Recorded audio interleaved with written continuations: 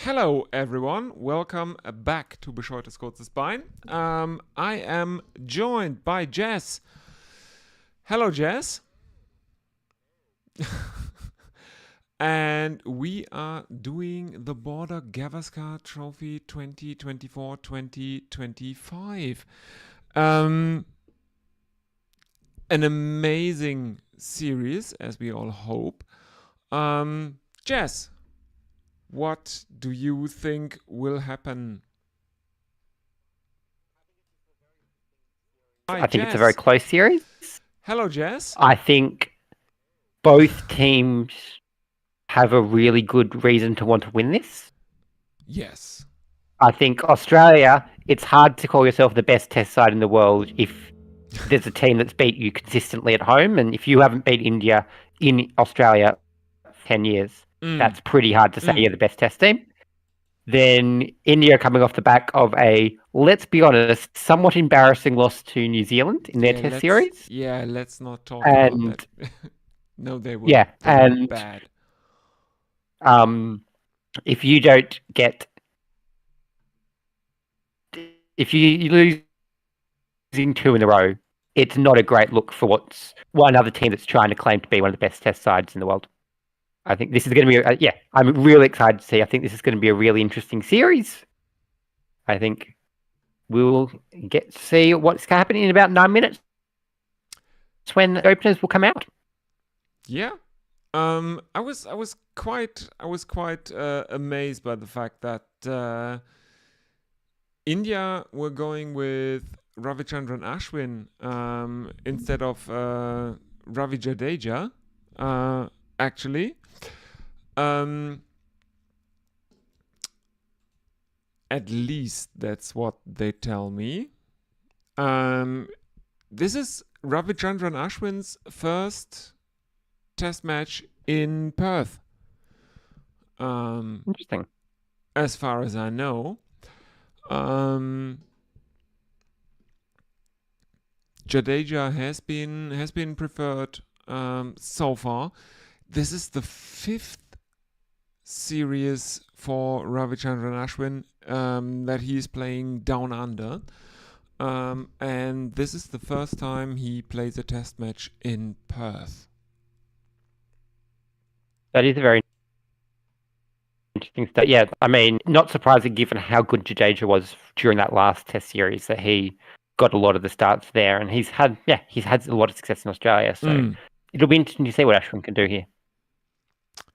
Let's go through the players. It is for India, KL Rahul, who has been recalled to be opener, which is kind of, kind of a bit of a headache for India because Rohit Sharma is not available due to him having a kid again. Rahul as an opener is a bit of a dicey proposition because he is averaging around 22, I think, as an opener. On the other hand, he's the only India opener who has test centuries in Australia, South Africa, and England as an opener. But his best position is number 5. He is partnered as an opener with Yashasvi Jaiswal, Devdutt Padikkal, who was not in the initial squad, is at number 3. At number 4 is, unsurprisingly, Virat Kohli. Rishabh Pant has been given the gloves, also very unsurprisingly.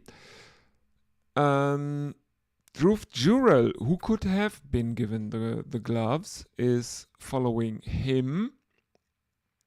He is followed by Washington Sundar, one player that has been made by the Border Gavaskar Trophy. He was not even in the squad during the first Indian win down under. He was just a net bowler that was on the tour because he could imitate Nathan Lyon, funnily enough. Then we have Nitish Kumar Reddy and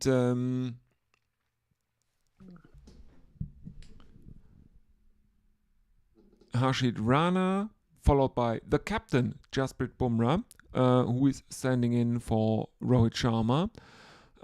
Mohammad Siraj is the number 11, and what a number 11 he is. For Australia... It is always interesting that... Oh, Yes? sorry, you Yeah, finished no. the line. I was saying, it is always interesting that it always seems that whenever India come out here, there's always a few injuries and missing players and things like that. I mean, by the end of that last series, it was quite a different team from what I'm sure India would have liked to have sent out, but they did get the result. But I mean, the first series they won down under. By the end of it, it was the third or fourth choice team that won it. Yeah, we've seen very little of, I think, India's first choice 11 playing Test cricket in Australia. Yeah, probably. Yeah, exactly. For the Australians, we have Usman Khawaja opening with Nathan McSweeney. Manus Labuschagne is at number 3. Steve Smith is back to his preferred position at number 4. We have Travis Head, Mitchell Marsh, keeper Alex Carey, then the captain Pat Cummins, Mitchell Starc, Nathan Lyon, Josh Hazelwood, and that is an Australian team that seems a bit brittle, I would think.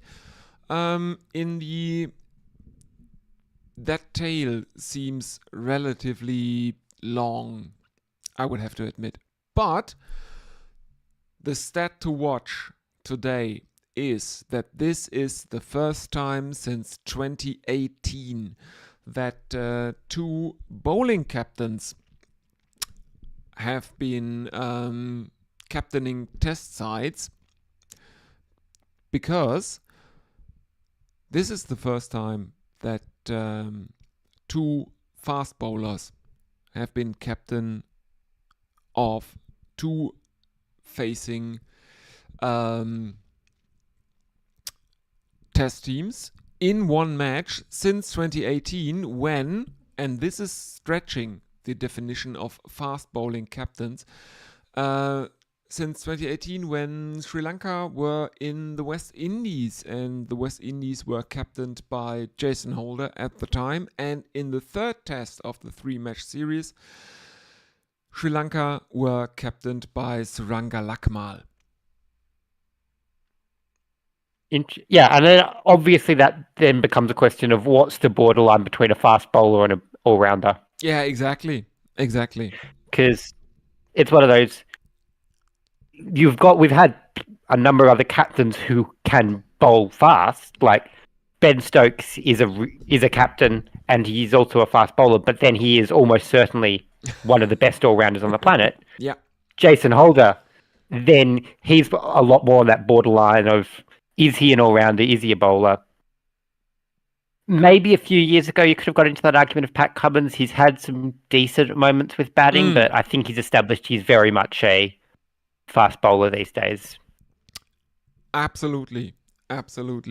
And what do you think are the strengths and weaknesses of this Australian team, speaking as an Australian? Okay. I think, obviously, that top order is very, very good. Nathan McSweeney, unproven at a test level, but Khawaja's had some solid tests at opener. Labuschagne, Smith, Head are some of the top world-class batters. Mitch Marsh is really good. Alex Carey's been in some great form. It's a very good team to score a lot of runs. If Nathan McSweeney can join them, that is a very tough lineup to bowl to. Yeah.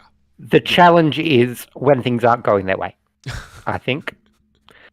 Like, Pat Cummins, Starc, and Mitchell Starc can have good moments with the bats, but you don't want to rely on them. And I think if someone like McSweeney struggles early, you then start to see Marnus Labuschagne and Steve Smith coming in maybe a lot earlier than they anticipate on the back foot. And that's where I think India could really get in and start to cause some damage by causing these middle order batters to actually have to carry an innings rather than coming in later on. Yeah, true. But on the other hand, this Indian team has not had the best of times. Recently, they've been whitewashed for the first time in a 3-test or more series in India by New Zealand. So I think this might be an interesting series, as we are seeing the openers for India, who I think have won the toss and chosen to bat, are coming out. We see Yashasvi Jaiswal and KL Rahul coming out to the middle. The Australian bowlers are marking their run-up. I think the biggest question mark for me for India, though, is the bowling. Like, Jasprit Bumrah is a fantastic bowler. We've seen plenty of Mohammad Siraj, but it's not necessarily, I think, the most imposing bowling lineup compared to a lot of other countries. I think that's interesting because I think that it is a pretty impressive bowling lineup. The problem is that Bumrah is not the opening bowler that people think he is. He's a very rare bowler. He's an old ball specialist. Yeah. I think if India can take consistent wickets, I think that comes down to it. Can we get? And also, I think I'll be interested to see how Bumrah bowls himself. Because I think, I'm not saying he's going to be bad at this, but I always find it interesting to see with bowling captains, when do they choose to bowl themselves? What situations do they put themselves in? Oh, yes. And I mean, you see it a lot more in women's cricket than men's, but I think it does say a lot about, I think, the captain of, okay, in those game comes down to it situations, are they choosing to step up themselves? Is that the right decision? Are they putting other people up for it? And I think especially for someone like Pat Cummins, is, I mean, he's been number one test bowler for quite a while. He has been, yes. He is absolutely someone who should be key moments making sure he's bowling. And I think he does that right well at times. So. Yes, and we begin the Border Gavaskar Trophy 2024-25, and Mitchell Starc begins it in a very England way by bowling a leg side wide for 4 runs. First delivery up to Jaiswal. India are off the mark, 4 runs, no wickets, but both batsmen are still on naught. I'm a bit ahead of you on the stream, so I'll let you do ball by ball. Okay, all right, yeah. So, yeah, I'm in Europe, and my coverage is a bit, let's call it what it is, a bit shit. Yeah, but I think Starc and Cummins for me will be the key players for Australia on the bowling side of things. Yeah, absolutely. I think they're the two that are the keys to this attack. Hazelwood's by no means a weak bowler, but I think Starc and Cummins are the two that need to be making the headlines if this is going to be an Australian win. Absolutely. And you don't miss anything here, dear listener, because that leg side wide has been followed up by 2 dot deliveries from Mitchell Starc.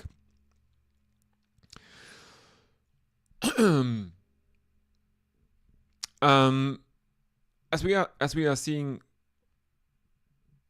pictures off the ground, and this is always very, very fascinating to me because in these modern Australian stadia,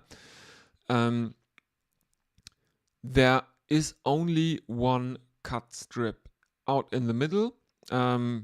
These are drop-in pitches, so there are no wickets that are being prepared beside the one that is played on, which I always find fascinating if you see it in drone shots. And I think part of that is just the fact that Australia is one of the few other countries, or the only countries in the world that use their cricket stadiums for things that aren't cricket.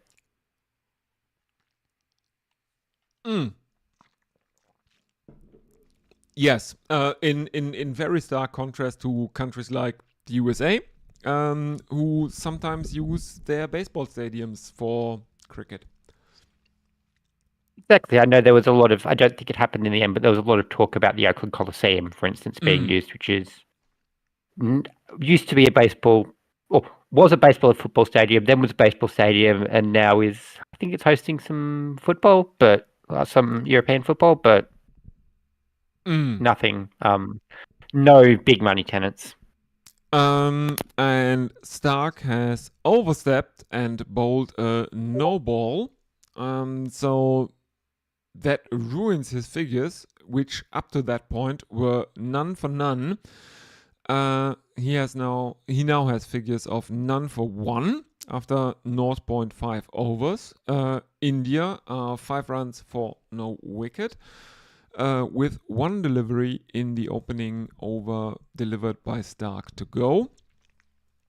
Here we go, and this one is a very, very leg-sidey. It is defended by Jaiswal, who doesn't score, and India, after 1 over, are 5 for no loss. Jess, it's a good over for extras. Yes, 5 of them coming there. And a reminder for the listeners, you can get in touch with the stream by using either the YouTube chat function, or you can write us in at our social media sites or social media handles. The upper one is the Twitter one, and the lower one is the new Blue Sky handle. I would personally prefer the Blue Sky handle because, yeah, let's be honest, it's a bit nicer. Yeah, I have not too long ago made the migration. I am very, very, very happy I did. Yeah, and I will. Is it okay if I put up your Blue Sky handle on the stream? Is that okay? Absolutely. Because, yeah, do you have it? I don't know. I will message it to you just in case. Yeah, exactly. Anyway, Josh Hazelwood is continuing, or is bowling his first over, and his first delivery is a dot ball, so not that much joy for India there. KL Rahul is facing Hazelwood. He is threatening, though, Hazelwood. Second delivery is a threat to Rahul's outside edge. It is taken behind the stumps by the keeper, but Rahul is relatively lucky not to get a bat on that one. In he comes again. It definitely seems. Yeah? It definitely seems Australia are getting some good lines to start it, other than a couple of questionable ones in that first innings. I think Hazelwood's got off to a really good start here. Yeah. I mean, I think it's a bit early to judge the bowling. Yeah, it absolutely is. But the very first few deliveries, I think, have been good. But exactly. It's certainly not looking like the India are going to come out and score 300 runs in the first session or anything ridiculous like that. No, nothing like that. 3 dot balls now to start Hazelwood's first over. No, absolutely not. This is not something out of a comic book or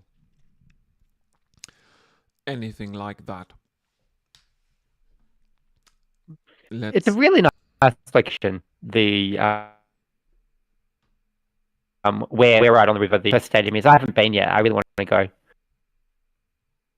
I think it's at this point I'm starting to slowly check off my list of Australian cricket stadiums I've been to. I've been to a lot of the New South Wales ones, the SCG being the main one, a few of the local grounds. I've been to Allan Border Field up in Brisbane as well as the Gabba, and then, the MCG as well. And I've been to Adelaide Oval. I did that today. Oh, not today, earlier this year, pardon me. Well, that's a definitely more impressive list than I can offer. I have been to a field in Hanover for a local club, and I've been to the English Garden in Munich where the MCC plays. Yes, of course, the Munich Cricket Club is called the MCC. Because what else should it be called? I mean, there are a few MCCs not to be confused with the other MCC. I know Melbourne also has the Melbourne Cricket Club. Yeah. Which maintains the MCG. As we are speaking, Josh Hazelwood has bowled a maiden. And after 2 overs, India remain on 5-4-0 loss, and Mitchell Starc is returning. He comes left arm over the wicket, and there is the first wicket with the first delivery of his second over.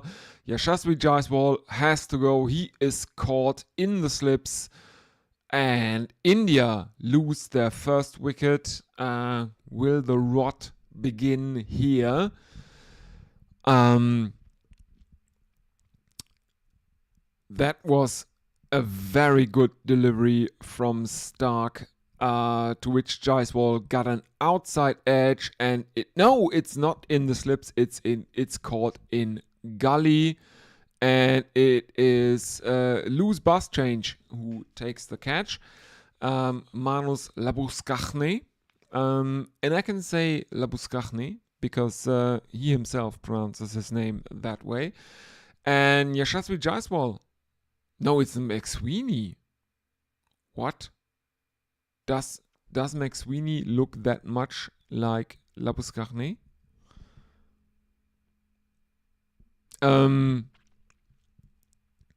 Jaiswal, anyway. I'm still not used to seeing him in the bag of green either. Yeah. McSweeney. Yeah, his face looks like, looks a lot like Labuskaghni. Anyway, Yashasvi Jaiswal has to go for a duck. And it's not even that long of a duck. No, it's absolutely not where Devdutt Padikkal will be wanting it to come in. I'm sure you'd be hoping, even if it was a brief one, you'd be hoping for at least a couple of overs to get off the ball, not coming in second ball of the third over. Absolutely not. He has played 2 matches. He has made all of 65 runs in them. And he is in the Indian team as cover for Captain Rohit Sharma. He was on the India A tour to Australia before the Border Gavaskar Trophy started. Decent for, yeah, he's been decent in his first appearances in the Test, but yeah. this is now if you're India, you've got someone very new to the Test scene batting now.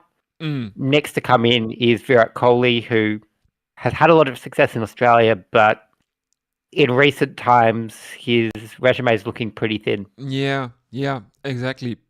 But I think you can't judge him on his recent form because he has not played that much in conditions that actually suit him. And I think Australian conditions do actually suit him. He likes fast bowling. He likes short bowling. He can do a lot of absolutely. damage. He can do a lot of damage in Australian conditions. Exactly. I think this could absolutely be a series where he regains some of the form of the Virat Kohli we saw a few years ago that just looked unstoppable. And what a fairy tale it would be, Virat Kohli coming in from a basically at this point 3-year slump to Australia and making runs, maybe even playing a series winning knock or some serious winning knocks in Australia. That would cement him as even better than Sachin Tendulkar in the Indian mind, I think. Yeah, I think that's one of the things he has going for him is, I mean, he wasn't part. I think, especially if he wins this series, because I think the first two series you can sort of put asterisks with. The first Test series, Australia didn't have Smith or Warner. The second one, Virat Kohli only played the first Test, so neither of them has necessarily been down to him. But if he came in here and won a series for India, that's a huge boost to an already really historic reputation. There has been an appeal for LBW of the 5th delivery of Stark's over against Devdutt Padikkal, and it has been turned down. And it looks like it was going down leg side. So.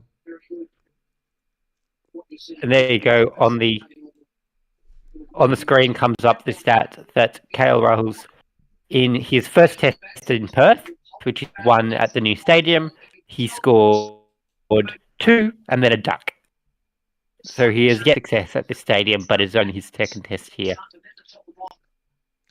And I think we are being joined by Dr. N, who should probably mute his mic at this moment because I can hear.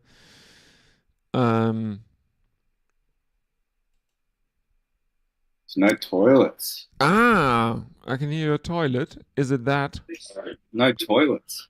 At the station. Yeah. Stay happy with toy. There you go. It's been a standard practice since the 90s to not have toilets at unstaffed stations. Yes.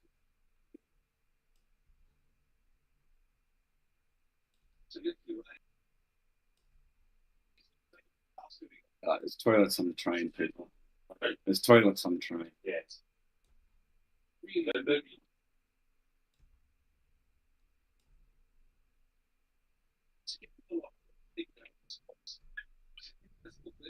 Alright.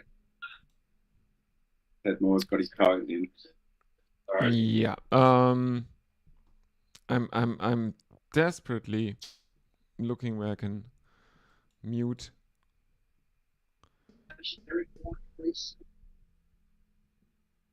Yeah, so it is currently India are 5 for 1, with neither runner or Get with rid of neither it, it's batter having fucking- a score. Dangerous. Okay. I got Nth muted for the moment. For the moment. Easy. I don't know what's going on there. Neither do I. I'm very possible that it was a butt dial to use. What may these days be a bit of an old-fashioned thing that don't happen as much, given all the touch screens and stuff. Yeah. Probably. Yeah. Yeah.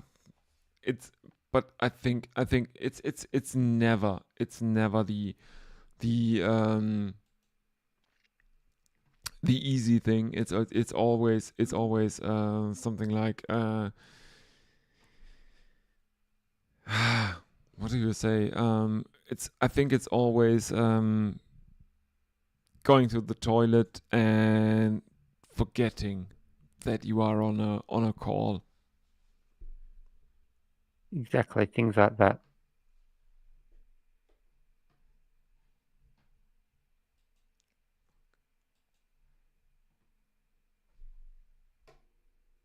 So 4 overs down. KL Rahul is now the first Indian bat to score some runs. He is on 3. Padikal on none, with India 8 for 1. Excellent. So India scored their first runs of the tour, basically, and it is KL And is Rahul. also, and admittedly a small sample size, but I believe this is now KL Rahul's highest score at Perth Stadium. That is very, very possible. He does, on the other hand, have. I think the earlier on the screen it said he scored only 2 runs at the first one. But yes. And he is also one of. He's the only Indian opener to have centuries down under in South Africa and in England. Yeah, but we were talking about Devdutt Padikkal earlier. He wasn't supposed to be in the team, even because he was called up from the India A squad, because he was basically the only Indian to make any runs in those 2 matches. And he was called up to cover for Rohit Sharma, as Mitchell Starc is now facing KL King Legend, as he likes to call himself, Rahul. Starc figures of 1 for 1, not that bad for a fast bowler, I would say. First I think he's delivery been. is a dot ball, yes.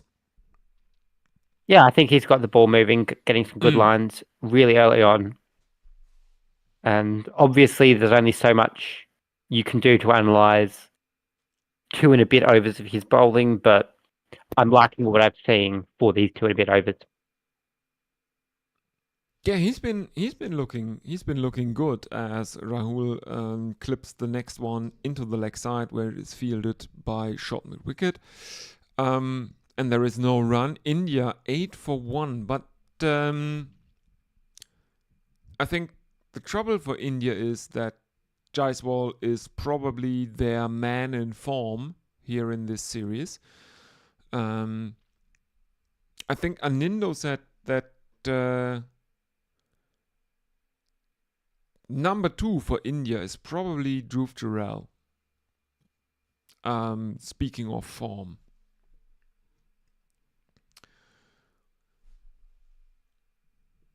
What would you say? Yeah, I think those are reasonable. That's reasonable analysis. Yeah. I wouldn't. I obviously, I think I see a lot more on the Australian side by living here. It means I Sure. consume a lot more of our media. Sure. So I would know. I had more of probably better analysis in the Australian camp, but they seem like they've been having really good batting recently. Yeah. And I remember talking to Anindo about the team composition, as Stark has now bowled 4 dot deliveries in this over. I think the very interesting thing is that India, for the first time, have given Ravichandran Ashwin a Perth Test match. This is the first test that Ravichandran Ashwin plays in Perth on his 5th tour of Australia. And he's been preferred to Ravindra Jadeja, who generally is India's premier overseas spinner, if you want to call it that. Any thoughts on that? Yeah, I think obviously the spin you want in Australia, I think it can be quite different to Absolutely what India is looking for. You've got obviously subcontinent pitches are known for being absolute turning pitches, while I think the spinners that have a lot more success in Australia are a bit different. I think it's the people like Nathan Lyon who are very accurate and can play with more speed and bounce a bit more, rather than the players who can get necessarily huge turning of the ball. As Stark bowls out a maiden. Yeah, I've heard that. The interesting thing is that in the subcontinent, you really need to bang it into the pitch to get anything resembling turn.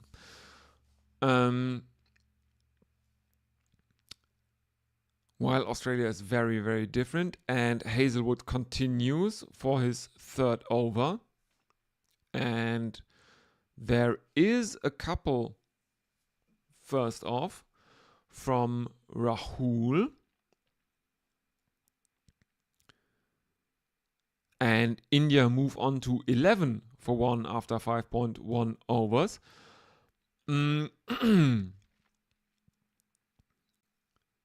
Hazelwood looks... I don't know. Does Hazelwood generally like the new ball, or is he one of those bowlers that are capable of doing something with an older ball in Australian conditions? I feel like, and I haven't seen the exact stats for this, I feel like he is less of the new ball bowler, maybe compared to Cummins and Stark. Which I do always find it interesting that Australia pretty much always has Cummins come in at first change. But yeah, I think Hazelwood's usually the one that can get a few more of those wickets in those last few overs before a new ball.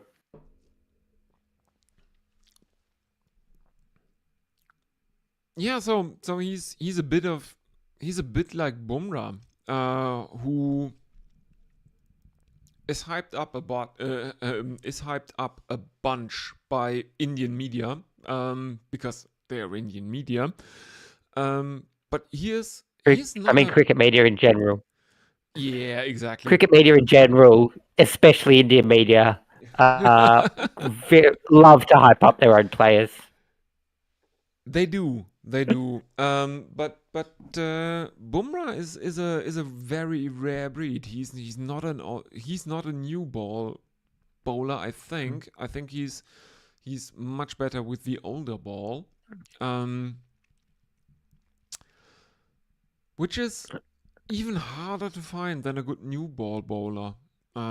Yeah. And because I think typically the best old ball bowlers are the ones who can just absolutely get it up at really high speeds, which is not as Boomer as much, and the problem is those super, super fast bowlers tend to have pretty short careers, as you can only do that for so many years at that top pace. Before your spine gets absolutely cracked. Yeah. Exactly. Yeah, exactly. As there are no more runs after the couple India take from the first delivery of Hazelwood's third over, and that is it. Hazelwood ends his third over with figures of none for 5. India 11 for 1, and let's have a look at. I don't know if Anth is if we can let him on air.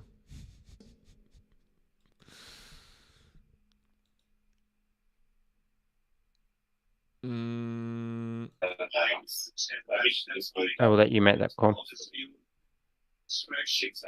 Anth, can you hear us?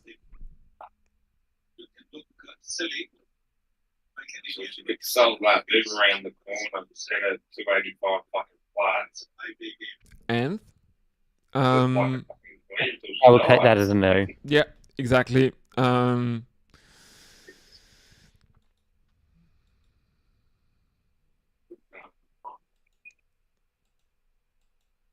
Back to mute you go. Yep. Okay. Mitchell Starc to continue his fourth over, and he is facing Devdutt Padikkal. First delivery is a dot ball. India remain on 11 for 1. Pitching on and around that off stump. The batsman knows that he has to play. Then it dips away late.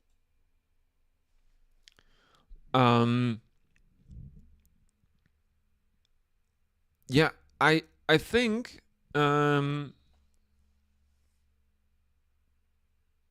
India are a bit on the back foot here, because Jaiswal was definitely their informed batsman. They needed runs from him, I would say. Yeah, exactly. Obviously very hard to judge the state of a test after barely even half an hour of play, but Yeah, it feels like Australia has started this off exactly how they want.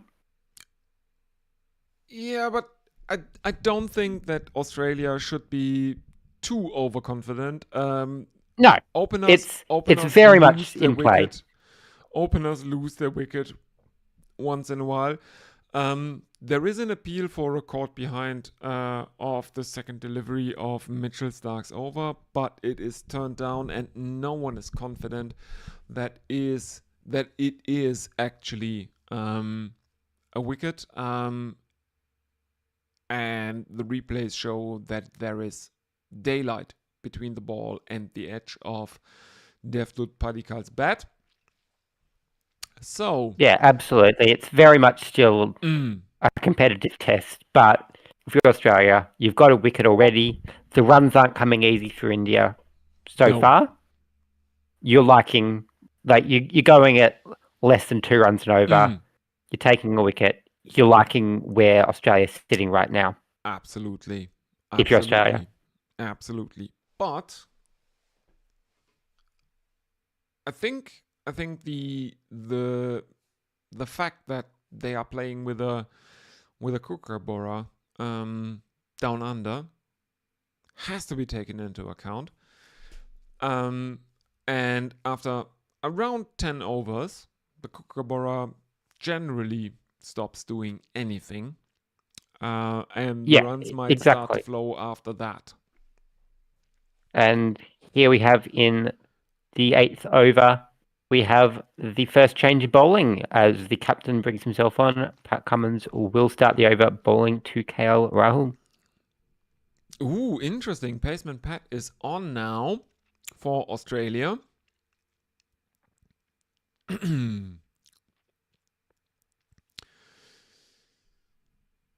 As I said earlier, this is the first time since 2018 that two sides have been captained by bowling captains.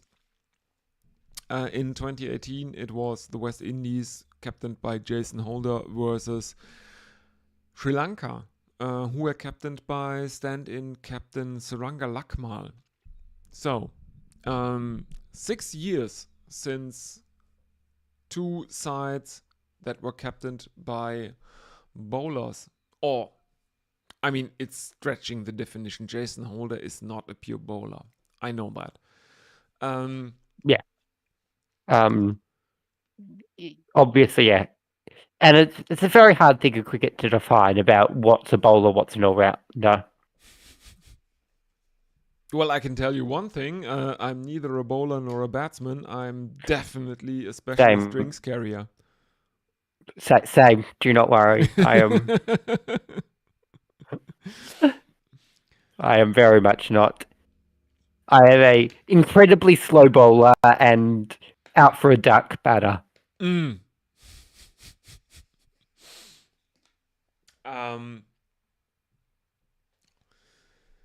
Well, Cummins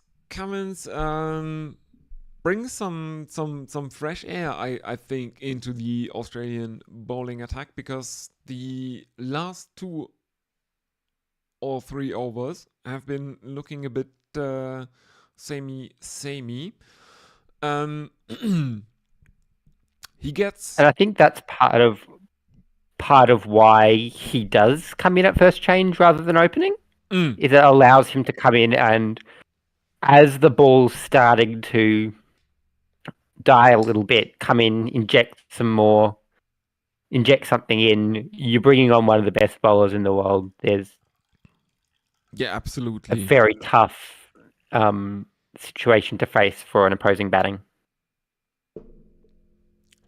Absolutely, and I'm relatively. Well, not relatively.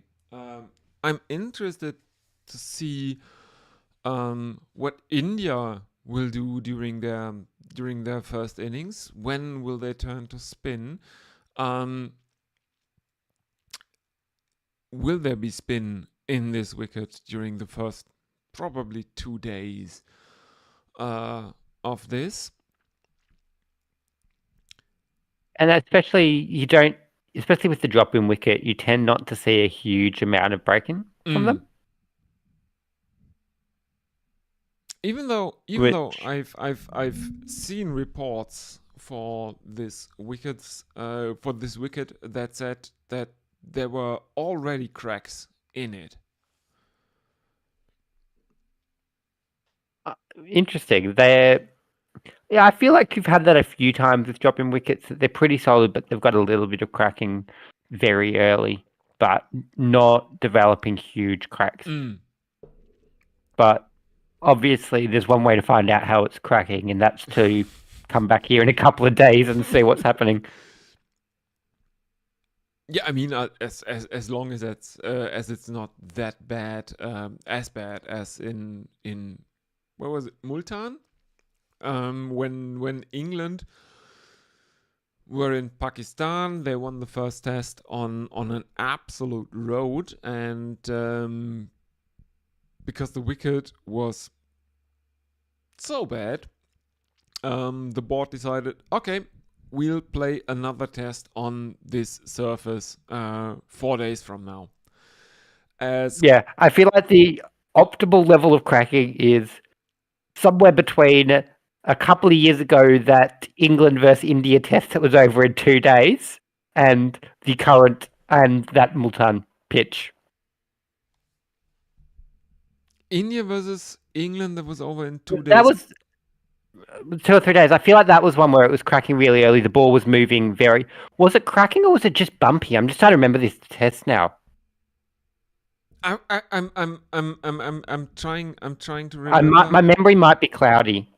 Yeah, I'm trying to remember as Pat Cummins bowls 5 deliveries that are dot balls, and of the final delivery of his first over, the Indians are taking a couple. KL Rahul, the first Indian batsman to be inside of double figures, as he is 8 not out. Yeah, I'm just thinking, do you really mean India versus England, or do you mean India versus South Africa in South Africa? Because that was a very, very, very, very memorable, I feel like there've been a few. a very, very But memorable 2-day test. That was when there's been a they, few couple. yeah, that was when It they might set. be. That was when they set the world record for collapsing. Yeah. Losing. I feel like, Yeah. either way, when the main headline coming out of a test is the pitch, it's probably not a good thing. The best pitches, I think, are the ones that you barely notice, that Yes. create some interesting opportunities for everyone, but don't become the headline themselves. Mitchell Stark now continuing, and he beats the outside edge with the first delivery of his over. And there is some seam movement in this for Mitchell Stark as he beats Padikal. Second delivery, Padikal tries to glance it into the leg side, misses it, and he is relatively lucky to miss that, because that would have probably been a caught behind. India remain on 13-1. India set the world record for collapsing in that 2-day test in South Africa, losing 6 wickets without scoring a run. And Stark bowls one very, very wide. And remember, we are talking about test match wides. Yes. Yeah, that's almost 2006 levels, missing the cut strip. Yeah, there are Almost. It's very much, you don't want to be bowling something quite that wide. You're always going to get some, but that is very clearly not what he was hoping for. Yeah. His name is too short. It's just one syllable. So the less the less imaginative part of the Barmy Army can sing that he bowls to the left, he bowls to the right. That Mitchell Stark. Yeah, you have to extend the R or something like that.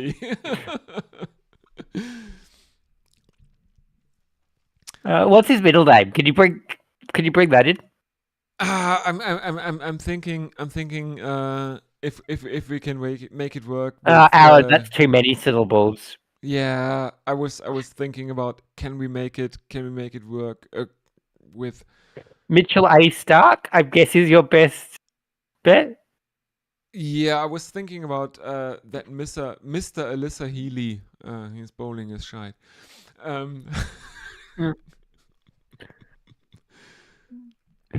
There's a few options there. Yeah.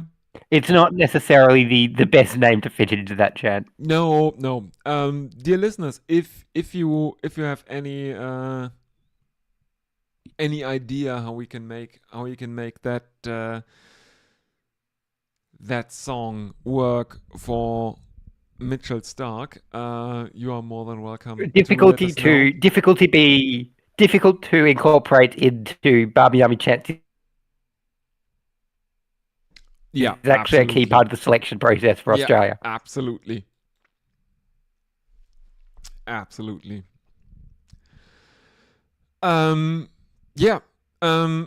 apart from the wide, there have been no runs in Mitchell Stark's 5th over.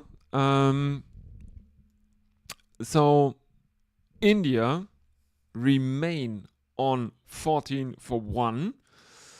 And a reminder to everyone, we are on social media. There are the relevant social media handles. You can send your social media messages that way, or you can obviously use the YouTube chat because we're on YouTube. And yeah, let us know. We like to talk to you. Everyone who knows White Line Wireless or Gorilla Cricket knows that. So go ahead. We would love to hear what other people are thinking. If it tests along, and we don't want to have to only have us talking to each other for long periods of time without any other input. It's far more interesting if we can get a few differing opinions.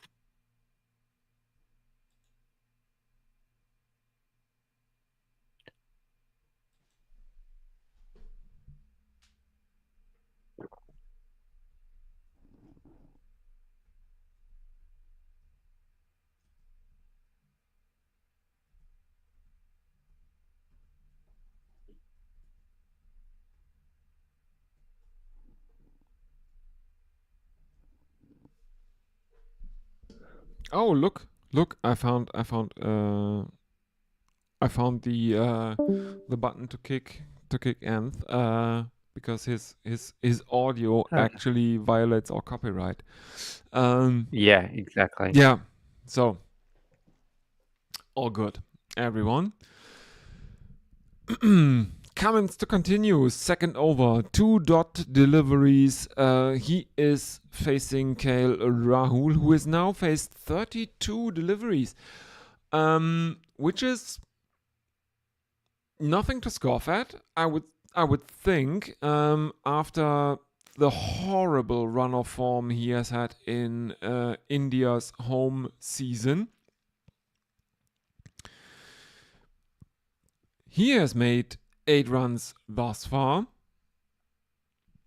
as Cummins is straying a bit too wide to the offside. I don't know if you have if you watched the recent T20 series that involved India. I've seen it. It was so weird in South Africa. I didn't watch it live, but it's the downside of being in Australia. Yeah. That especially white ball cricket is basically, if it's not here or New Zealand, white ball cricket is almost never at a good time for us. I saw bits and pieces though, and the media coming out of it, but I will admit I did not watch that live. It was so weird as Cummins continues his string of dot balls. It was so weird. I've never seen that in cricket in any format, where batsmen were stepping out of their crease into the leg side, exposing their stumps to cut deliveries that were outside leg stump. That was so weird. It is definitely interesting. There's been a bit of weird decisions in cricket, and I feel like the last few months or last few years have been a bit experimental in batting at times. Final delivery of Cummins, 2nd over coming up. Thus far, it is a maiden. Can he keep the maiden alive? And in he comes, right arm over the wicket to KL Rahul, and he plays that out into the offside, but there is a fielder in close, and that is another maiden for Australia.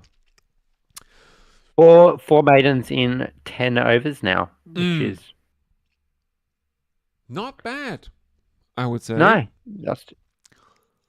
it's no boundaries off the bat, excluding the full buys, a wider no ball, and 8 runs from Kyle Rahul. It's been a good. Australia have kept control of runs. Absolutely. India 14 for 1, and Hazelwood is to continue his 4th over now. And he is bowling to Devdutt Panikkar, who is still on a duck. And in he comes Hazelwood, right arm over the wicket to the left-handed Padikkal, and there is an appeal for caught behind as Padikkal tries to defend with a very, very straight bat, but he plays inside the line of the ball.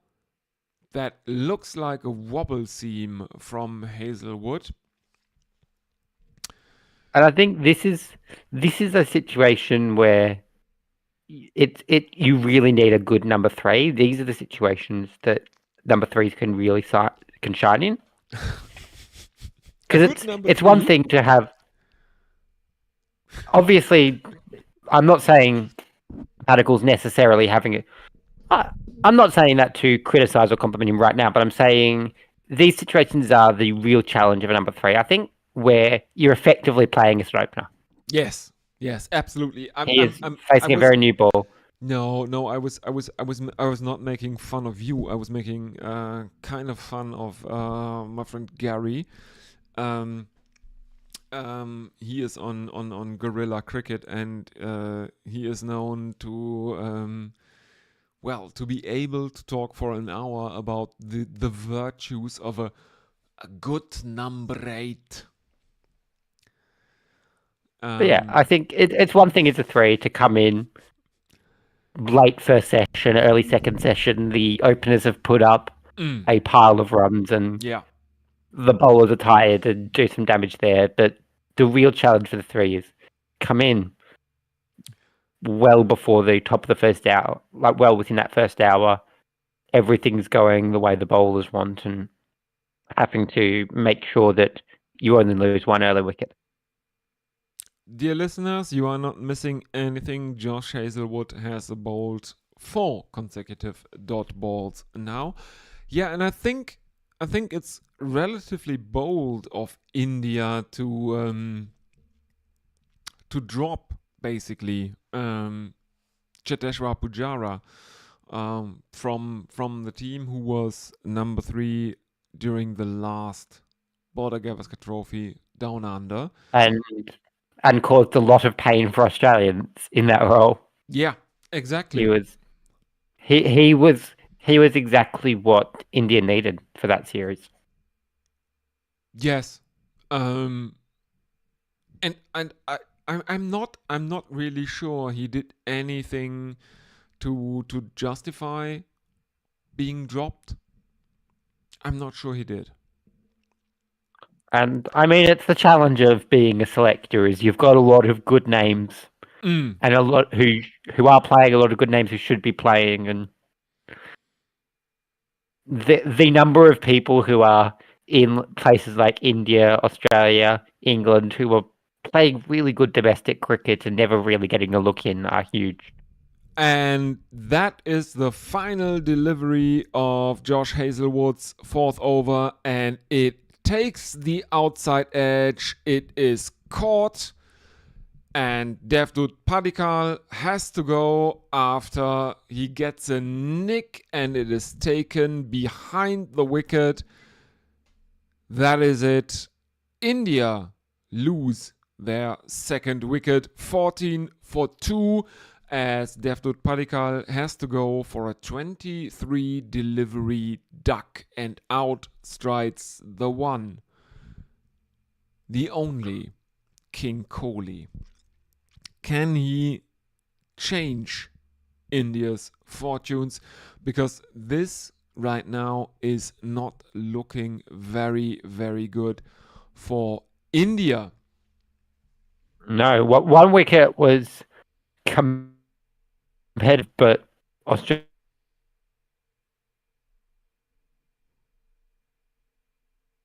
ahead.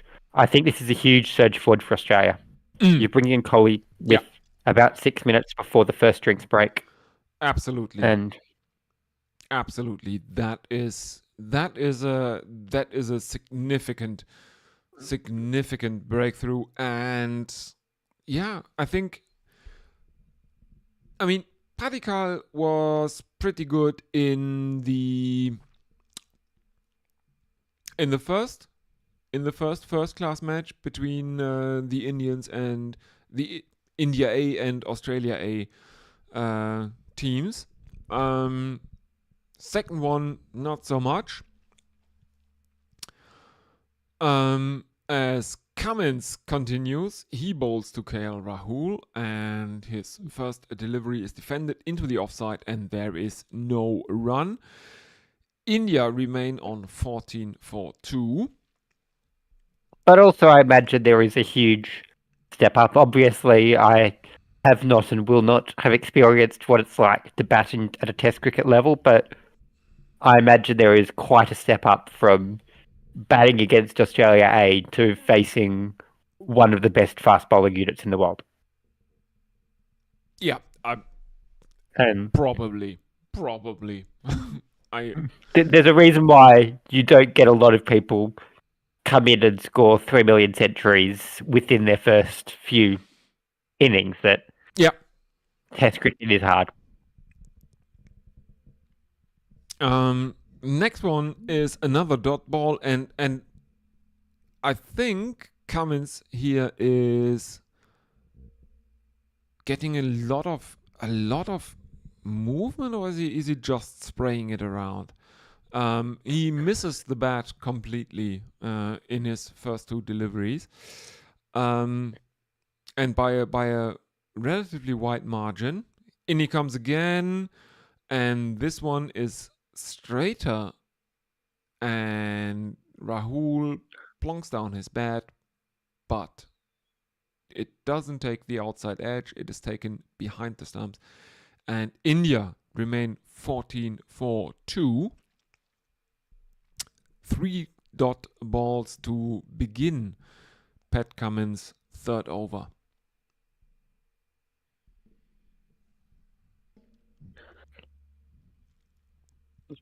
Cricket can be early.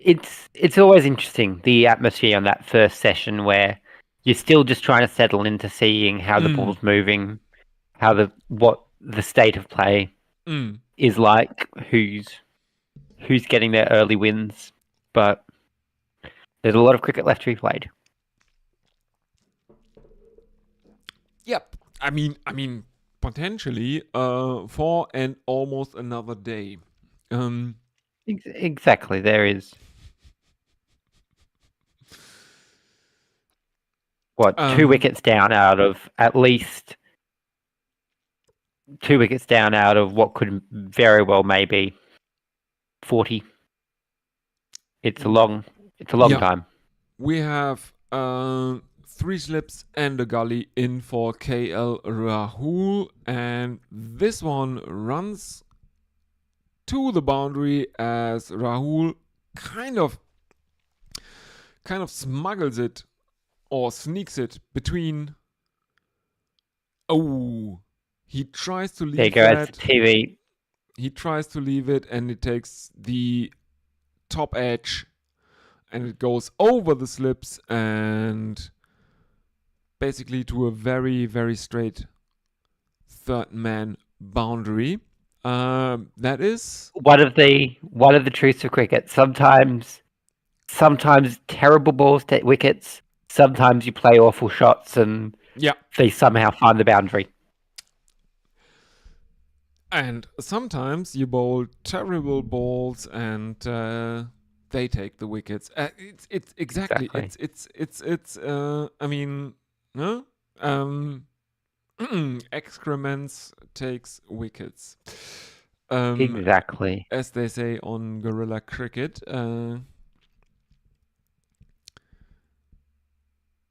And yeah, but I mean,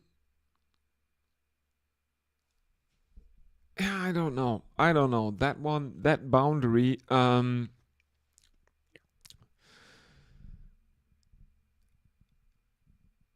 In a test match, Definitely. that doesn't look that Mm. good.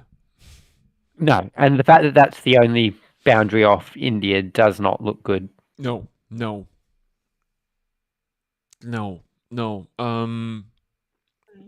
If you played me just at coming off the bat and asked me what the result was, I would have guessed a wicket more likely than a boundary. Yeah. I mean, I think it is a testament to Cummins' pace that that one looped up that high that the slips had no Exactly. chance of catching it. That all. high and that quickly that you couldn't back up in time. Mm. I mean, it was really high in the air. As Hazelwood is continuing this time to Kohli, there are 3 slips in place for Kohli. There is a gully, and he can't use any of the first 2 deliveries that he faces to score any runs.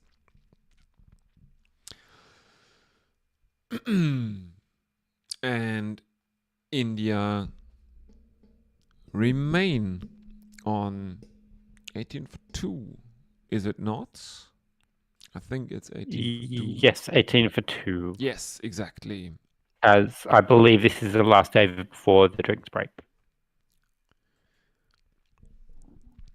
As we are yes. starting A drinks 20, break. we started at 20 past the hour. Yes, we did.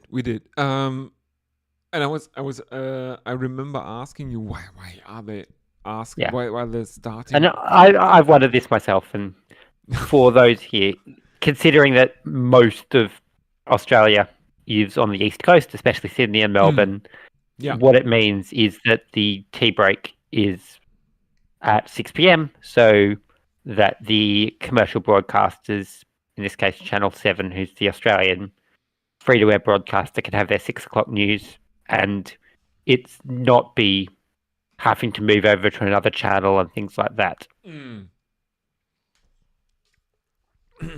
Oh, and the yes, joys we have of gone to a drink.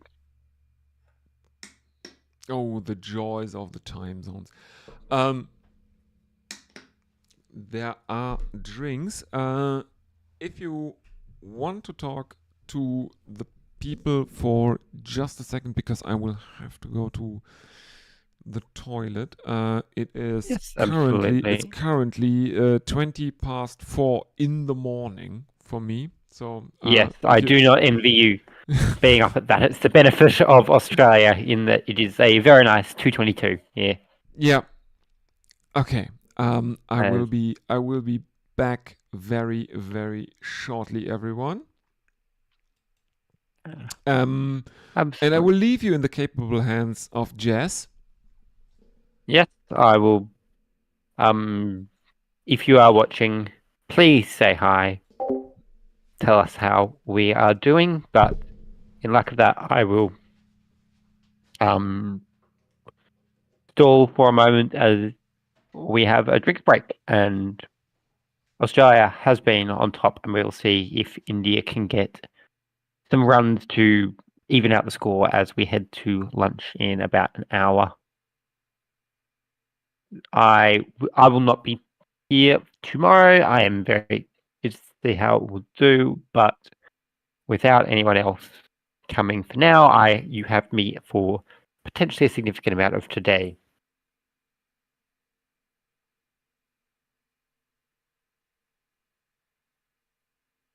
One thing, I may bring this up with Leah later so we can actually discuss it, but one thing I've found really interesting about the Aussie media is it feels like the Aussie media are trying to portray India as the favourites and Aussies as the underdogs, which I really don't think is the case. I think both teams are very good, but I feel like Australia is an informed team at home. Tends to be a reason to be a favourite, even if they do have a very tough opponent. I think I wouldn't be surprised with either result between India or Australia winning this series. Both are very, very capable cricket teams.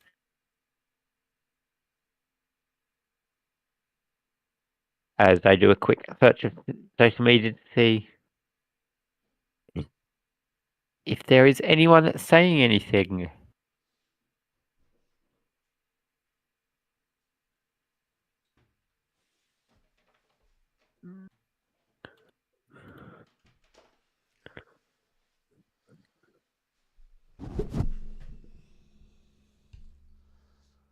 As I try to continue stalling for content while we wait for Leah to come back.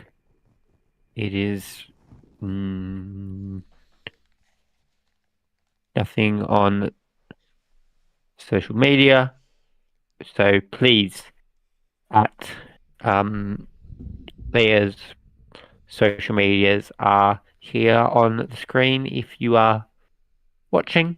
And please message in with your thoughts on how the first half of the first session goes as Pat Cummins bowls a dot to start the second hour of play.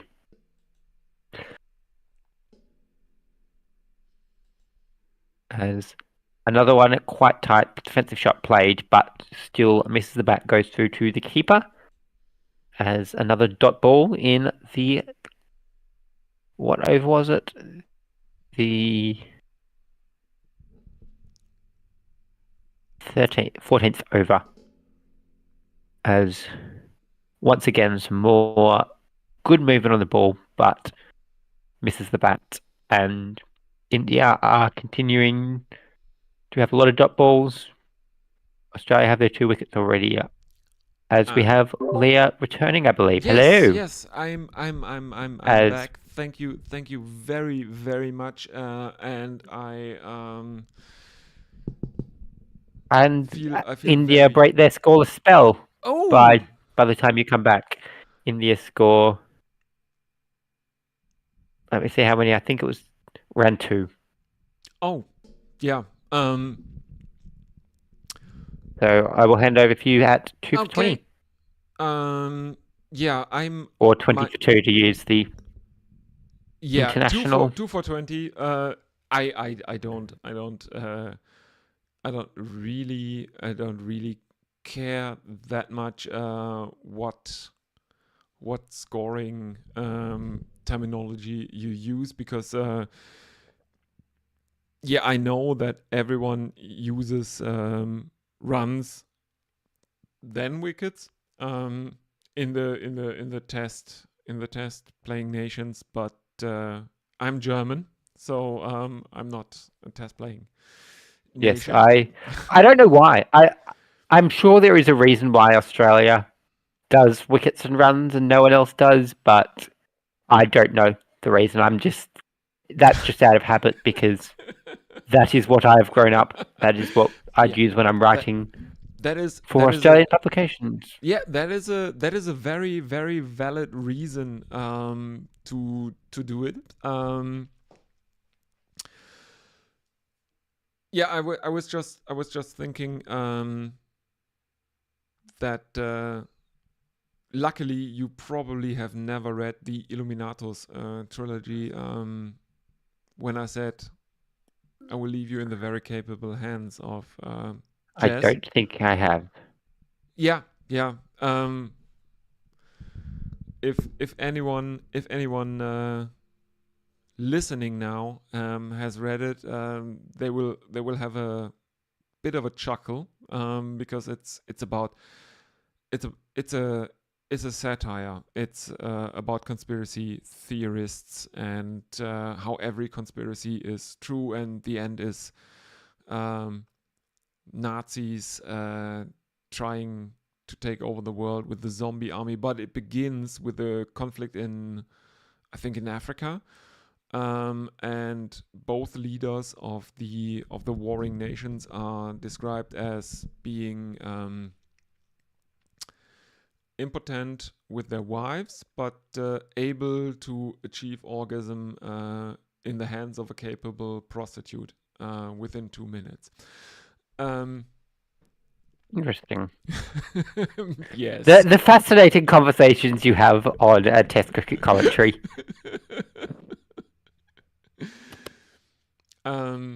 Yeah. I think, to be fair, you did also leave me at a terrible time in it being a drinks break, so there not being much to talk about. So you missed me stalling for a few minutes, basically, and then commentating 2 balls. Yeah, I'm sorry for that. No, it's all right. There's There's not really a good time to take full breaks until No. lunch. That's another No. hour. There is an appeal against KL Rahul, but there is an inside edge involved in that one, and no one is certain enough to waste a review on that one. So there is no review used by Australia, and India can't score a run again. It is continuing to be a bit of a run drought for India. Yes, and thus far it has been Australia's session, as India are 20 for 2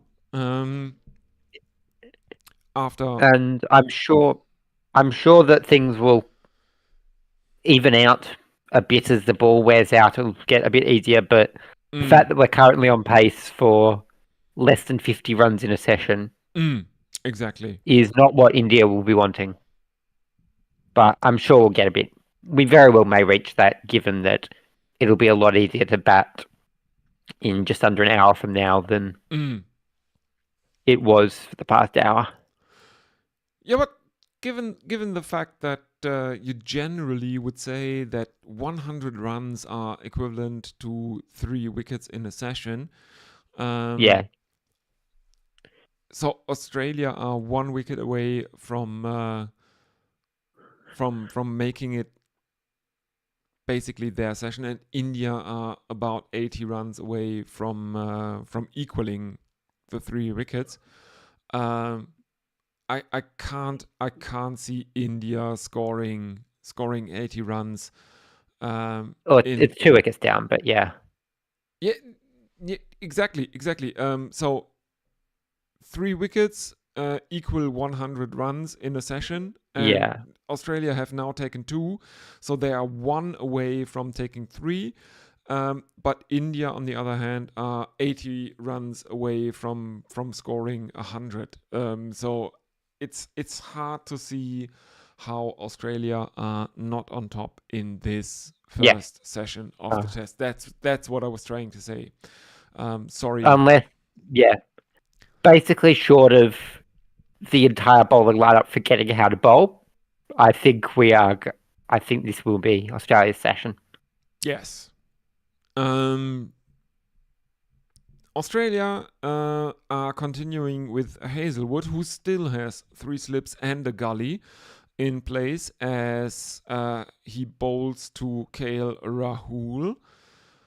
As we are seeing replays now of the 2 namesakes of the trophy carrying it out into the middle, Alan Border and Sunil Gavaskar, carrying the Border Gavaskar Trophy and putting it on the pedestal, as Hazelwood bowls one shorter and Rahul ducks under that. No run, still only a single from this 15th over. There you go. The TV is telling me that Pat Cummins has figures of 5 for 98 against Virat Kohli in Test cricket. Oh, that's so that is averaging just under 20. Yeah, that's not bad. No, that is That is pretty good figures to have against one of the best batters in the world.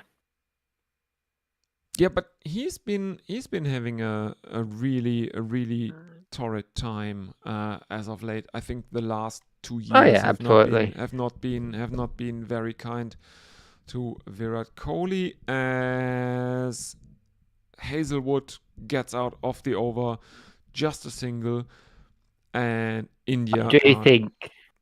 Yes.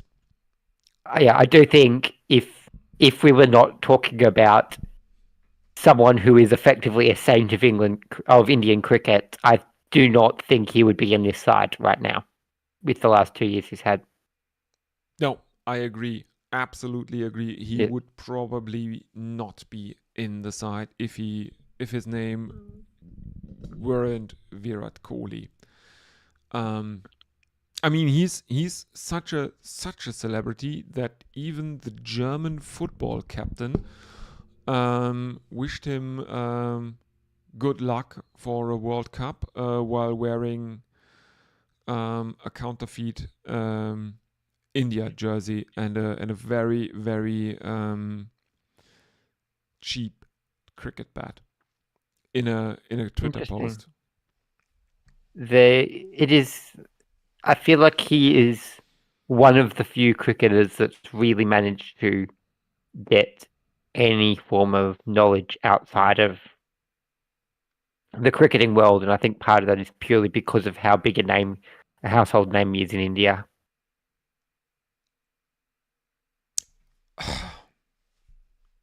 Cummins continues for his 5th over. There is a single to Kohli off the first delivery and another dot ball. It's interesting because Adidas sponsored obviously Tendulkar, and Adidas is a company headquartered in southern Germany, and there was a really big publicity stunt they did at the headquarters of Adidas with Tendulkar, and there was a lot of security, which was totally unnecessary because no one knew who that little Indian man was.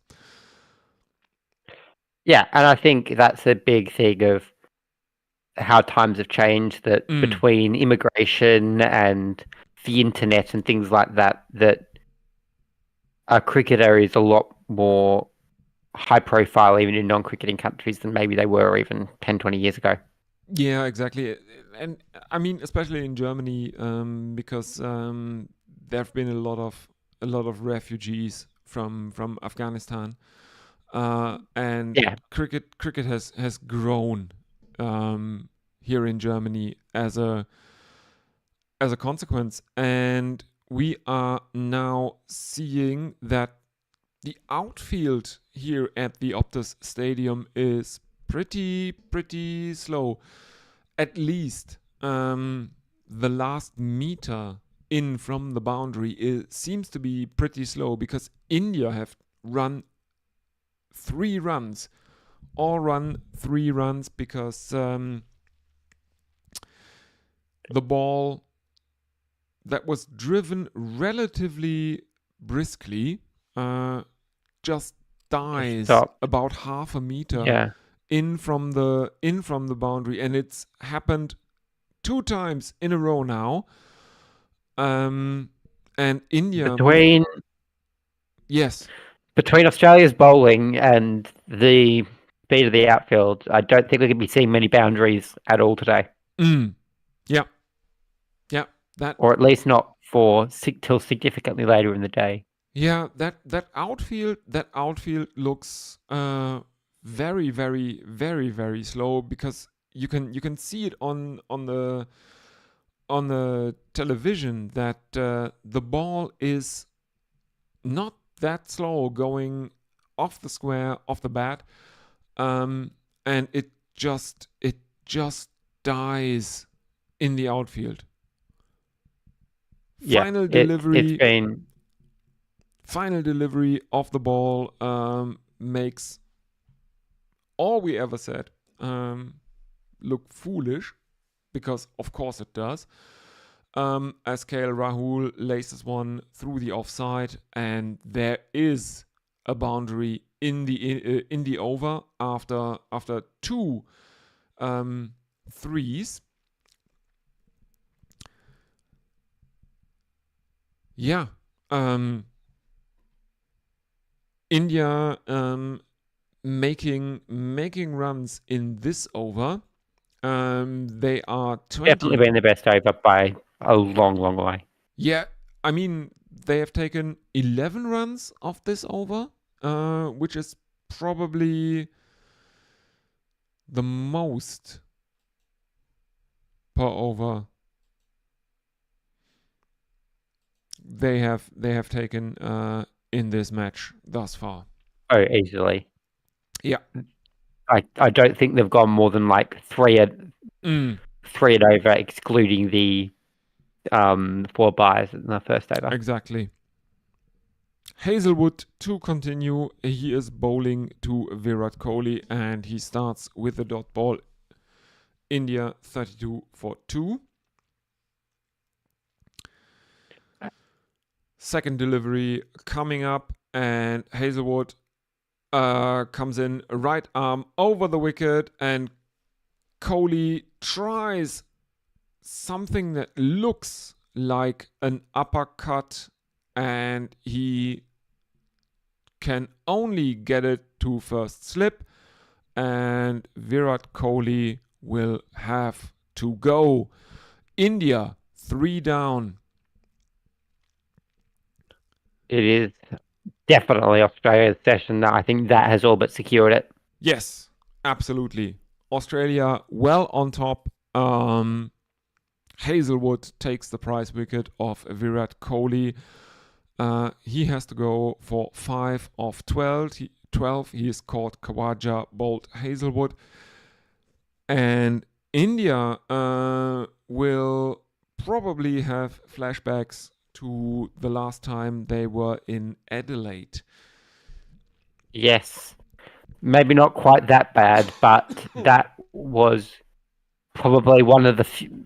And while it was a very good series for them, that first test, I'm sure, is something that they wish to forget as soon as they can. Yeah, I mean, they are still 4 runs short. There is a chance. They will equal Adelaide. Taking into that was a fascinating day. Yeah. Taking into account the South Africa series, where they threw away 6 wickets without scoring a run, so that would put them at 32 for 9. And I don't think Mohammad Siraj can really make a dent. We're not expecting a Mohammad Siraj double century tonight. Yeah, no, he's not. He's no Ishan Sharma. Let's be honest. As Rishabh Pant and KL Rahul have a bit of a hill to climb for India now.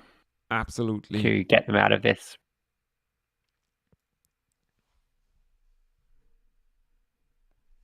Absolutely. This is. Yeah, I think this is back to business as usual.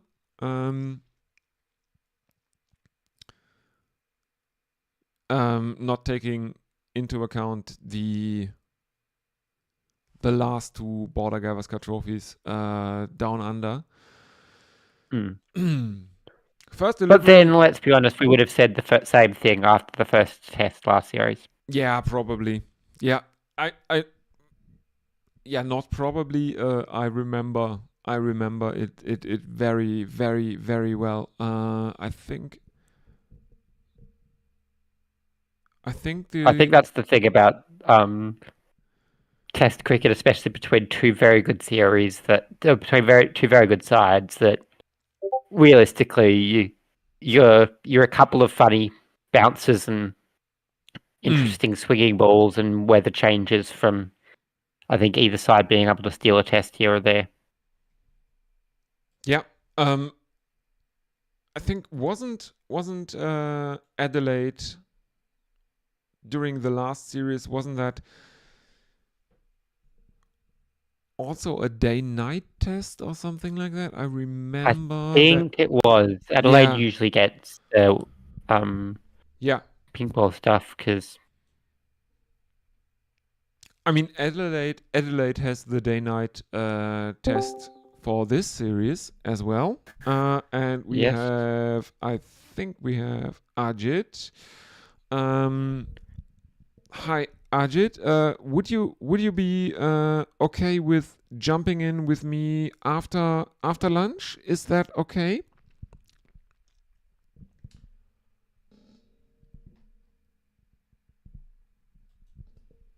We are seeing who's taking the first break? Ajit, can you hear us? Would it be or do you want to take a break now, Jess? I am fine with either person taking a break. I do not mind. Ajit, would it be okay if I think Ajit's got himself on mute, but we'll see. Okay. I think we'll. It would be great if he could come back after lunch. I will just tell him that. We can, yeah. India are in it at 32 for 3, and I will do some clerical work.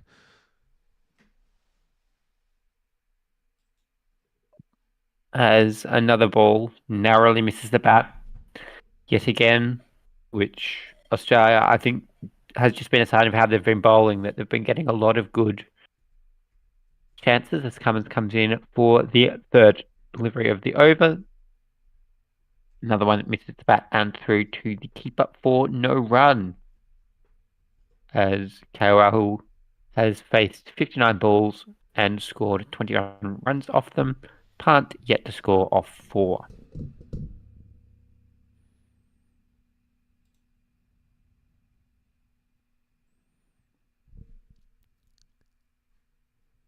Yeah. As India are still 32 for 3 with almost 18 overs done, 17 overs and 4 balls in the session, as a bouncer from Cummins sails over the head of Rahul for another dot ball through to the gloves of Alex Carey. It looks like really nice weather down in Perth today, and I am just checking the forecast right now, and there is basically no rain predicted over the next 5 days in Perth. I think this will be a rain delay. See, a rain delay? No, I'm saying there's no rain delays. Yes, it is, exactly. Looks to be. There is a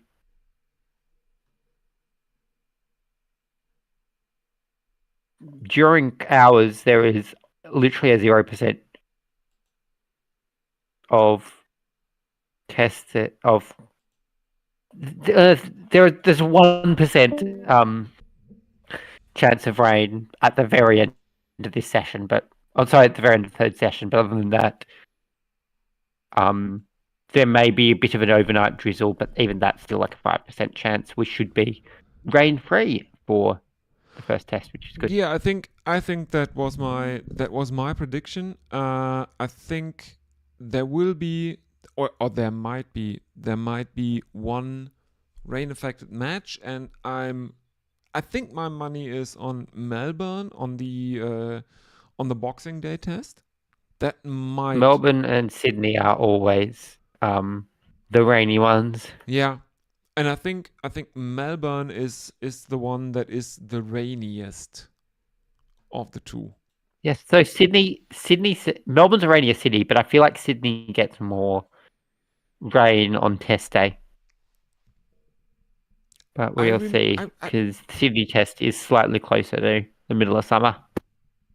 I think, who was it? I think it was Jared Kimber talking about it, that Cricket Australia might actually take the Boxing Day test away from Melbourne, because around the time of Christmas, Melbourne is the rainiest city in Australia, and the MCG actually has the most rained out days in Australian cricket. Yeah, I think is an argument for that. I think it would upset a lot of people and a lot of people who hold some sway in the cricketing world. Yeah, but probably. But necessarily mean it's the wrong decision. But it does make it a lot more unlikely for that decision to be made. Yeah. As we are seeing, nothing much is happening. Everyone, we are seeing replays of Kohli's wicket to fall. India are 36 for 3.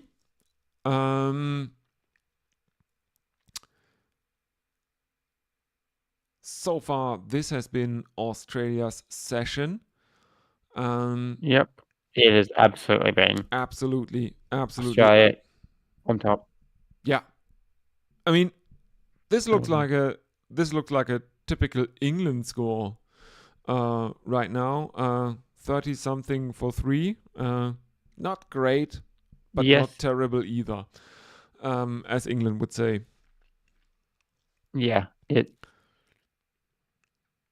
but also I think the other difference is I think England's middle order has a bit more experience digging them out of early slumps. Yeah, but I mean,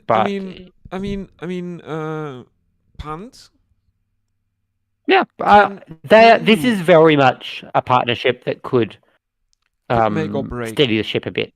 No, yeah, not just steady the ship, as Punt plays it out into the offside, and they take a couple.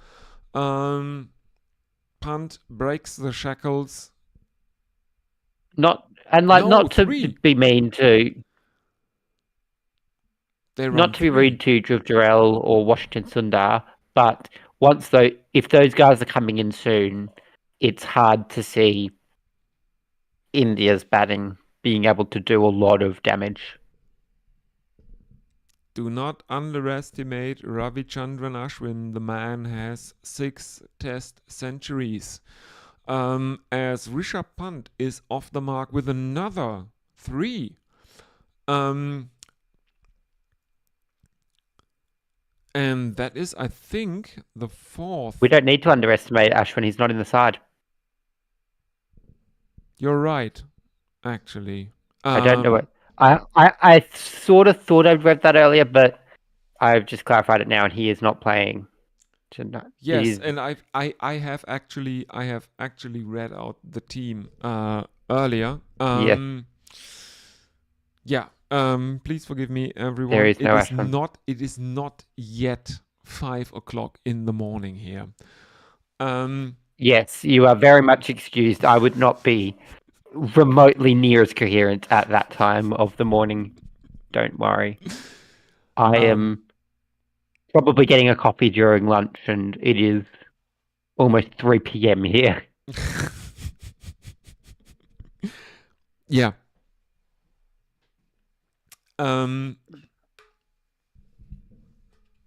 Yeah. I mean, interestingly enough, the Indians have actually run a lot of 3s in this first session. Absolutely. Which reminds me of something Alex Bowden from King Cricket was talking about during one of the Ridiculous Ashes series with Dan Liebke. And he said that there's not that much threes taken, not even in the big Australian stadiums. And No. It is always a rarity, but yeah, and I think slow outfield, quick runners always help that. yeah, Hazelwood gets out of his 8th over for 4 runs, meaning there has been a single in addition to the 3 runs that Rishabh Pant hit off the second delivery. As we are seeing Hazelwood's length, a graphic showing Hazelwood's length, and he seems to tend to the shorter end of the stick in this first session of the first test. Yeah, I think he's been doing that, and I mean he's got 2 of the wickets already. It's been working for him. I'm not saying it hasn't worked for him. He's been bowling. I think they've been aggressive, they've been short, and I think it's kept India. It's challenged India a lot, and I think so far Australia seems to be winning that challenge.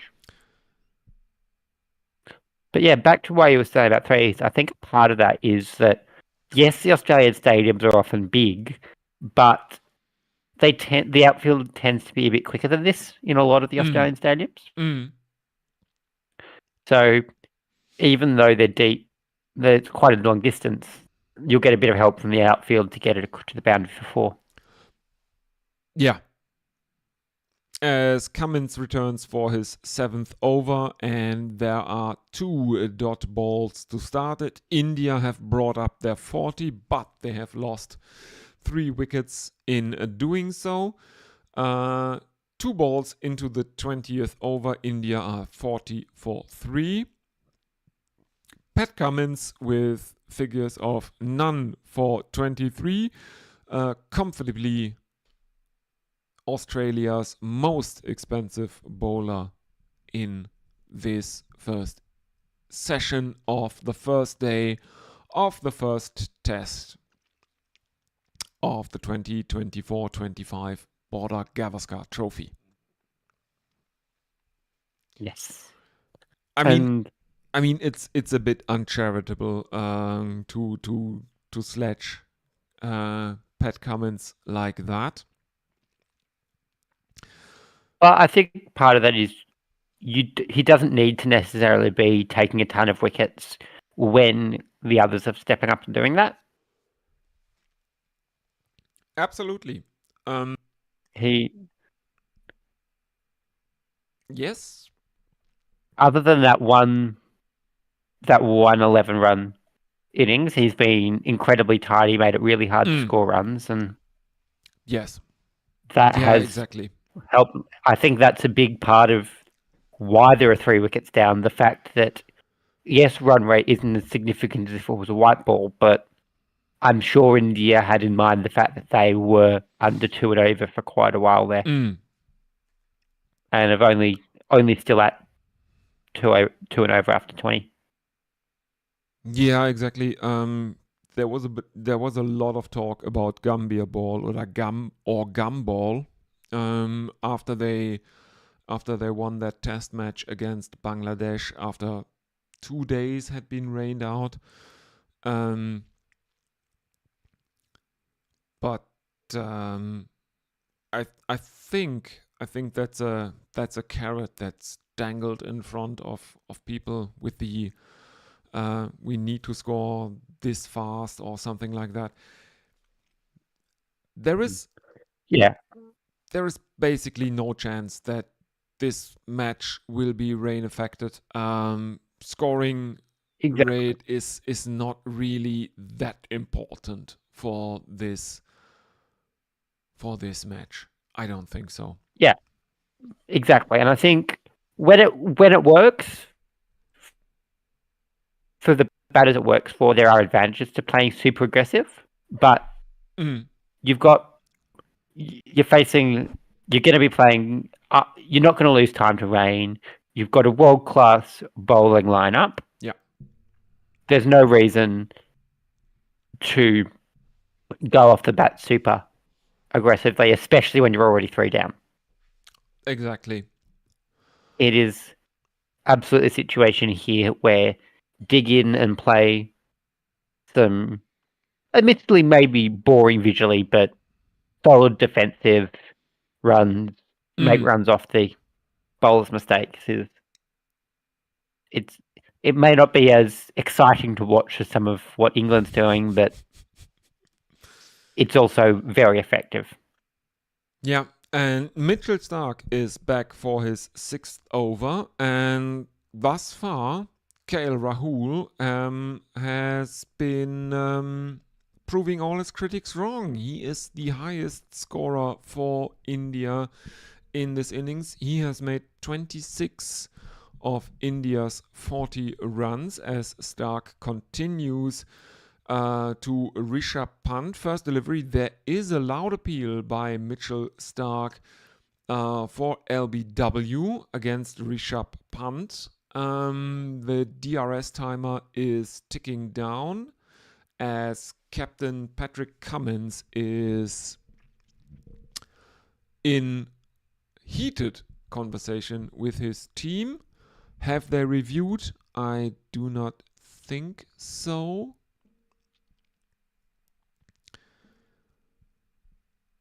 Have they? Have they actually reviewed it? Yeah. The absolute madman. I think Questionable review, but yeah, I think that was going down the leg side, and it was probably a bit high. But they have actually Yes. reviewed it. We are now seeing replays, and it hits Rishabh Pant above the knee roll. That's usually a pretty good sign that if it's hitting you above the knee roll. Yeah, at least I've not seen. Yeah, at least on a bouncy wicket like this one in Australia. Yeah. That's a here in Oz, there are very few situations I've seen where you're hitting someone above the knee roll and not going over the stumps. Yeah, and the replays show it would have missed the wickets, so Australia lose the review because it's not even umpire's call. It was clearly missing the wickets. So, and I don't think it. Yes. Yeah, and it wouldn't have hit the wicket based on line as well. So it was missing on line and on height. Still a dot ball for Australia. Pant is on 3 of 9. Rahul on the other end on 26 of 71. Australia have 2 reviews remaining. But Mitchell Starc strings together 3 dot deliveries to start the 21st over.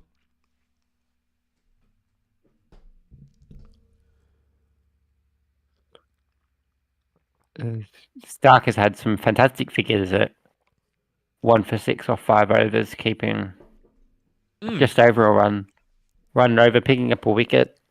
I think he's. Let me double check the score. We are at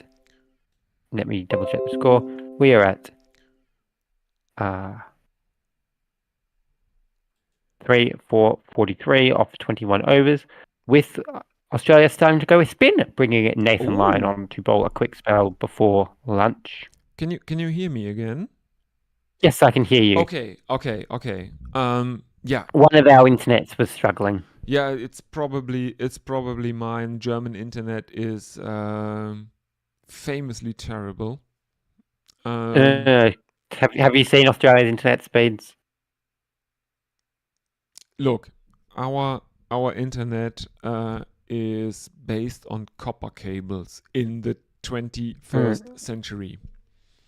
Hard to be fair, ours was the not to get too political, but the government at the time were going to do a huge fiber optic upgrade, and then new government comes in and does some cost cutting, and instead it's based off fiber optic to the street and then copper to the house, which is why Australia, despite spending huge amounts, is I think they are 80 somethings in the world for internet. Yeah. They are now trying, 82nd for broadband. yeah, they are now trying to get fiber optics in, because before that they put out copper cables again because a very influential media entrepreneur called Leo Kirch was friends with some Christian Democrats in the government, and he, The way it always is. yes, and he wanted copper cables because he had invested a huge amount in cable television, and he wanted to make that pay, and the Conservatives were more than willing to help him with that investment. So yeah, thank you. Even the Greeks laugh about German internet. Yeah, so I'm looking it up. According to Wikipedia, you guys for download speed on fixed broadband are ranked. Where are you? 58th in the world. We are 82nd. So both Okay. of our countries Yeah, are pretty shit. yes, very well below what the GDP suggests it should be. Yes, exactly. That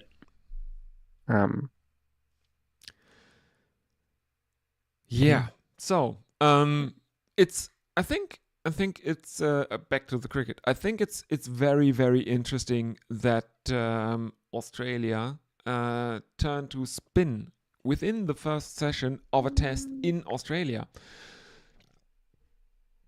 Yeah, I think also to point out the fact that he may be an all-rounder, but you've got another quick in Mitch Marsh who's yet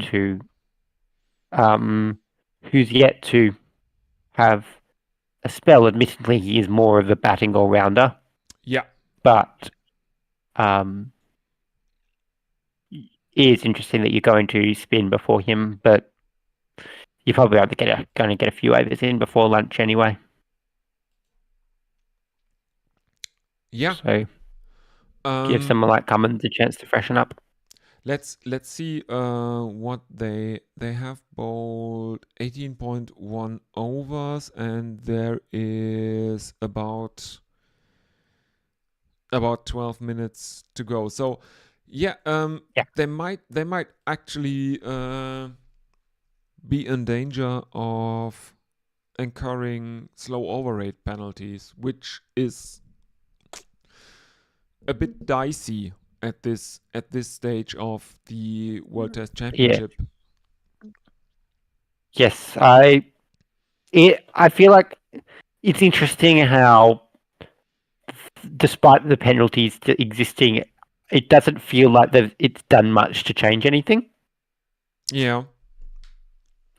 I'm sure that will change as soon as the country misses the World Test Championship because of our slow over rates. But yeah, I think the thing is, I think if the other the other top test nations aren't doing too much to quicken up, why should you? I think it's the challenge there that everyone gets them. Yeah, and I mean, it's pretty wild to think that one of the top Test nations at this moment in the World Test Championship table is Sri Lanka. They are at number Test 3. cricket is a weird place. They're at number 3. They have a chance to make the World Test Championship final, become World Test champions after all their history, and they have never been ranked better than second in all their history, I think. It would be an interesting situation if 2 of your first 3 World Test champions are New Zealand and Sri Lanka. Yes. There is a replay. Thank you. I almost did a Tony there. No, but there is a... I have almost done that too, do not worry. There is another appeal for a court behind, as India are 47-3. Stark gets what he thinks is an outside edge of KL Rahul, and I think they have reviewed it again. Everyone is looking at the big screen in the stadium in Perth now.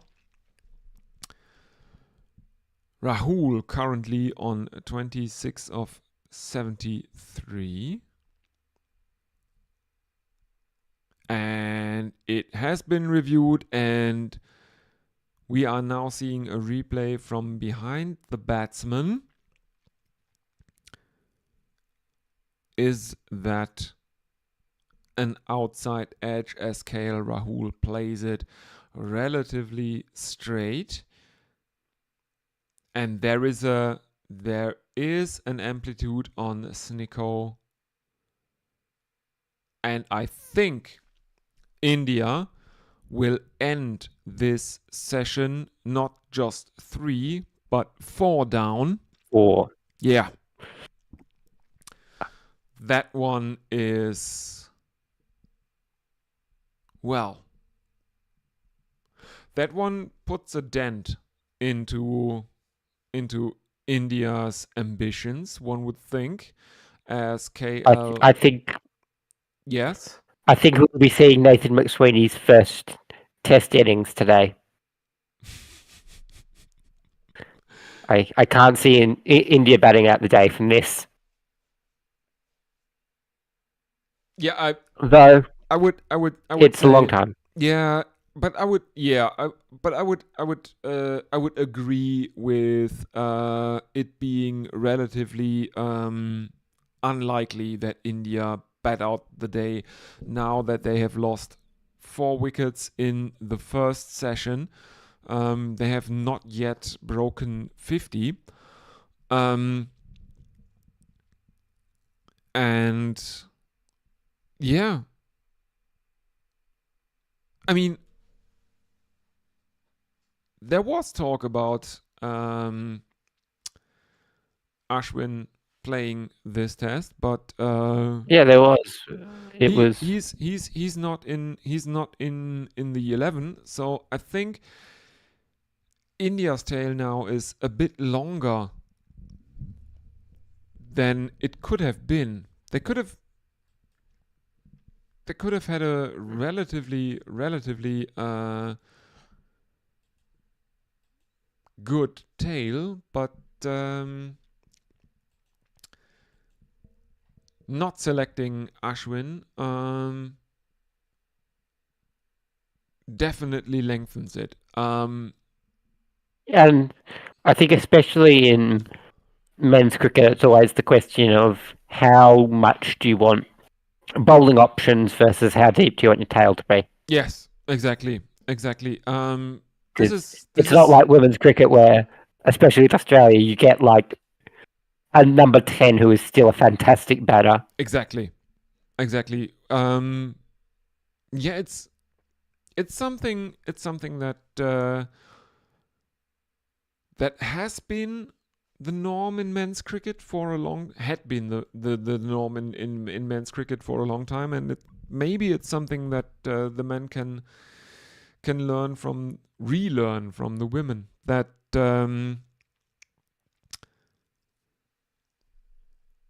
there are I think it's more also just genuine that, all-rounders. yeah, I think I would be interesting to see reasoning. Is it like there are many reasons why it could be? I'd be interested to see why women's cricket does seem to produce more high quality, legitimate all rounders rather than the men's all rounder list tends to be batters or bowlers who can who can survive a bit. Mm.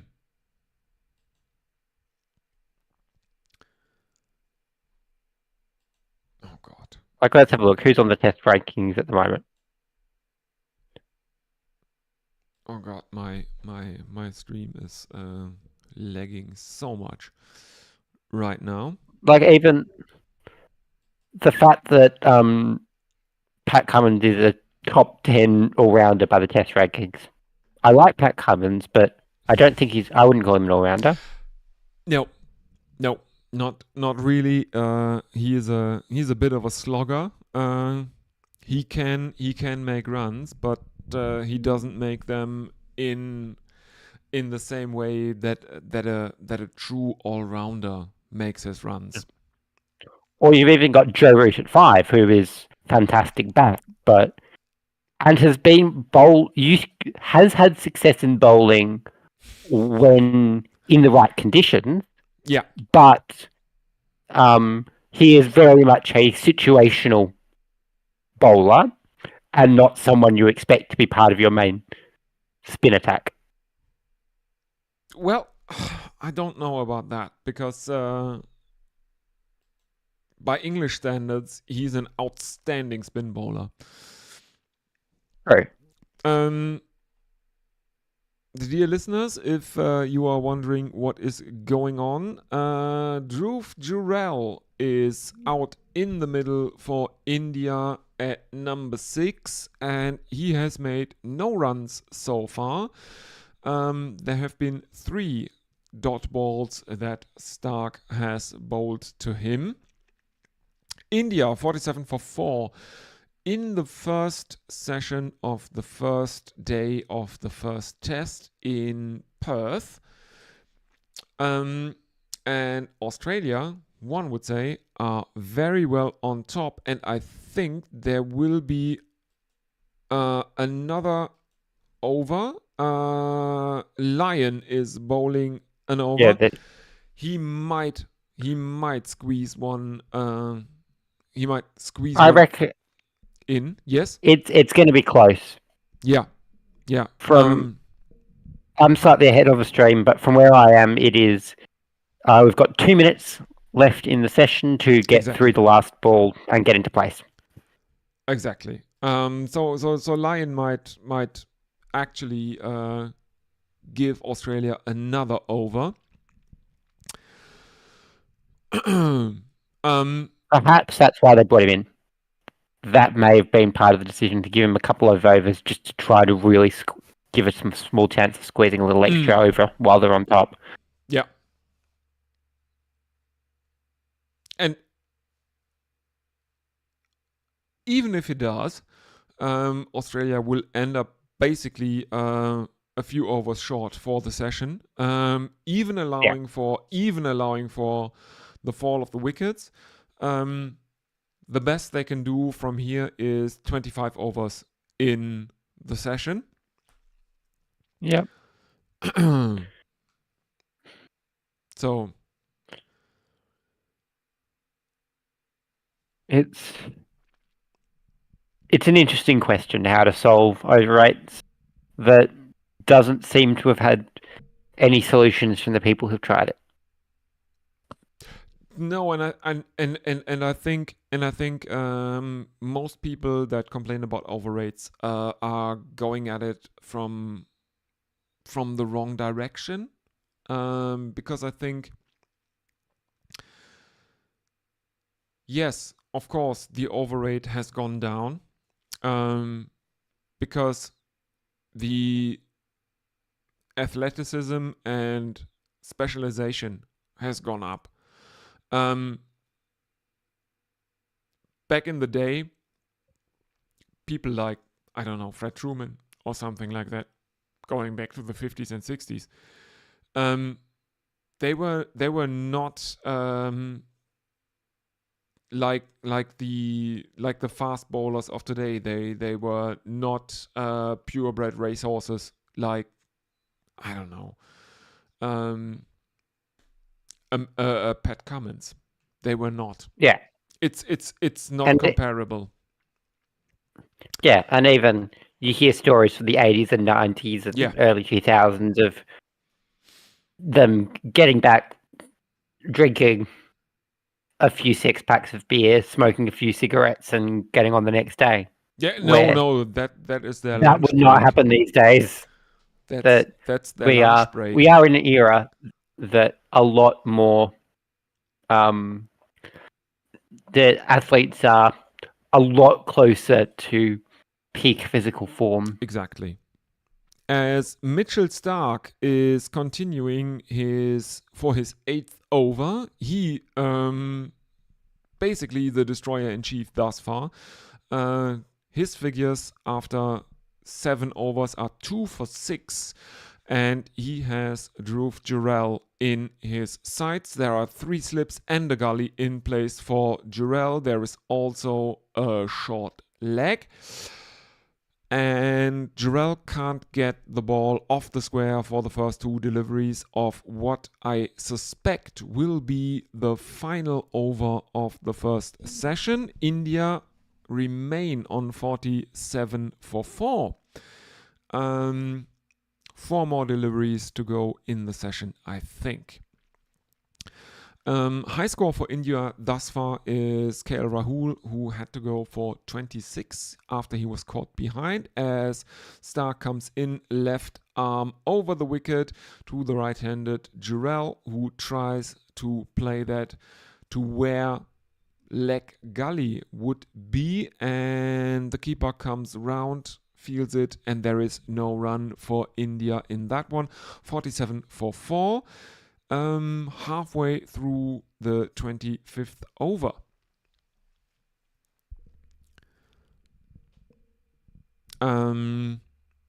Yeah, and reminder to everyone listening, social media, and you can also, of course, use the YouTube chat. We will read that as Jurel sneaks one through the slips cordon, and this one finds the boundary, despite the fact that this outfield has been relatively slow earlier in the day. That one goes between third slip and the gully. 4 runs. India bring up their 50, and it is 51 for 4. India are still in the hole here, having lost 4 wickets in the first session of the first test of the series.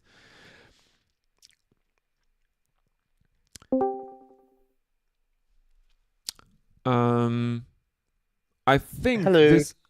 Oh, Hello. hello. I think we have one more delivery to go, and I think then we can welcome the Ho. I'm only here for a moment. I just wanted to pop in and say hello. I've been working in the background and getting my little boy's birthday present. It's ready today, so I'm not really going to be on today because it's his 6th birthday. But Okay. I will definitely be on tomorrow. But this bowling attack has been Excellent. phenomenal. Yes, It has been such a absolutely. joy. Yeah, to introduce everyone, this is, of course, history of everything. People that are following the, military history, side of YouTube, the Ukraine side of YouTube, should know him. And he agreed to come on here for the coverage of the Border Gavaskar Trophy, because he's a cricket nut like the rest of us. Well, history of everything. Meet Jessica. Hello. Excellent. I was making some jokes about what do we call you? Hoe, HOE, and that is of course a gardening tool, and so.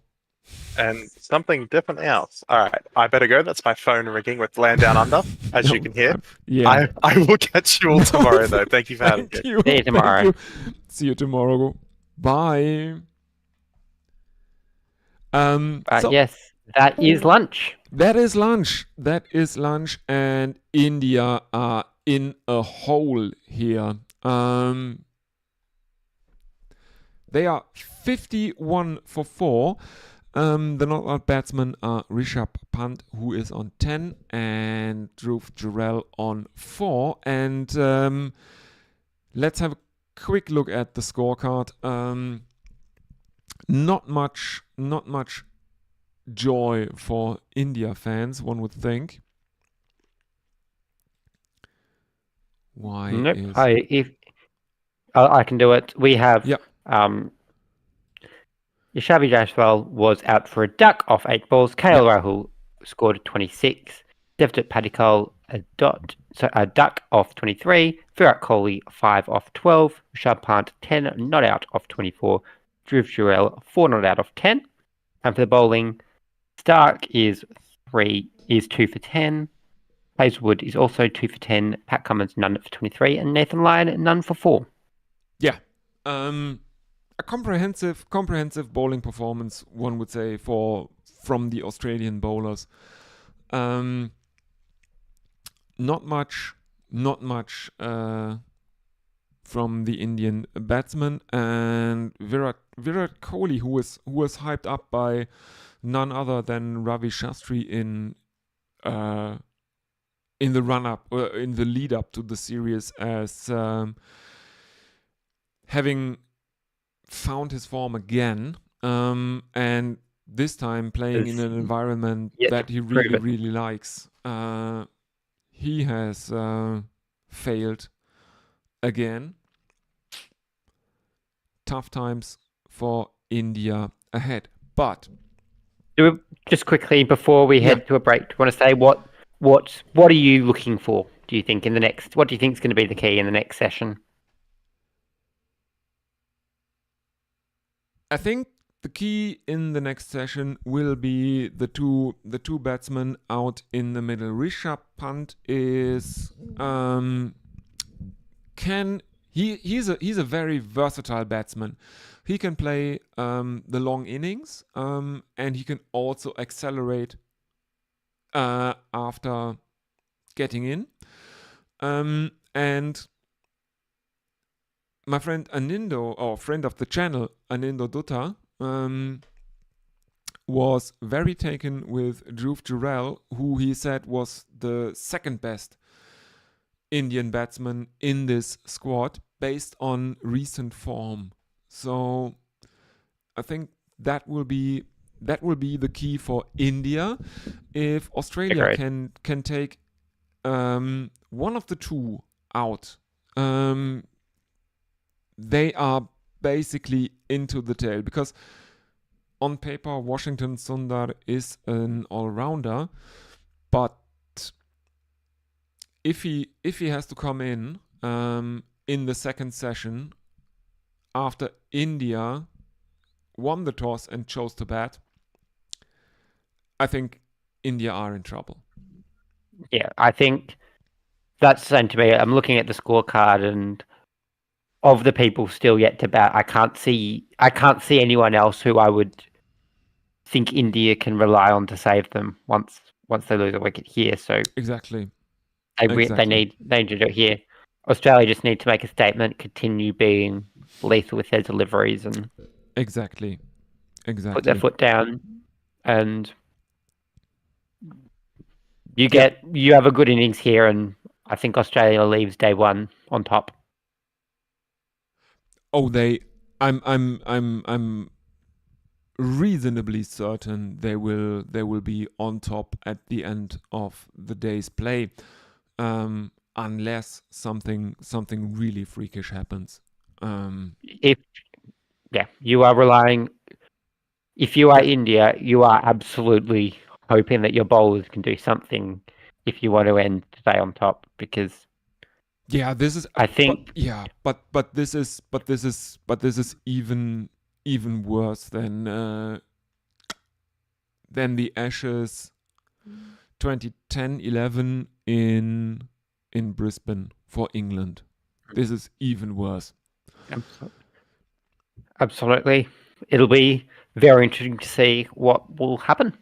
Yes, absolutely. And don't go anywhere, dear listeners, because we will play some old footage of podcasts until we see you again for the afternoon session. Thank you very, very much, Jess, for joining us for the first session. You are very welcome.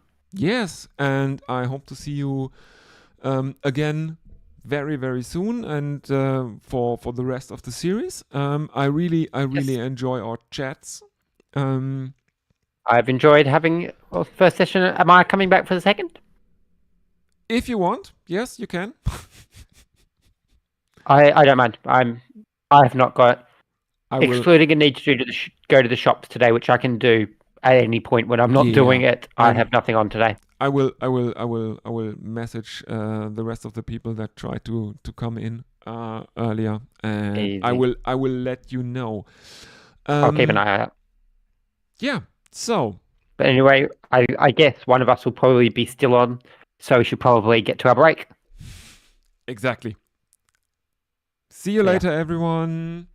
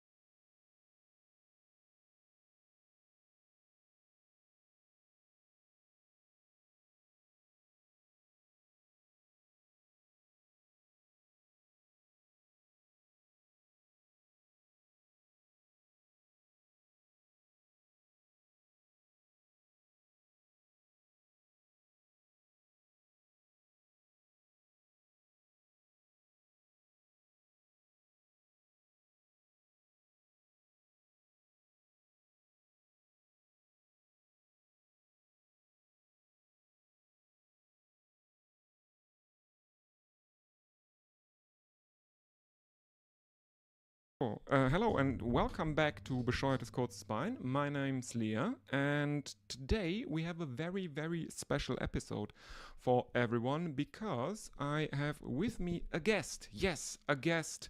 You maybe know them, but in case you don't, that's the reason we're doing this whole podcast. My guest is Andy from Reverse Swept Radio, one of the more interesting cricket podcasts out there because it's not your typical cricket podcast, I would say. But how that came to be and who Andy is, that's for him to tell you. I would guess.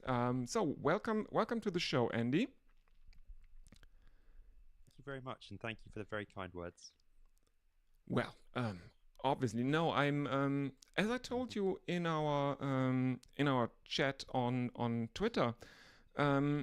Your podcast was very, very important to me at a very, very bad time in my life. And, well, now that I've started my own podcast over the pandemic, as basically everyone did, I thought, okay, well, the least I can do is give you some airtime, introduce you to some new people, maybe.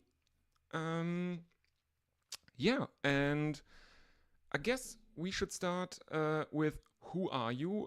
What are you? How did you get into cricket and how did you get into podcasting? Because your podcast has been running a lot longer than this channel has. Yeah, it's funny. We started the podcast. It goes back to 2010, so 14 years now, and I would love to say there was this sort of beautiful origin story. Really, I personally just got very into podcasts around that time. I think the whole thing was just sort of kicking off and I was listening to a lot. And I found myself at a phase that I guess a lot of us maybe do, where I left university, I was working and enjoying work, but missing the chance to just sort of make things a bit on my own way and my own terms.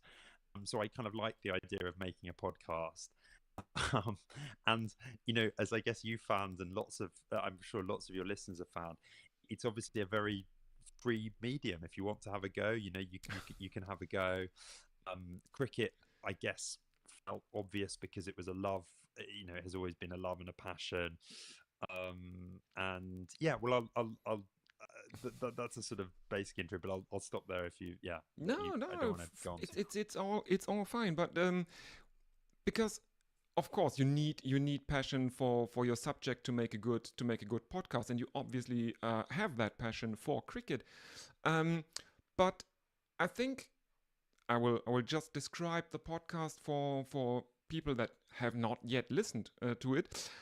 It's relatively unique in the landscape of cricket podcasts, I would say, because it has a relatively rigid structure.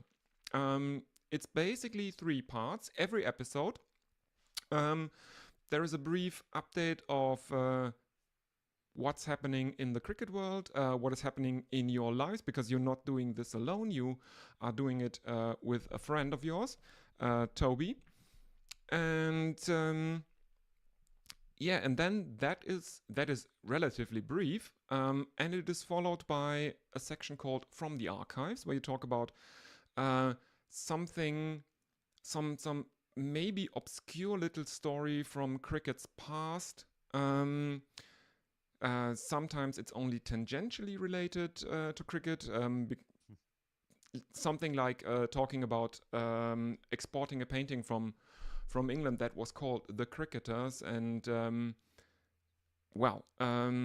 stuff like that. Pick one of my favorites there. I loved doing that. That was I had so much fun with that. So, yeah, you've got great taste because you picked one of my all-time favorites. So yeah, and the third and final section is the review, which is where you review a piece of mostly of media that has cricket as a subject matter. It can be basically anything. Mostly it's books, of course, because cricket is a very literary sport, or literature. There's an affinity for literature among cricket fans, and so there's lots and lots of books written about cricket, and so that's mostly what you review. But it can also be a TV series, a movie, or once you did a play, actually. Yeah. So, and this is basically the structure of every episode of your podcast. And I mean, mostly cricket podcasts are news focused mostly, or stats focused, something like what Jared Kimber does, and what's on Gorilla Cricket, Bishop and the Bear, or stuff like that, and the Armchair Cricket podcast, where I'm also very often a guest. Those are mostly focused on news and what is happening. And how did you come up with the idea of doing a cricket podcast that is mostly focused on interesting, well, stories from the past? And because I'll say that a lot of the reviews, if they're books, are basically, well, also dealing with cricket's history mostly. How did you come up with That's that? exactly right. So I think in the very early days, we did used to do a little bit more of what I completely agree with you is the more traditional format of a catch up on the news and analysis of recent events. We stopped doing that really for two reasons. I mean, you're right that in the roundup at the start, we sometimes do a little, but we stopped doing it for two reasons. First was just we felt it was already in the early days of podcasting quite a crowded market. We felt lots and lots of people were trying to do exactly that. And secondly, and this is spirit of honesty, I just don't think it was a particular strength of ours. You raised Gorilla Cricket, where I've been lucky enough to be part of that. It's been a few years now, but I've been part of that. You compare me to some of the people that they've had, like someone wonderful like Knuckle, who I know has moved on now, but Yeah. I don't have that that technical knowledge of being able to analyze a player's technique, that sort of thing. You have to watch thousands and thousands of hours of cricket, and I think there was a recognition from me and Toby that actually let's let other people do that. They do it better than we do, let's let them do it. And I think we very early on got into the reviewing and the history because our kind of interests led us that way. And as you'd be kind enough to say, we're probably not quite unique anymore because there are so many podcasts out there, and I mean that, by the way, as a good thing. There are so many great podcasts out there. We sort of found that was where we thought we could do something interesting. And both on the reviews and on the history side, it was something we both really enjoyed and something that we felt we could do well. Whereas the more sort of punditry piece, the kind of, what's your hot take on what happened in the 2020 World Cup? We can do that, but we don't do it very well, and lots of other people do it better. And I guess once you settle in a format, as I guess you're finding yourself, you have this nice benefit of just learning and improving within that format. So we're now much better than we were, I think, about choosing good topics, about how to research those topics, how to pull a review together, this sort of thing. So I guess we've benefited a bit from that rigidity, and that we've learned within that format and sort of got better. You're right, the roundup at the start, a few years ago, we talked a lot more about recent cricket. As you probably noticed, it increasingly just becomes, a game we went to, a conversation we overheard. It's becoming more and more tangential the longer it goes on from me. Well, I mean, but I really enjoy that there is this part that is not so much focused on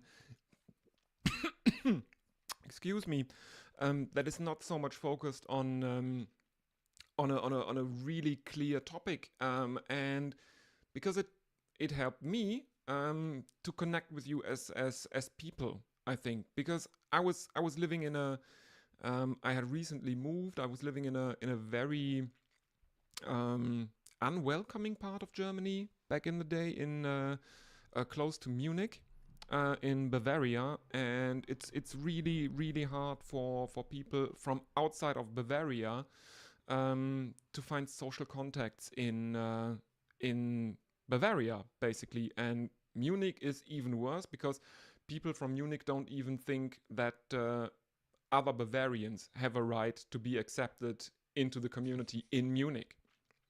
And I'm from the western part, from the Rhineland of Germany, and so I didn't really have any friends down there, and well, it helped. I was obviously totally aware of the fact that it is a 100% parasocial relationship. But it helped me that there is some personality to all of it. Listening to some stories about matches other people played in some Sunday league or stuff like that. That's really good, because mostly podcasts are focused on people.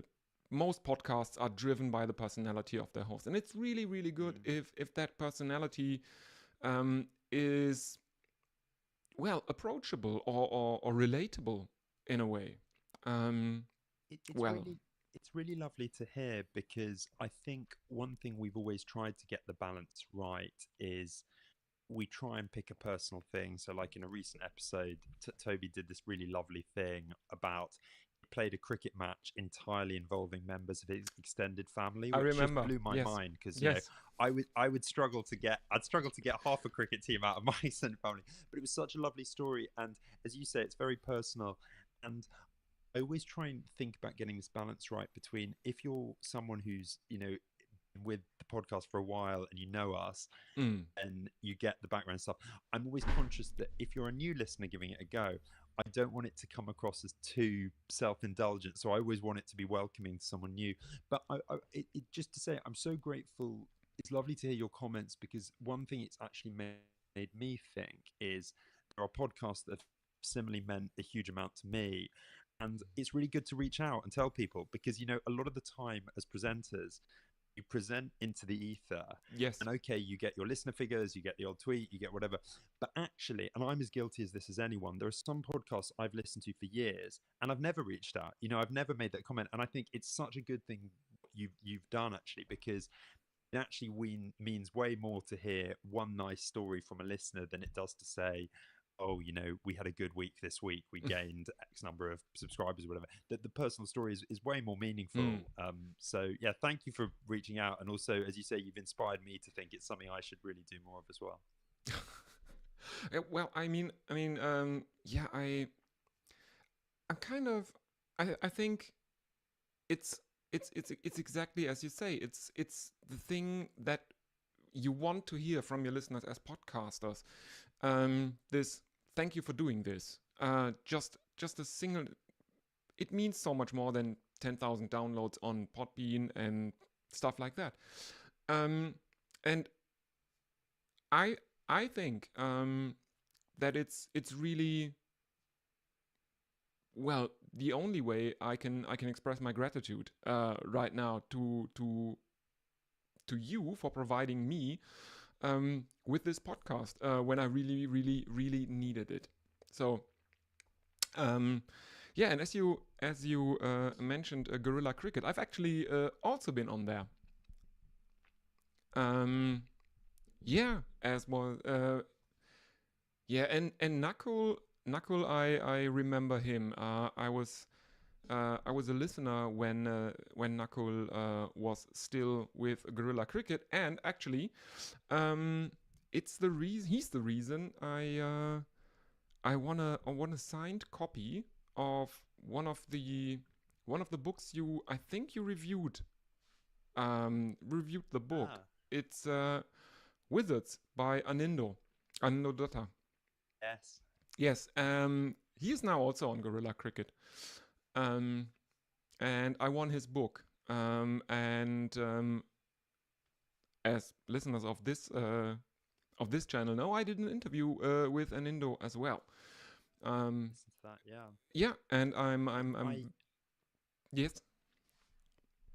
No, I think what they've done is remarkable, and as I said, I've been I certainly haven't been part of it the last few years, but I think in terms of what you were saying about the ability, I guess, of podcasts to create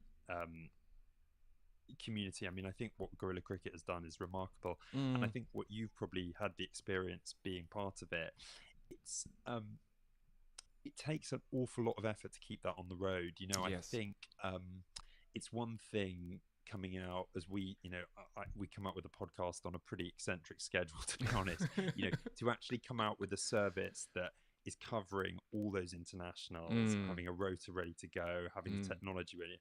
I really take my hat off, the Bear, like Nigel Henderson, all these people, because I think it's amazing how they've really kept going. And you know this story probably better than me, but it's amazing the production line of people they've also created for other parts of the cricket media. People both as commentators and others. And guerrilla cricket's become a really amazing apprenticeship for a lot of people as well. So yeah. But enough sugar blown up the bears behind. But I think that what actually drew me to your podcast is exactly this. This is something different here, because I grew up here in Germany, and we had on the radio every day. There was a program called Stichtag, which is basically what you do from the archives. And I used to listen to this as a kid. It is on this day 100 or X years ago, and they do it every day. And I grew up listening to that, and it's exactly. I didn't listen to it for 20 years, and then I find your podcast, and I'm right back into this mindset of a kid that doesn't know what happened 100 years ago, and there's a fascinating story, very well told, and that really got me hooked. Not knowing something about cricket that I had then explained to me in a very, very interesting and well, engaging way. That's very kind. I mean, the way I treat it now is I treat it like an essay or a piece of writing, and I mean that in like a positive way, in that I've always loved writing, and I was into writing way before I ever tried podcasting. And particularly with from the archive section, when I research and write that, I treat it as a discipline in terms of like, write this concisely, write this in a way that's attractive, easy to understand, and I really enjoy that sort of part of it. And I think particularly there's this juggling act between a lot of the features we do. You could do an hour on them. You could. There's enough material. There's enough, and we generally we're quite disciplined and quite tight on our timing, because our experience with those sections, at least, doing it in a tight way forces us to be concise. It forces us to get to the real nub of the story. We're also trying to be there for the listener who. It's a difficult one, because I mean, you'll know, and there are some brilliant podcasts that will do this stuff in that would do an hour on it. I want to be there as well for the listener who's, I don't know, on their way to work and they've got a half an hour commute, and the episode is that sort of. Yes. So it's that balance between depth and concision. Yeah, interesting. That you mentioned this maybe perceived sweet spot for length. I know that a lot of people say, okay, the ideal length of such a podcast is between 30 and 40 minutes. People tend to believe that. And then, interestingly enough, there are. I don't know if you are interested in all this Ukraine business, but there's basically a person that does a PowerPoint presentation every week about some aspect of it, and it takes over an hour, and people are mad in love with this. So I find it relatively interesting that this perception exists in the podcast space that 30 to 40 minutes is ideal. What do you think? Where does that come from? Do you have any idea? Because people, I think people listen to even longer podcasts as long as there's any interest in the topic, I think.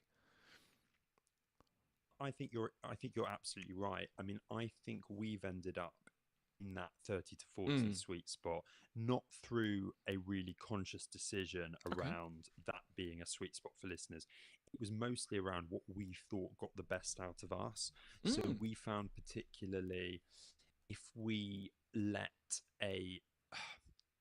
some of our books we could talk about for an hour, easily, as you say. There's so much, some brilliant writers, the kind of Gideon Hayes, Duncan Hamiltons. I could talk about them all day. But we found giving ourselves that discipline of time to time made us better, I think. But I would really stress that I would not give that like as a prescription to other podcasters. I think different podcasters have totally different skills. I mean, to give you just a couple of examples, like I love, and this is, it sounds very like the German show you were describing, actually. I adore In Our Time on the BBC. And that every week does a sort of, it's either history, it's either science, it's literature. And the episodes there are generally like an hour and very in-depth and completely compelling. I also think in the cricket world, a good example is someone like Tom Ford, who does this Golden Age of Cricket podcast. He does these really detailed interviews. Now, he actually sometimes, about sort of the Golden Age of Cricket, and he sometimes splits his episodes into shorter chunks, but, often those interviews are well over an hour. And I completely agree with you. I think different formats, different presenters can absolutely work for longer. If you're someone who's looking to do this, I don't think you should be. Intimidated by that 30 to 40 minute idea or treat it as gospel. There's so many successful podcasts out there. I mean, I don't listen to what's his name, the Spotify guy, Joe Rogan, but aren't his interviews like 4 hours? Doesn't he do like 4 hour interviews? I've not listened to one, so I can't comment, but yeah, he tends to do that, but but I mean, to be fair to Joe Rogan, it's basically no effort for him. He just gets Alex Jones on, and then Jones' head explodes on air, and there's your 4 hour content. No. Yes, but okay. I can see the point that, or it's interesting to me that you say, okay, we can't, if we do this any longer. I don't think there's a good performance from us. That's very interesting, and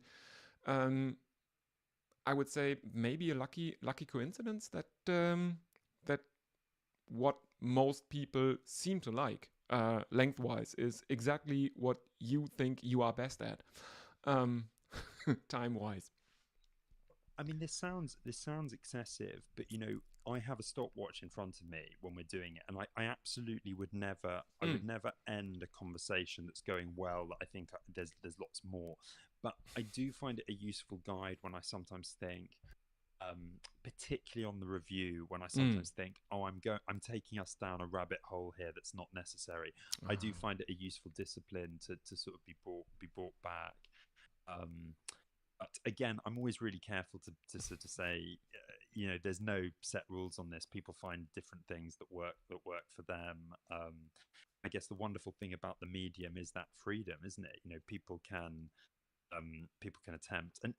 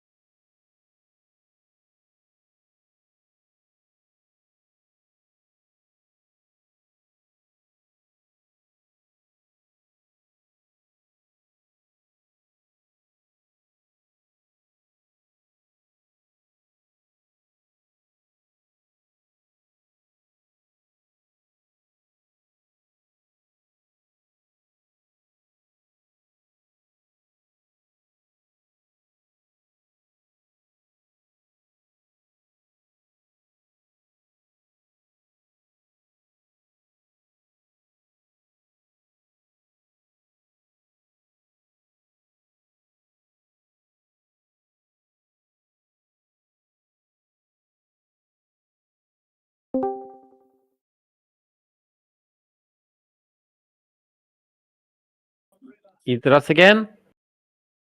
Or has someone else said they're interested?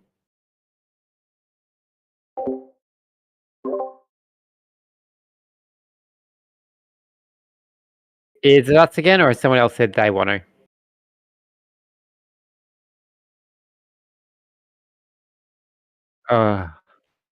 No, Of you course. are very welcome to take a break. As I'm trying to figure things out. If someone else is coming on, I can take a break, but I'm happy to stay on if no one else is. Okay. Yeah. So, welcome back, Hopefully everyone. this doesn't.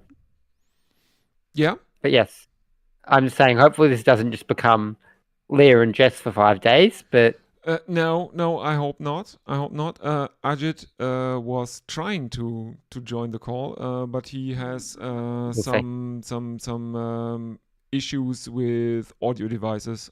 It would seem. Audio devices. I'm happy. I literally bought this headset yesterday because I realized I couldn't find where I put my old mic because I've moved house since last using it. Yeah. And this is like a $15 headset, and it worked fine. First time, and I'm really happy. Yeah, I think it's more of a not having selected the audio devices he is using Yeah, in Discord. Discord. This is a bit tricky in Discord, I think. And Discord, I feel like sometimes likes to select weird default ones. Yes.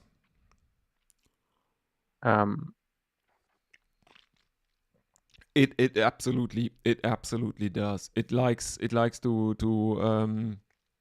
It likes to keep you on your toes. Yeah. I remember I had an old like standalone microphone, and Discord for some reason loved trying to play audio through it, despite it being a microphone. Yeah. It surprisingly did not succeed in playing audio through my microphone. Really? What a shock. Color me surprised. And yeah. So I just had to keep remembering that when mid-conversation everything would vanish because the microphone, which was also a pretty cheap one I got when I started doing podcast stuff, that is now for good reason lost to history, I think. It's still on Spotify, I think, but it wasn't very good. I'll be the first to admit that. Yeah. So we are back.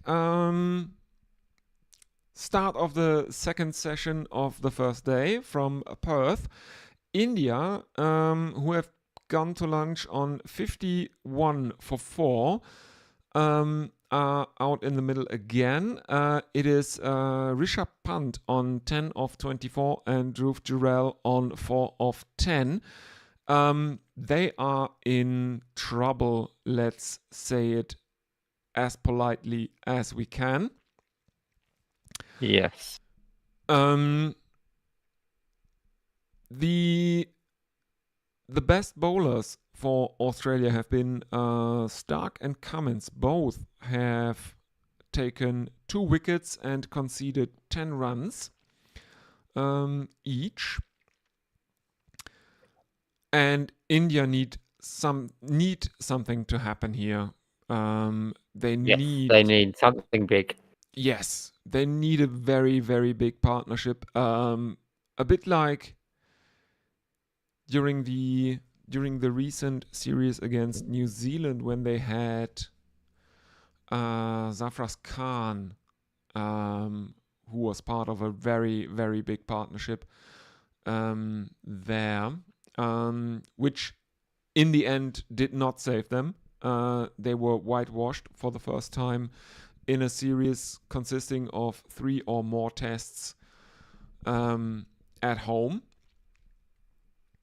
But they need something always like that. Yeah? Which is always a surprise, because I feel like, even in their worst days, India has been a dominant in India. Yeah, I mean, it was the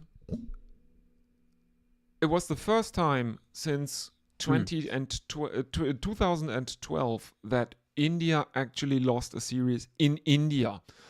Yeah. It was the first time that Alistair Cook was the regular England captain. He had captained England once before in the absence of Andrew Strauss in the lead up to the 2010-11 Ashes in Bangladesh.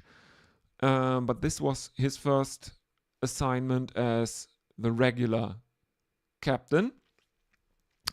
And we were talking earlier before the lunch break about Mitchell Marsh, Yes.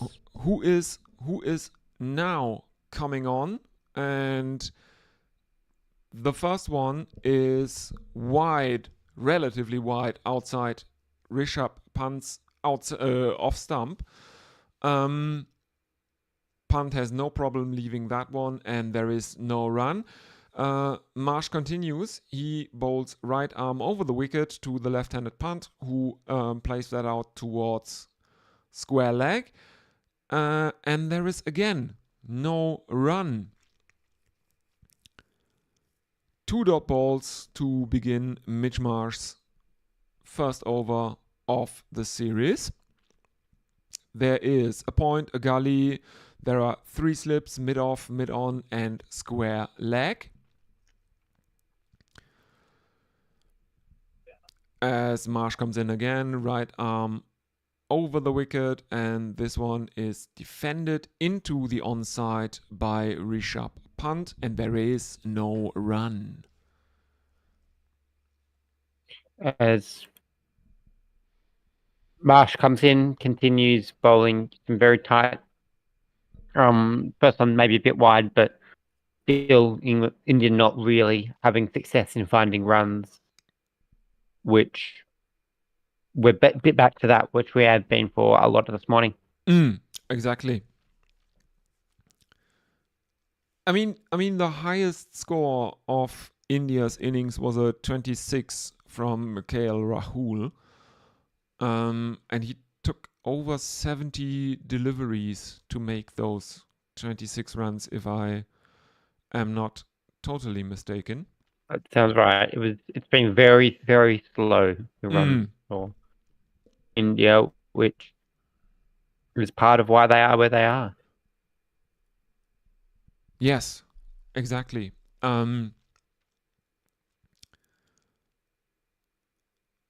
They and I mean, you see it in a bit of nervous energy here from Rishabh Pant, who defends one back in the general direction of the bowler, and he's itching to steal a single there. He is sent back by Jurel, but not before coming about a quarter of the length of the pitch outside his crease. Final delivery. And I think, yeah, and I think the more you struggle, you keep India struggling for runs, the easier it is to start picking up these wickets, because you're going to start getting some more desperate shots and things like that when there's nothing. If you're not giving them anything to score off, they're gonna try to make ways to score themselves, and that's when you can hopefully catch some mistakes from them. Yeah, and it really doesn't help India if they actually are so desperate for runs that they risk stupid comedy runouts, looking for ill-advised runs here.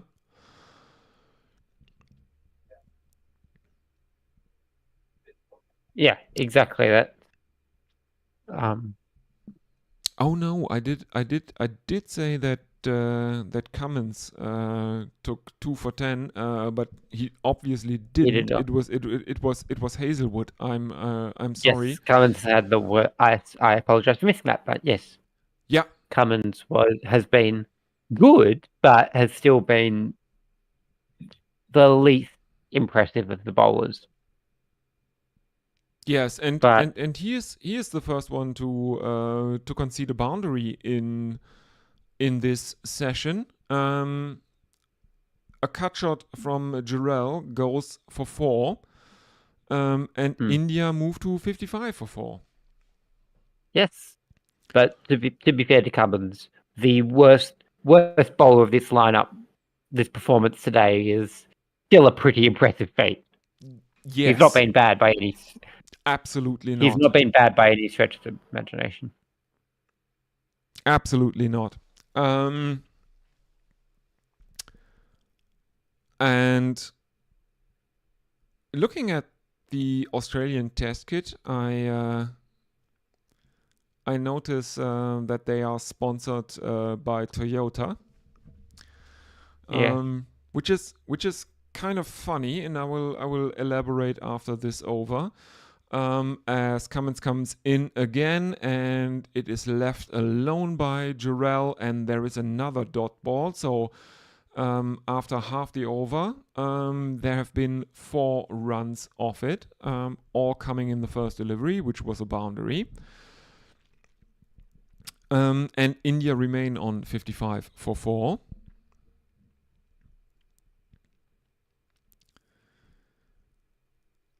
As we are seeing that Jarrell made 80 and 68 for India A versus Australia A at the MCG in that unofficial test series. And again, the outfield proves to be relatively slow here, as the Indians run. What did they run? A single. I think they took a single. Punt is back on strike. There has been a relative wealth of threes in the first session of the day. Yes. No, and they've taken another 3 runs. So 58 for 4. The pictures are sometimes, I don't know. I think sometimes one would wish for the run box back. You know, that picture in picture little frame showing the running between the wickets, while the main camera is focused on the fielders. Yes. It can be a bit tedious to track off a screen rather than Exactly. the benefits of a full commentary box at the ground. Yes. We have 1 delivery left. Ooh. What is that? That is a replay, and it shows impact amidships for Rishabh Pant. That is, of course, the dot ball of the 5th delivery of Cummins' 8th over. Final delivery to come now. Cummins' right arm over the wicket, and it is defended into the onside by Rishabh Pant, and there is no run. Coming back to the Toyota sponsorship, that's a relatively funny parallel, I think, to American auto racing, NASCAR, because Michael Waltrip Racing, they were sponsored by Toyota. They were driving Toyotas, and they tried to manipulate the standings to get one of their drivers into what is one of the most baffling things in motorsport. They have a playoff system. Yes, I don't follow motorsport, but I've seen this, and it's a fascinatingly American system. Yes, exactly. And there was a scandal because they gave team orders to 2 of their 3 drivers to spin out intentionally to get their other driver into the playoffs. And every redneck was blaming the Japanese for doing that. Them cheating Toyotas. Of course, it's Yeah. the American redneck way. Yes, exactly. But yeah, I mean, it's kind of funny because the Australians do have a reputation as not taking the laws as seriously as some other countries would want them to do. We have Marsh coming back for his second over, and he has bowled a no ball of his second delivery of his second over to Jurel. It was not that bad. I guess he was over the crease by, I don't know, maybe 5 centimeters, if Yeah, that. but a no ball, no ball. Yeah. And at least he's not a spinner. So Yeah, there is absolutely no excuse for a spinner to be bowling front foot no balls. exactly. Marsh back into Jurel. He has 3 slips and a gully in place for the right-hander as Marsh continues right arm over the wicket. And there is no run as Jurel plays that one out into the offside. India, still 1 run shy of 60, 59 for 4. And this one is played by Jurel into the offside behind the wicket. But it is stopped by Gully, and again, there is no run. How many times this test so far have we said there is no run? Well, I mean, most tests have a high yeah. rate of dot balls, but especially this test. And this one by Mitch Marsh takes the shoulder of the bat of Dhruv Jurel, and he is out, caught in the slips. The Australians are celebrating, and one would think that this is more than half their workload done, as India are 5 down before reaching 60. Dhruv Jurel has to go.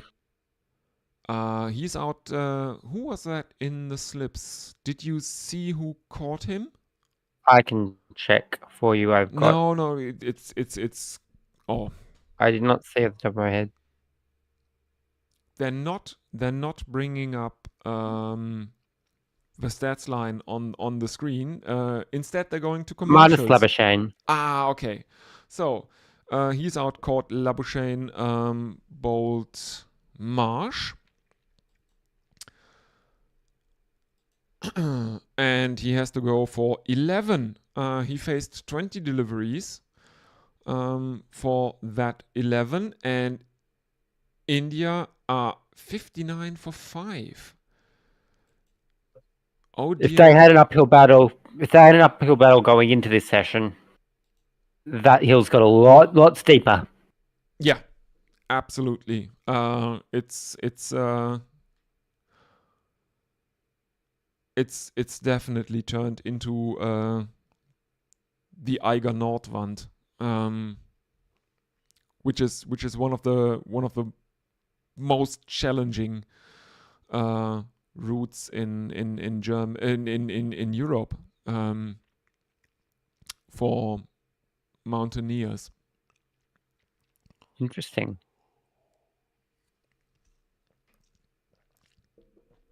Yeah, it's a northern route to the summit of Mount Eiger, and it's basically an overhang. The whole mountain leans to the north, and the northern slope is basically an overhang. It's really weird. That does sound interesting, and yeah, I see how that can be a dangerous thing. It's fascinating the conversations you get up to when it's a bit of a lull in Test cricket. Yeah, The- yeah. Oh, oh damn! And now they're showing the replays, and I can see every vein on Manus Labuschagne's neck in the replays. Anyway, Washington Sundar is in at number 7 for India. And if you are asking how good of a batsman he is such a great batsman that he doesn't even have a bat sponsor. That's how good he is. I feel like that was the same with. I feel like that was one of the big headlines from the last series as well, but he didn't have one. Okay. One, maybe not big headlines, but a big something a lot of people picked up on, and at least the circles of social media that I was looking on. That Sure. maybe not headline as much. I mean, Headlines for the people into the weird side of cricket. Yeah, exactly. I mean, The weirdo cricket obsessives. I mean, even Ishan Sharma had a bad sponsor. And he's definitely worse with the bat than Washington Sundar, who dances out of his crease and uppercuts one over the slips and is off the mark with a boundary. 4 runs over third man. And after India brought up their 60 off the last delivery of the previous over with a leg by, they are now 65 for 5. 3 deliveries into the 29th over. Next one is defended by a Rishabh Pant.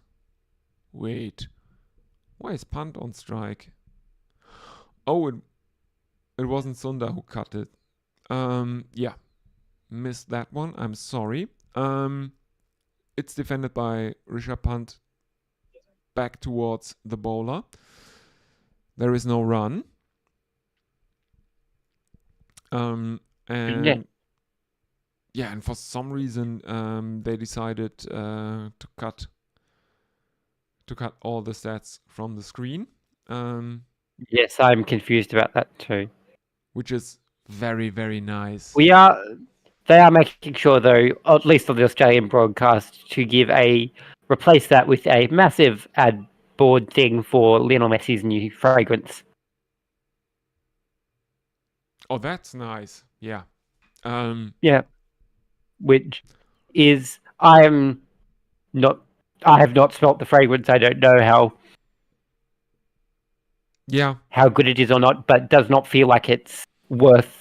I feel like it's more the cricket information is more useful to know right now. Yeah, and I mean, I would be really, really disappointed if a Lionel Messi fragrance does not smell like old leather and sweat. I'm not sure how much it would sell then, though. Yeah. Like, I don't feel like admittedly I am not in the fragrance business, but I don't feel like sweat smelling fragrances are a particularly popular option. Yeah, I think it's in the pheromone ballpark. Yeah, fair. Yeah. Maybe as an aphrodisiac. Maybe. But yes, at least now I've got the stats back, which is good. Mm. But I do 66 for think this 5. is this. Okay, that I can fix that. Sorry, I just got an email telling All me good. a piece All good. of code I run's failed, but that's fine. But Yeah, Mitchell Marsh is back for his third over. He has the excellent figures of 1 for 1. Yes. As we are And- seeing Indian fans in the stands, the Bharat Army is out in force. They have brought the flags and the drums. And they don't seem to care that India is not doing that well. I don't think there are very few groups on earth as passionate about anything as the Bharat Army is about Indian cricket. Mm. They are. Yeah, No matter how well, no matter where you are in a test, they are going to be there and they are going to be nice and loud. Yeah.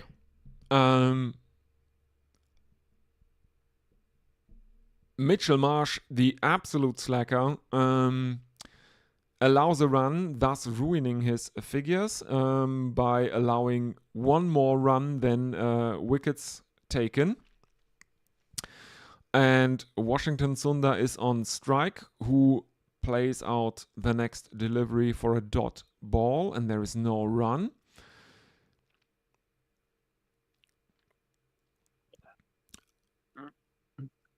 I think India should be asking themselves a lot of questions right now about why Ravichandran Ashwin wasn't in the team, why Jadeja wasn't in the team. Exactly. Because I think those are both players who can be proven to dig in a bit in situations like this, which they're just not getting. Yeah. And I actually do not understand what the selectors were thinking for India here. Because, yes, Ashwin has not played a test in Perth thus far, but he has been relatively competent in Australia in the 10 tests he played down under. I remember him having a lot of success in this most recent series in, was it 2020, 2021? Yes, and Was it 2020 around that summer that it's the most recent time, the second time India won out here? yeah, I think it was Weird to think that was 4 years ago now. Yeah. I mean, he saved the test with the bat. Yeah. As we are seeing an Australian fan dressed up as Hulk Hogan in the stands, which is, I don't know if that is cool these days to dress up as Hulk Hogan. Yeah. His modern. Yeah, I think modern Hulk Hogan's left a bit to be. He's an interesting man, Hulk Hogan, and has said some interesting things recently. But yes, Yeah, I'm not sure. I'm not keeping up with what Hulk Hogan No, says. not As really. Other than him being a big Trump guy. Yeah, of course he is. Yes. But there was a very, very, very nice thing about him in a German newspaper when he ripped off his shirt at the Trump rally, and the German newspapers described it as, but he was struggling to rip off his shirt these days. No, I remember you can definitely see the age has caught up to him a bit. Yeah. Cummins continues for his 10th over. He is bowling to Rishabh Pant, and first delivery is defended by Pant, and there is no run. Pant is on 16 of 38. Washington Sundar, the non-striker, he is on 1 of 8, and India overall are 67 for 5 after 30.1 overs as Cummins continues right arm around the wicket to the left-handed Rishabh Pant, who plays this out behind square on the leg side, and they take a single. 68 for 5 now. Washington Sundar is back on strike, and Rishabh Pant has an average of 56.36 in his last 10 tests, and if you only consider his last 2 tours of Australia, he's even better, averaging over 62 runs. And I'm just looking it up. Jadeja is in Australia, he's had 4 matches, 5 innings, 1 not out. Highest score of 81, averages 43.75 in that series. Series and a bit, actually, because But that's not bad for a nominal all-rounder. yeah, and I'm sure we'll keep coming back to that name throughout this test if India don't do a lot better. Exactly. I've seen some people saying that he should have been inside over Kohli. Ooh. And- Jadeja over Kohli. That's an interesting That's an interesting thought. question. That's an And- interesting thought. And Kohli's innings today will Certainly not quite in those no, goals. absolutely not. He We it does have- always become the question of Yeah. do you select someone who you know can be the better player, or do you select the person that is doing a better job right now? Because I think it's not controversial to say that over the course of their careers, Virat Kohli is the better player. Yeah. But recently, I think Jadeja may be in the conversation of playing a better cricket as of this moment. Yeah. And interestingly enough, Pat Cummins has given himself some protection out in the deep behind the batter. There is a fine leg and third man. Both are within a meter of the boundary.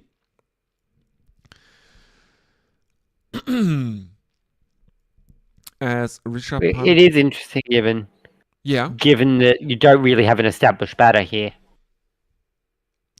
Like, don't you have an established batter? I guess Pat's semi-established. I was Yeah. more looking. Exactly. Yeah, I Yeah. guess that's true. Yeah, it's But Pat's not necessarily right now someone who's threatening to score a lot of runs right now. That was more my thoughts, that it's Yeah. not like you're trying to Pant he's established in that he's faced a lot, but it's not like he's started to really attack what Cummins is trying to do. No, and he hasn't made something He's like got a half 17 century runs.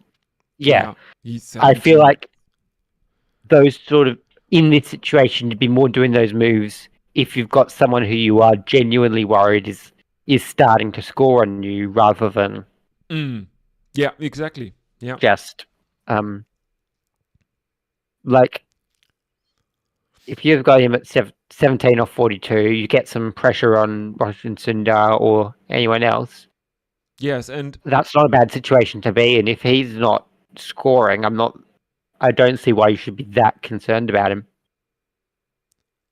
yeah, and interestingly enough, we actually have only 2 slips for Washington Sundar, as Mitchell Marsh is continuing, and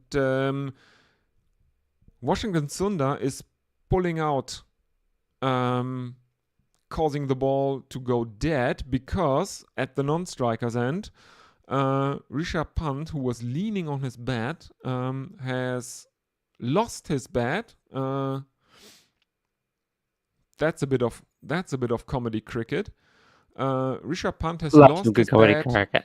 Yeah, Rishabh Pant has lost his bat at the non-striker's end, causing Washington Sundar to appeal to the umpire to declare the ball dead, which probably happened at the last possible moment because Mitchell Marsh was almost in his delivery stride when Sundar pulled out.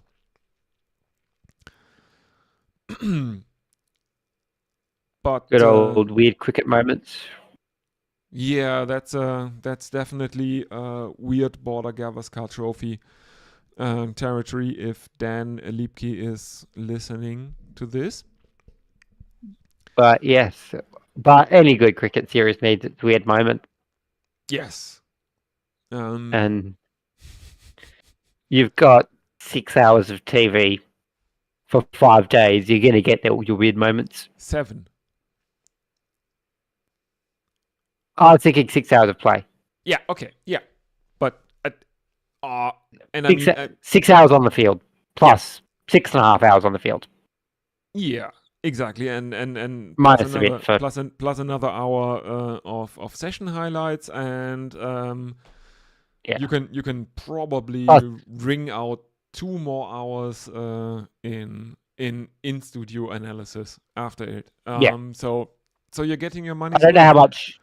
Yes, though. To be fair, with this current broadcast, I don't know how long they're sticking around because they're heading. I don't think it's till a bit later, but they're soon after the test. They've got a WBL match. Oh yes. So I don't know how much studio coverage this specific day of the test will have. Yeah. Well, in England, it would be the test match would be on Sky Sports, and the T20 would be on something like Mix or Action or something like that. So yeah, but I think that comes with the territory of the cricket being on a pay TV channel.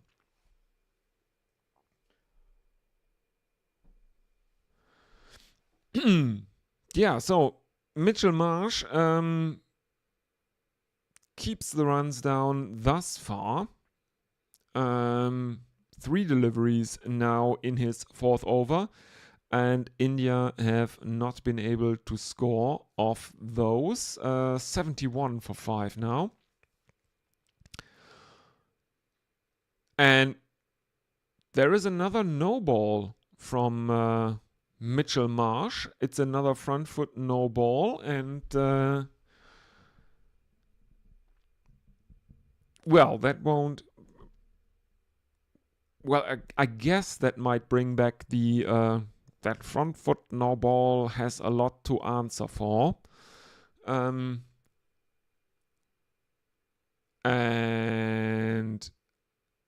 there is an appeal. It looks like Mitchell Marsh has taken another shoulder of the bat, and it looks like Washington Sundar is out caught behind the wicket. As we are seeing the replays now. Yes, there is a nick, and it is taken by the keeper behind the wicket. Marsh kind of celeb appealed, didn't even turn around to face the non-striker's umpire. But that seems to be it for Washington Sundar. And again, they do not show anything. He is caught carry, bowled Marsh for 4 runs. And India are in deep, deep trouble at 73 for 6. And that brings out Nitish Kumar Reddy, who is playing in his first test. The debutant.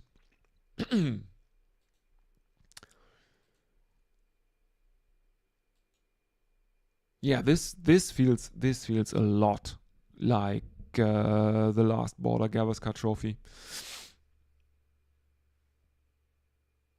I have lost your audio, Jess. I can't hear you. Can you hear me?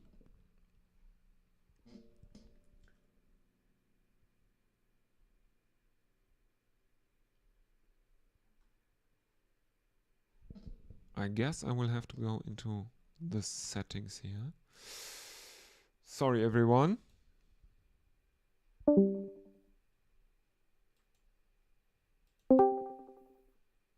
Am I working now? Is this Yes, it's working now? again. It's working again. It's working Good, again. good. Excellent, excellent, Easy. excellent. So as I was saying, yes, 3 debutants in the test between the two sides, and Yeah, I'm not sure this is a situation that, as number 8 batter, number 9, you want to come into. definitely not. He's the number 8. And I think the problem for India is that there is Bumrah to come, and there is also Siraj, and both of those can't bat. Yeah, and Who else is still in the shed? Harshit for- Rana is the other one Yeah. who would also be making his debut, who has a first class. He has scored some decent runs. He's a first class average of 42 in 14 innings, the high score of 122 not out. But that is first class cricket versus Test cricket, of course. Exactly. That is kind of the problem for India. Yeah, Because I and remember there are many a bowler. Yeah, There are many a bowler who can score first class runs and struggles to turn it into tests. Yeah. And I remember the talking point of Jadeja having 3 first class triple centuries. And there is an appeal for caught behind by Pat Cummins. It is not given out on the field by the umpire, and Pat Cummins has reviewed that one. It does feel like, I don't follow Indian first class cricket closely, but I know it's a very, very big system which plays a lot of matches. So I imagine you get a lot of opportunities to score runs if you're a half decent batter. There's a lot of teams, and there's a lot of matches in first class, but they don't play that many matches per season per team. They have basically, I think, 5 divisions, if you want. They have 4 elite divisions and 1 basic division, which is kind of the developmental division. But you only play, I don't know, 10, 12 matches per season at best for your team. So it's, even though there are 37 teams, it's not like you do what the German Bundesliga does in play football, everyone and play everyone multiple times. twice, home and Yeah. away. No, it's not like that.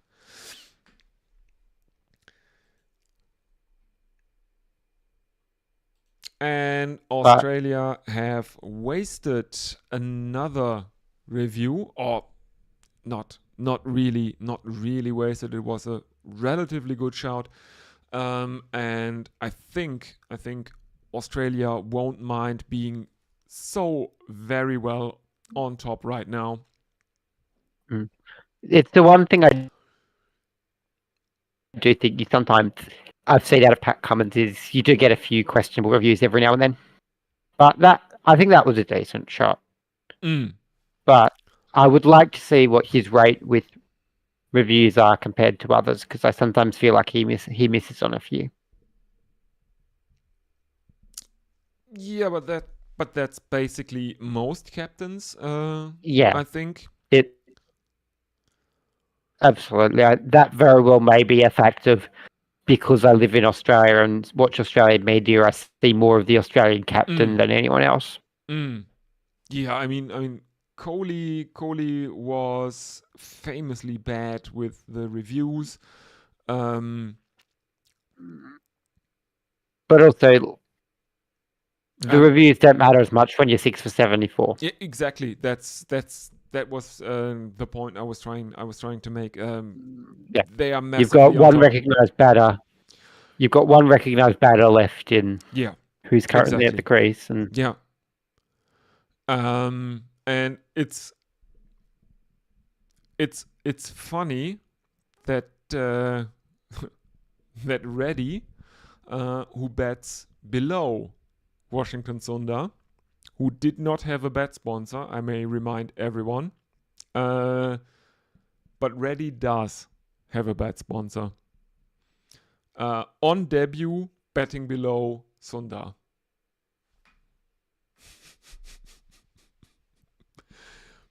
I find stuff like that really, really funny.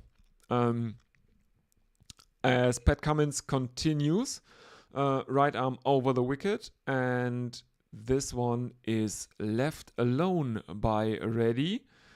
He raises his bat high above his head, and it is taken behind the stumps by Carey. No problem for him. India remain on 74 for 6. One delivery in the 33rd over still to come. There is a short leg. That's Travis Head. The moustache is unmistakable. it is certainly a recognisable piece of facial hair. Yeah. I don't know if you know that Mitchell Bring Back Your Moustache song. That's also on the Cricket Australia YouTube channel. I haven't seen that. Yeah, I will send you a link. That's really, really funny. About Australians and their moustaches. Especially because I don't know if it exists around the world. I don't think it does, but yeah, there's I will look up what it's a fundraiser for. Yeah, it's but there is a major cancer or yes. It's either testicular. Men's health issues. Yes. Movember is general men's health issues, so Exactly. includes mental health and cancer and a few other things, but raises money with that. So I remember a couple of years ago, a lot of the Aussie squad grew out moustaches for that. And didn't Mitchell Johnson shave off his moustache, burn it, and Quite possibly. and auctioned off the ashes for charity. So somewhere There are some weird things that that have been auctioned off for charity. Yeah. But somewhere the ashes of Mitchell Johnson's moustache probably sit on the mantelpiece of a very, very weird guy. I would love to meet this person to ask why. How much did they go for? I don't know. A couple of thousand Australian dollars, if I remember correctly.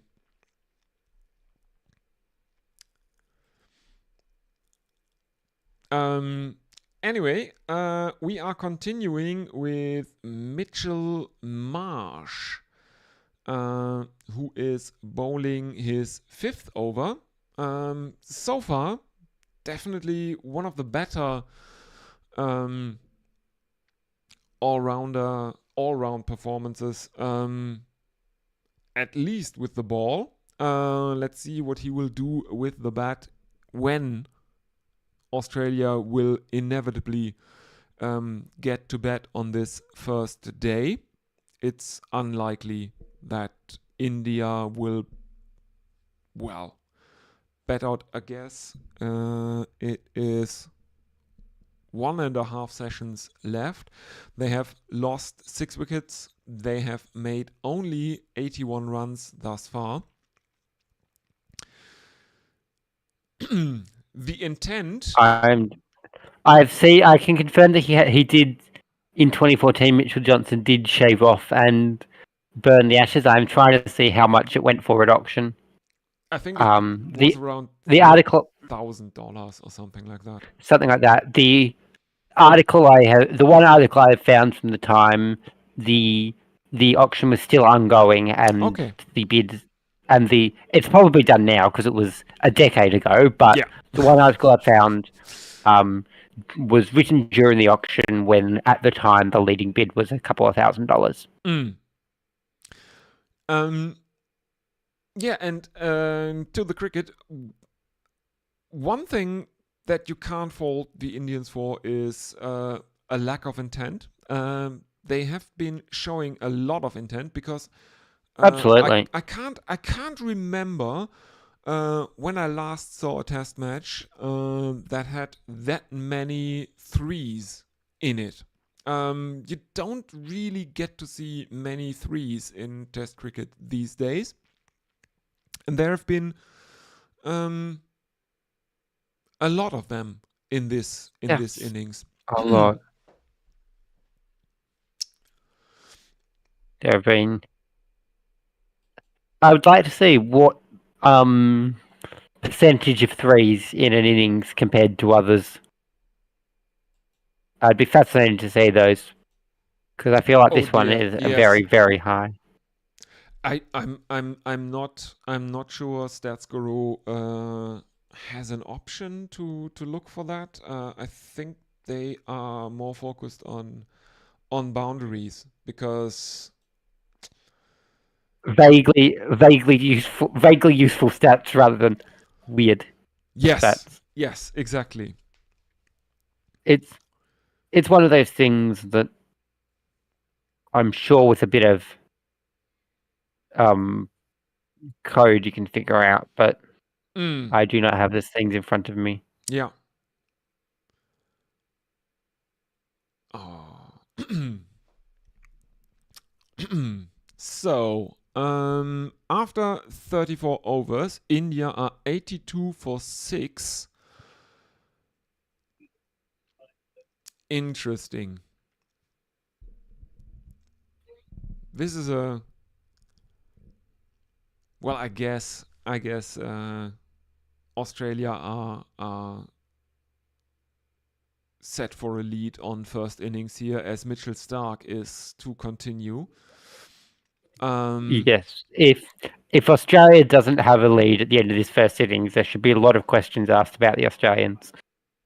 Yes. Sell the team to the Paper Street Soap Company.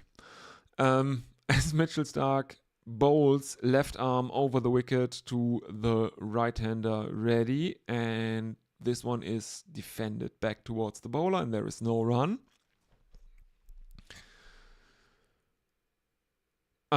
Yeah. If they don't get a first innings lead, something has gone very, very wrong for them. Exactly. Especially at home. They have the benefit of being at home, being in familiar conditions, albeit Perth Stadium's only had 6, I think, tests. 5, maybe, because of the Ashes didn't get a test. Yeah. And I think this is the second test that India play at the new Optus Stadium. They played the first test ever. That's right. Yes. And they played the first test ever there in 2018. And Exactly. The 2018, 27, something like that.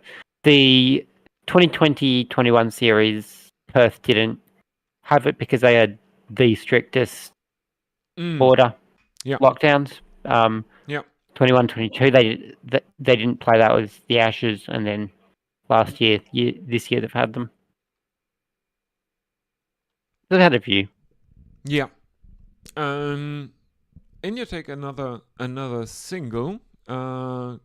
So 83 for 6 now after 34.3 overs.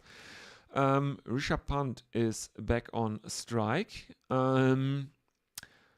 As we are seeing shots of the outside of the stadium, and I have to admit, as much as I hate the inside of the stadium because it's just a big concrete bowl, there is not much character to it. There is no pavilion, stuff like that.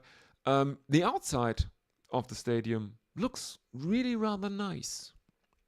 It does. It looks like, and a lovely scenery as well. But yes. I also guess the challenge is the larger the stadium is, the harder it is to actually make it interesting inside.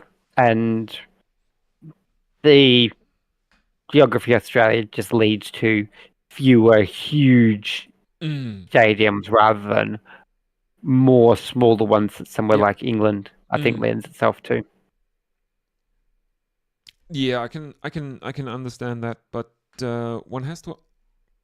I'm always asking myself, how many times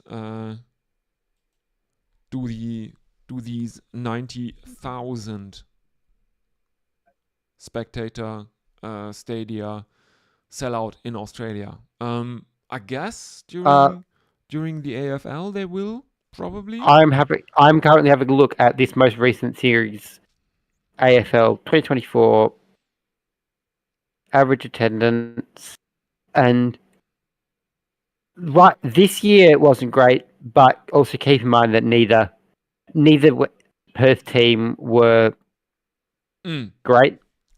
Okay. So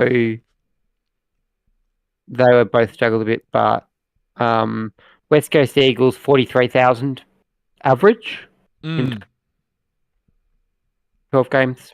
Fremantle 46,000 average home attendance. So maybe not. What's the capacity of 90,000, I think. Yeah. 65,000.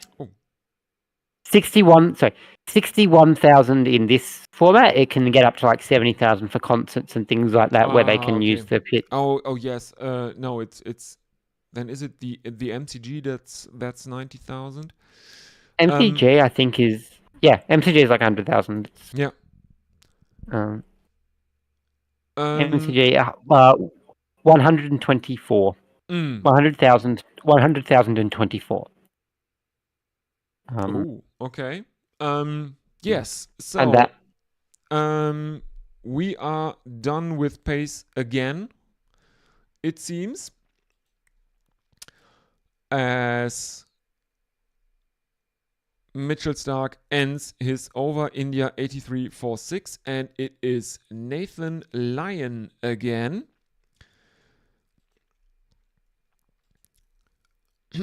Some more spin from Australia's second greatest off spinner named Nathan.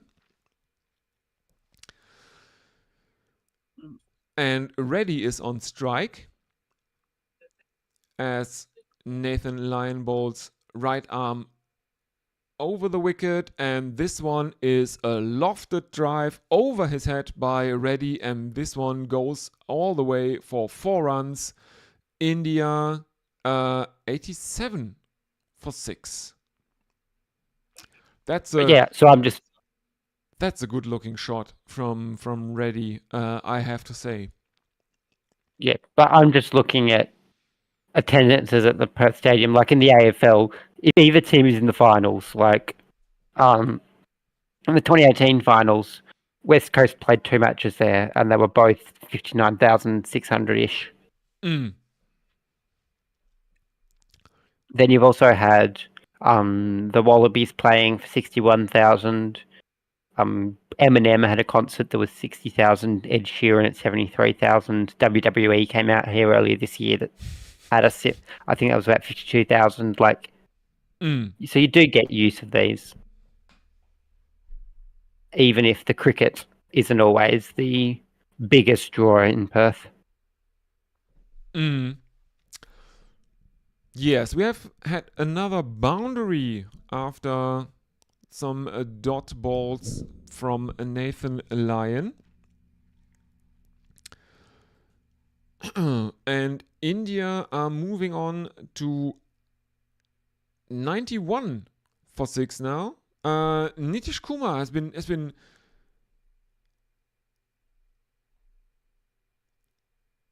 relatively briskly going along. He is on 10. Not out right now, which I think is the best strike rate in this, or amongst the best strike rates in this Indian team. It is, I would think, certainly the best strike rate amongst the Indians, amongst those who have made double figures. Yeah, he's definitely seemed to make a good account of himself on debut and made some good for himself with this situation. Yeah, and I think it's kind of well, it's not an ideal situation, obviously for the team, but for someone coming in the lower order, I think he has been given license to throw the bat, obviously, because if he does and makes runs, that's great. If he doesn't make runs, it's not really it doesn't really hurt you. So that's great for him. If you don't make runs, the fingers aren't going to be pointing at you. They're going to be pointing at the fact that the top 3 of order. your top 4 batters didn't get to double figures. Yeah, exactly. Like,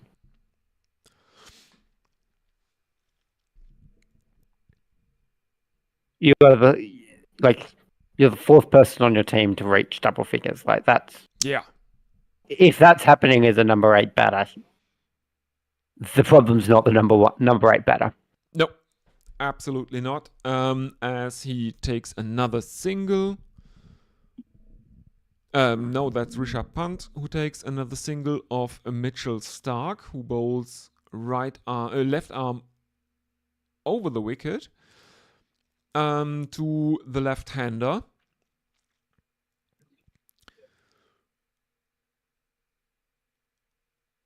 Let's see what Starc does now that he's facing the right-hander. Interestingly, he continues over the wicket. There is an appeal for a caught behind. It is not given by the on-field umpire. The DRS timer is ticking down, and I remind everyone that Australia only have a single review left. After they foolishly burned a couple. Well, not foolishly.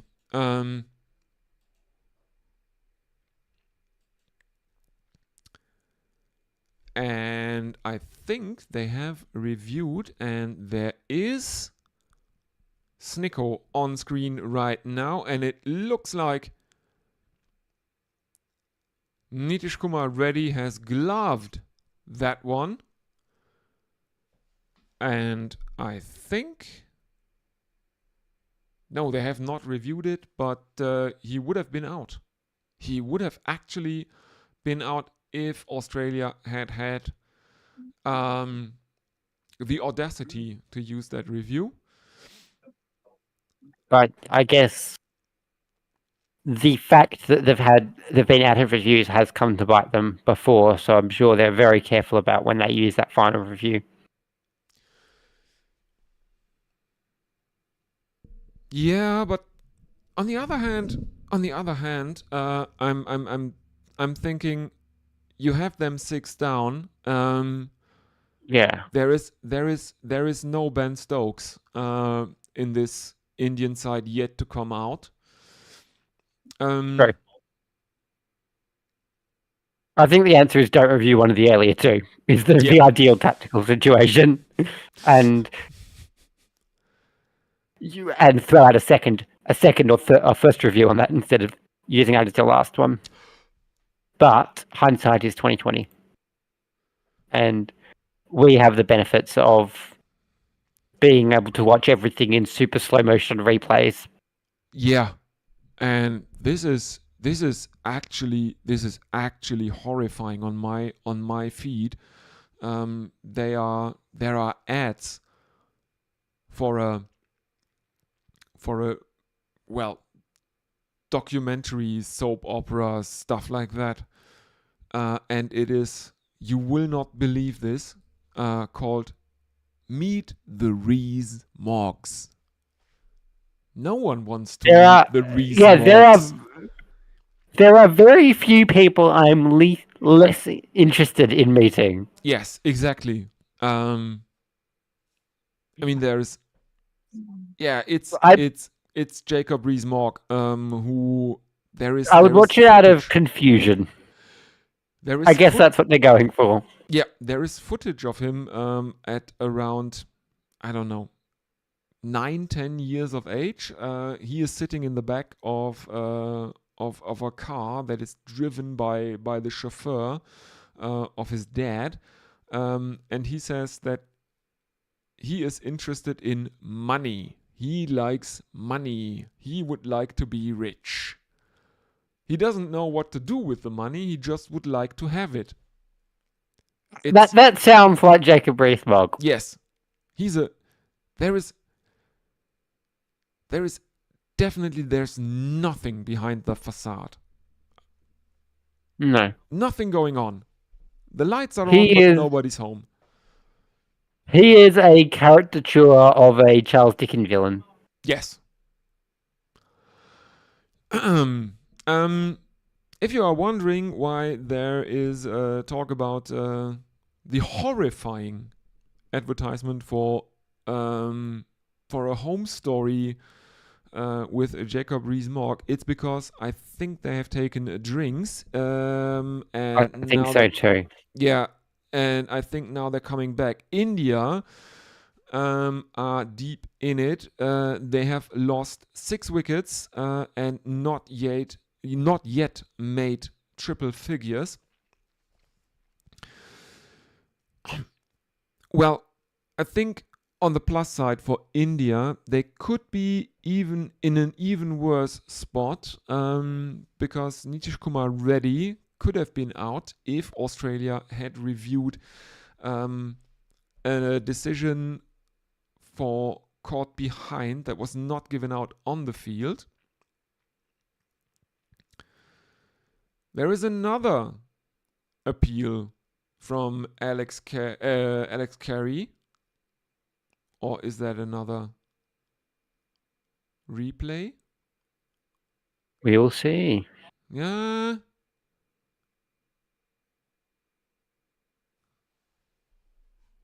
Let me have a look.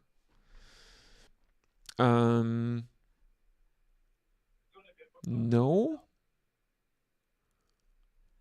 I think that is live. Yes, it is indeed live. It is not a given. Australia have not.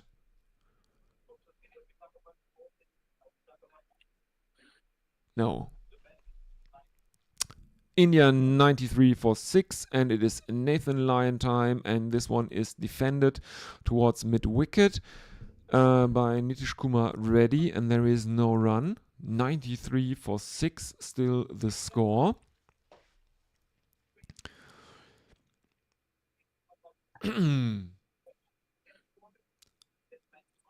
Lion coming in, and there is a reverse sweep, and this one finds the boundary from Reddy.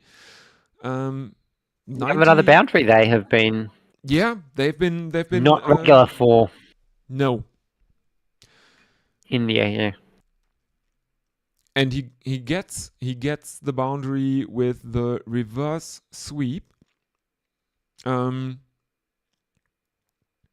It's not the most elegant of reverse sweeps. He hits his bat on the ground in the process, but they will But like. they don't draw pictures on the scorecard.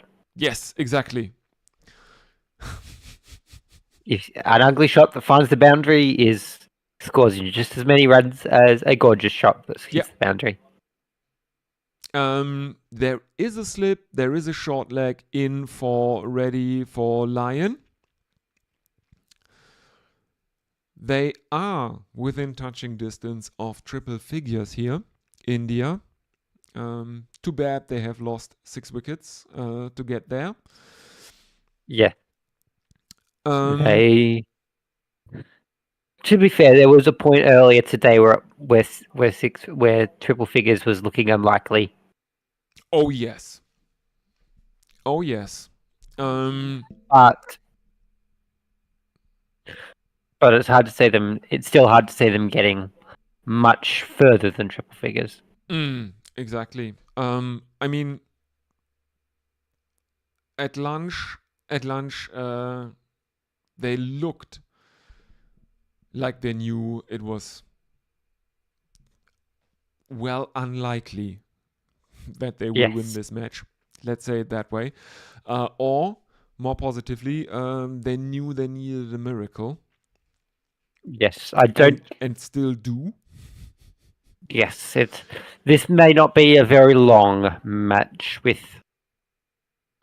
If the second innings is almost certainly going to start, there's probably a decent chance it starts before tea. The second inning, Australia's first innings here. I would, if I had to put money on it, I'd say no. But I don't think it's unreasonable. I wouldn't be that shocked if they lose 3 wickets. It's definitely not unreasonable to assume that the second innings will start before tea, but it may be the innings break is the tea break. I think is more likely. But yeah, Stark continues to Rishabh Pant, who defends it into the offside. There is no run. Even though Pant looks again willing to take the risk and steal a quick single. He has a mid-off, mid-on cover, backward square. There are 3 slips, and there is fine leg very, very deep out there for Rishabh Pant. As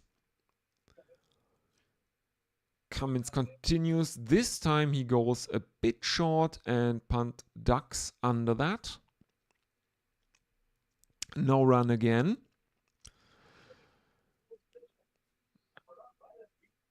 Stark. Stark, sorry. Not Cummins, it's Stark. Yes. Or Mr. Alyssa Healy. Alyssa Healy is a very accurate name.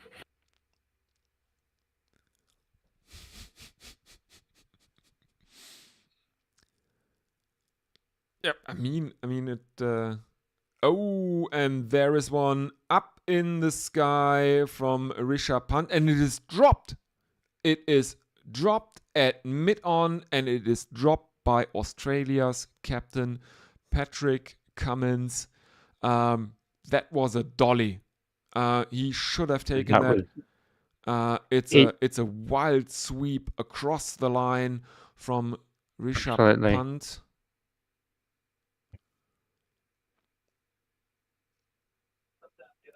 And I don't care how much you are on top in a match. You should be taking that catch. Yes, those chances should be taken. It may be too late in the match for it to come back to bite you too much, but yeah, it's You don't even want that chance. Yeah, and I mean, you could technically call it an over-the-shoulder catch, but it is only an over-the-shoulder catch because he misjudged the trajectory and had to run around 5 or 6 steps towards the boundary. Yes. It's not an over the shoulder catch like Kapil Dev in the 83 final, where he's running full speed and catching Viv Richards over his shoulder. It was not like that. The ball was, and I mean it's not that far from the pitch as well. No. He really should have made that catch. He really should have, yeah. I absolutely agree with that. So a bit of a relief for India, because if Cummins had taken that catch, it would have been game over for India. Absolutely.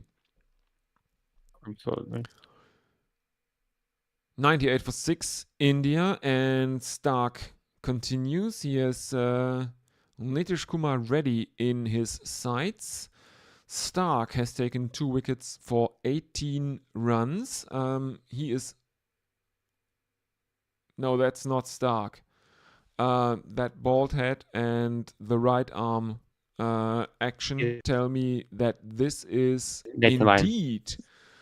Yes, Nathan Lyon. That's unless Rich Stark has decided to shave his head mid-batch and learn to bowl off spin. Yeah. I mean, I guess... well, let's be charitable. If that is the case, he's a very, very good Nathan Lyon impersonator. Yeah. And there is another reverse sweep by Nitish Kumar Reddy of Nathan Lyon. This time, he can't beat the fielder to the boundary, but India take a couple of runs, and that means that India are in the 3 figures, 101 for 6 after 39.2 overs. Next delivery is a dot ball. And the on-screen graphics are absolutely confused because there is a right-hand batsman. The on-screen graphics say that is punt, which it definitely isn't, because punt is not a right-handed batsman. Now they have gotten hold of things. Two dot deliveries.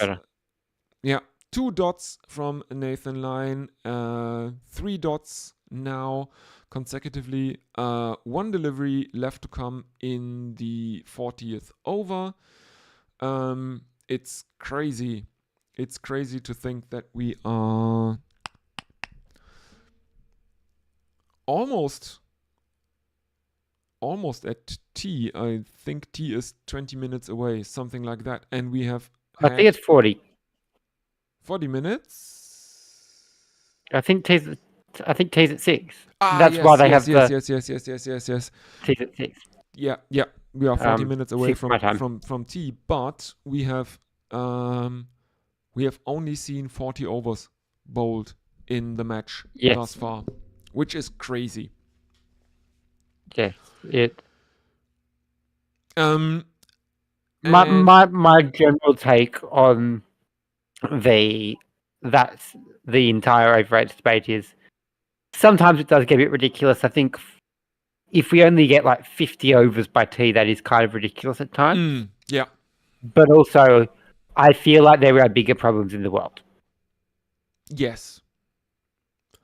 And I mean, and even with cricket.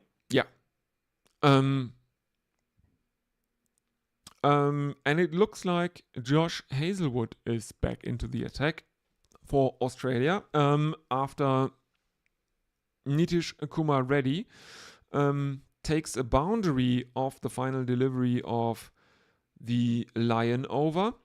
Again, with a reverse sweep. He really makes that work for him.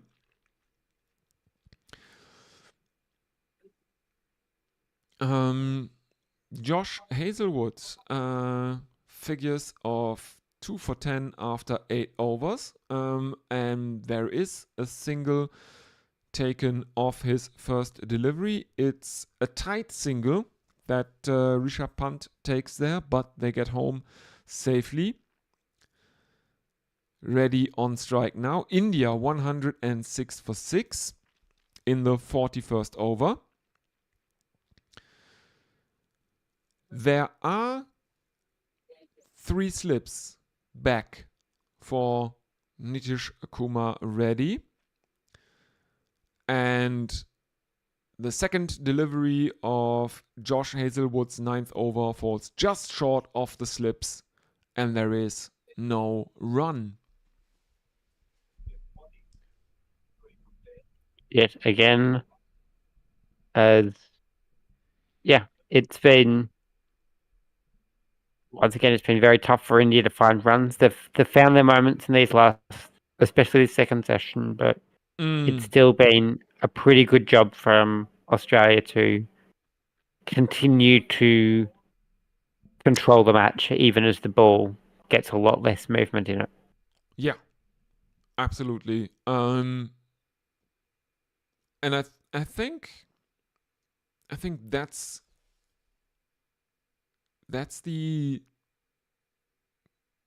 what will haunt the Indian top order this evening.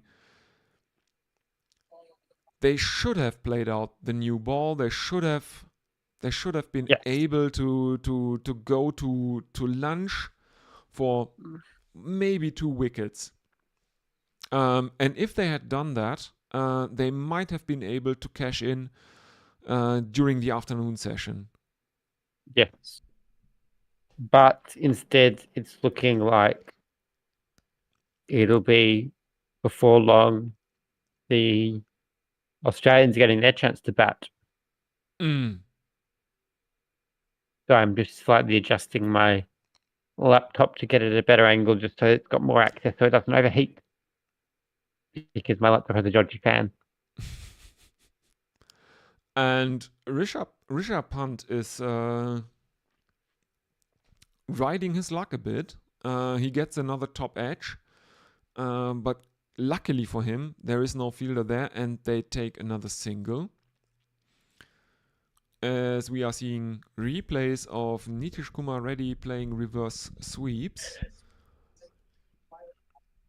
He is back on strike. He is on 22 of 34. He is 5 runs away from being the highest scorer.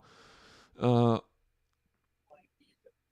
the second highest scorer for India, because Pant has gone on to 30 from 63.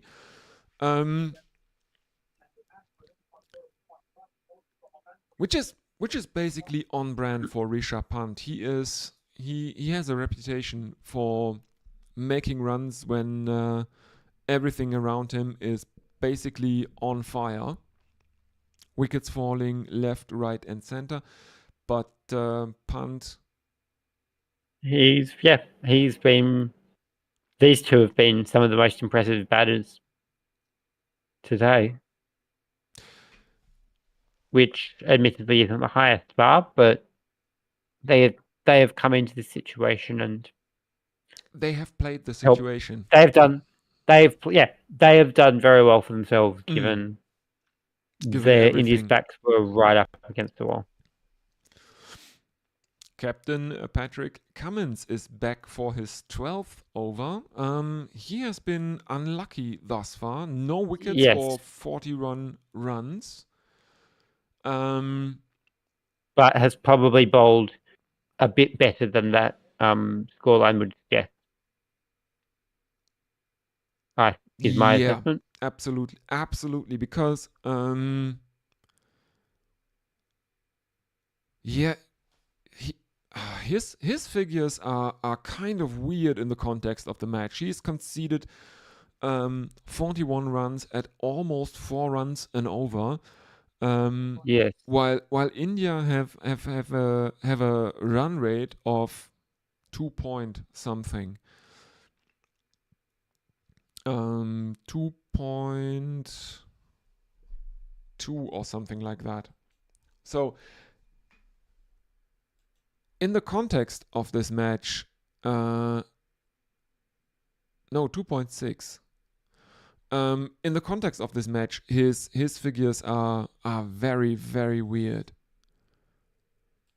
Because I don't think he bowled that badly. No, he's not bowled that badly, but cricket is a funny game sometimes. Yes.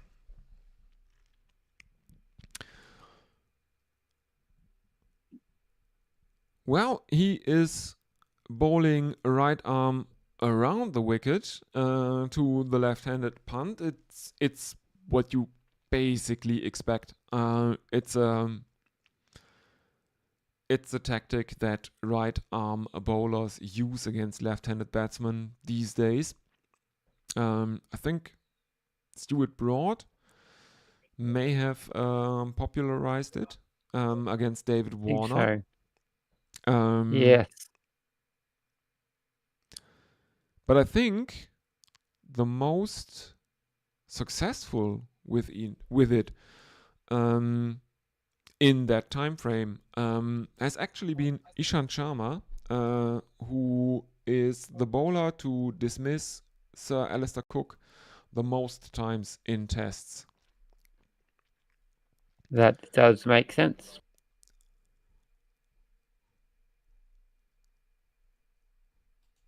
I think Ishant Sharma dismissing Alistair Cook is up there at least in the top 5 of most dismissals by a single bowler against a specific batsman.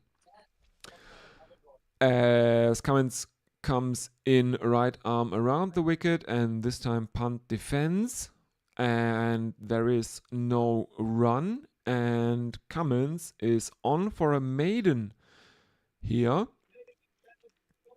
No run from the over thus far.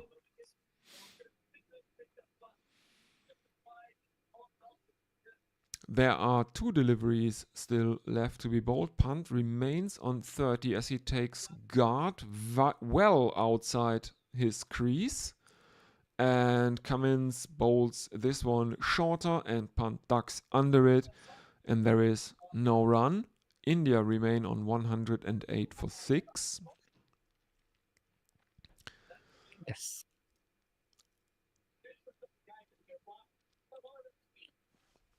It's been a small celebration here for India in an innings that hasn't had much to celebrate. Yes.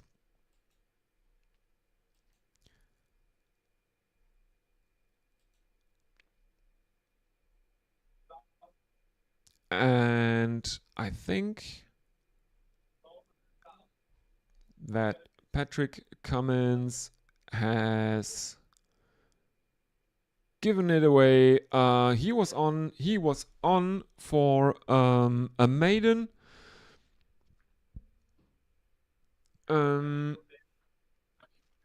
But punt clobbers him for the first 6 of the match over deep backward square. It's a pull shot that ends with Rishabh Pant on his back, almost kicking his stumps out of the ground because he falls over in that kind of a swivel pull. Hmm. But it brings us the first 6 of the match. And India move on to 114 for 6. Reminder, everyone, if you are listening, if you want to get in touch with the stream, you can use social media over there, or you can obviously use the YouTube chat. We would love to hear from you. Yes, we absolutely would. I am just looking at Blue Sky. There are apparently some mentions, but Anth, did something happen to the Discord? I came home from the shops and the server had disappeared. No. Did you kick him from I'm the server pretty- accidentally? No, I didn't delete the server. I still have it here. I think you might have accidentally kicked him out of the server I have kicked. when you kicked him from the channel. Oh, I will have a look at that. Oh, sorry, Anth. If I actually did that, I am very, very sorry. That is, I thought I kicked you from the conversation. Yeah, I think it was he's not it in the was server apparently. if that is the case, that is absolutely my bad, mea culpa. I'm sorry. I was just I had to throw you out of the voice channel because we were getting a lot of your audio that was obviously copyrighted. Not, yeah. So I'm sorry. I will do that during. I will look into that during tea. I'm sorry. We've had tea's probably not is what, half an hour away. Yeah, exactly. Half an hour away tea, and I will look into that. As Hazelwood is continuing, and he is being taken for boundaries now by Nitish Kumar Reddy, who hits the fourth delivery for 4 runs. Fittingly enough, it's a relatively straight drive, and Hazelwood almost stops it.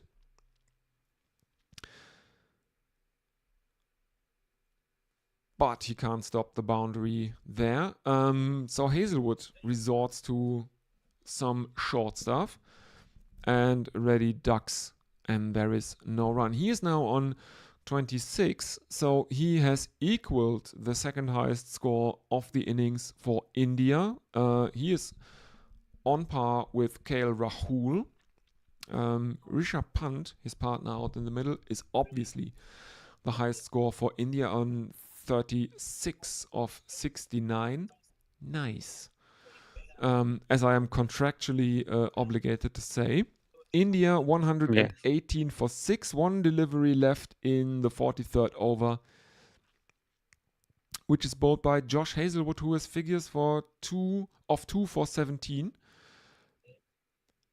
And this one is played back straight towards Hazelwood by Nitish Kumar Reddy, and Hazelwood threatens to throw down his stumps, but there is no run.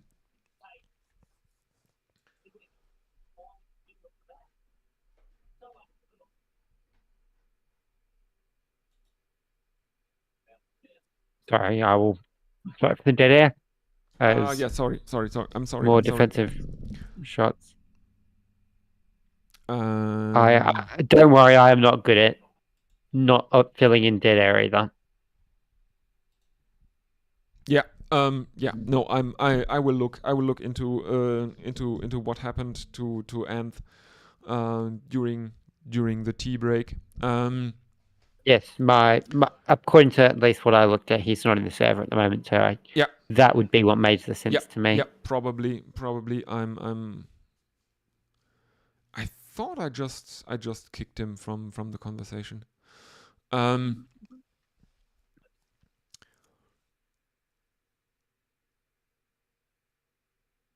Yeah.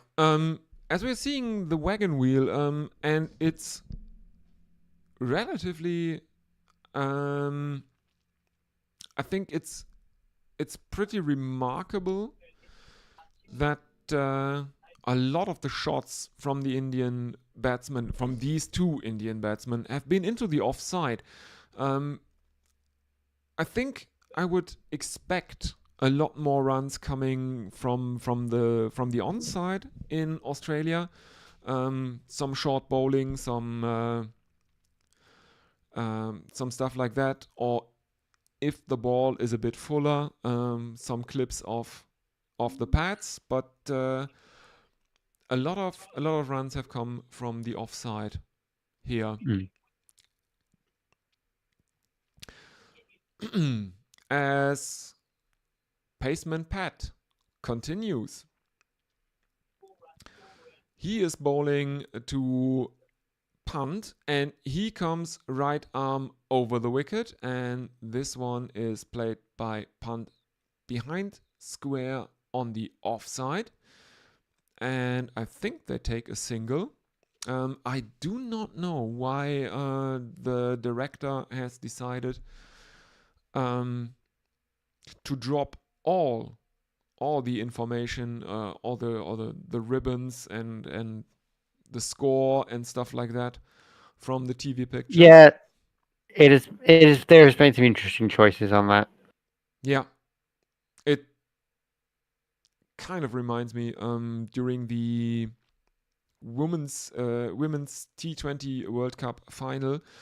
They were also doing some really interesting stuff with camera angles and with showing replays, but from different angles, without making clear that they were showing replays, which was hell of a confusion. It messes with you. Yeah, it messes with you. It really does. I mean, it's okay if you replay something that you have shown before. Replays are good. Yeah, but if you have the delivery, and then there is an ad break, and after that you are showing the same delivery but from a different angle, and you're like,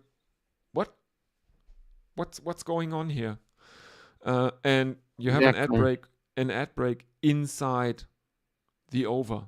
They can't even wait to let the over finish before getting in some more advertisements. Anyway, Cummins thus far has conceded 2 runs from his 13th over. India are 120 for 6. There is a wide called on the field by the umpire at the non-striker's end. This one is, I think, for height. Yes, absolutely for height. It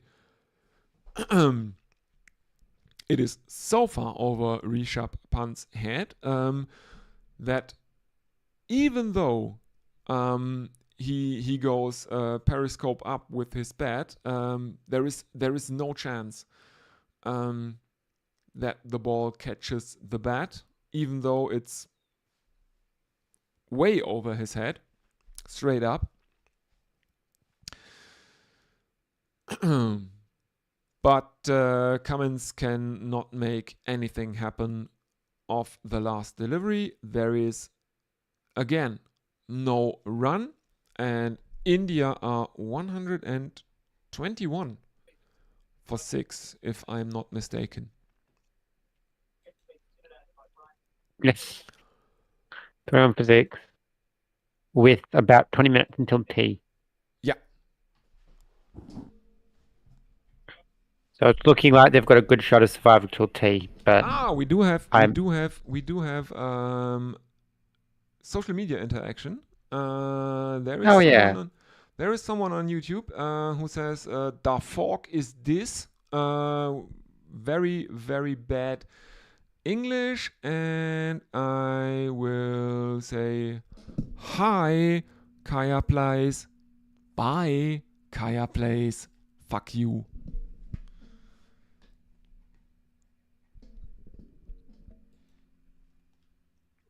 that is more interaction than we've had for a lot of today, to be fair. Yeah. I think it one of the things is that well, this channel is based in Europe, and so probably a lot of the people who have subscribed to the channel are, one would assume, based in a similar time zone. So yeah. Yeah.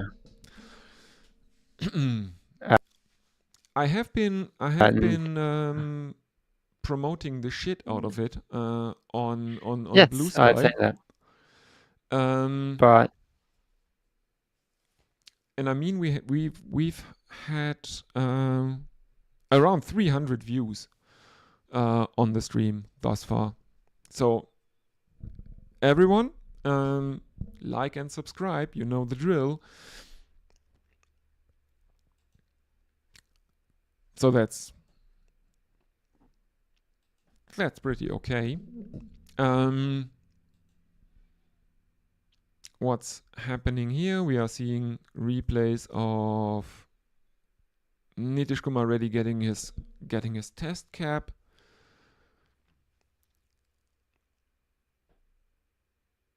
And then we have Hazelwood bowling his 11th over. He has taken 4 wickets, so he is on for a 5-er here, possibly. First 3 deliveries are dots, though. Now the 4 first deliveries of the over are dots, and India remain on 121 for 6. There is a bit of an appeal for a caught behind, which is not given, as Reddy is playing kind of an attempted uppercut while jumping in the air. in very fascinating shot, that one. Yeah, it's a pretty good one. 5th delivery is also a dot ball. This one is more towards the leg side, and India remain on 121 for 6.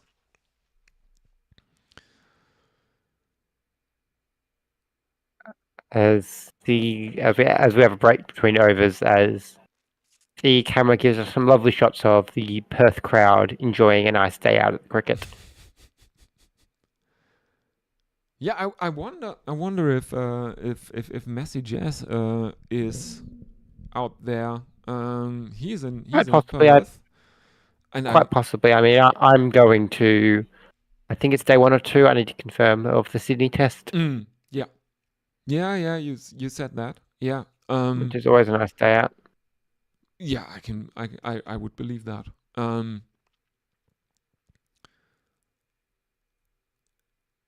And I mean, as much as people complain about the new Optus Stadium, Messers said that people that clamor for the old Waka back, they are viewing it through rose-tinted glasses, because apparently it was freaking hot in there. That makes sense. Yeah. And this one is apparently much nicer from a climate or temperature point of view. So, and even just how I think the other advantage of the big ring is that you're in the shade a bit more. Exactly.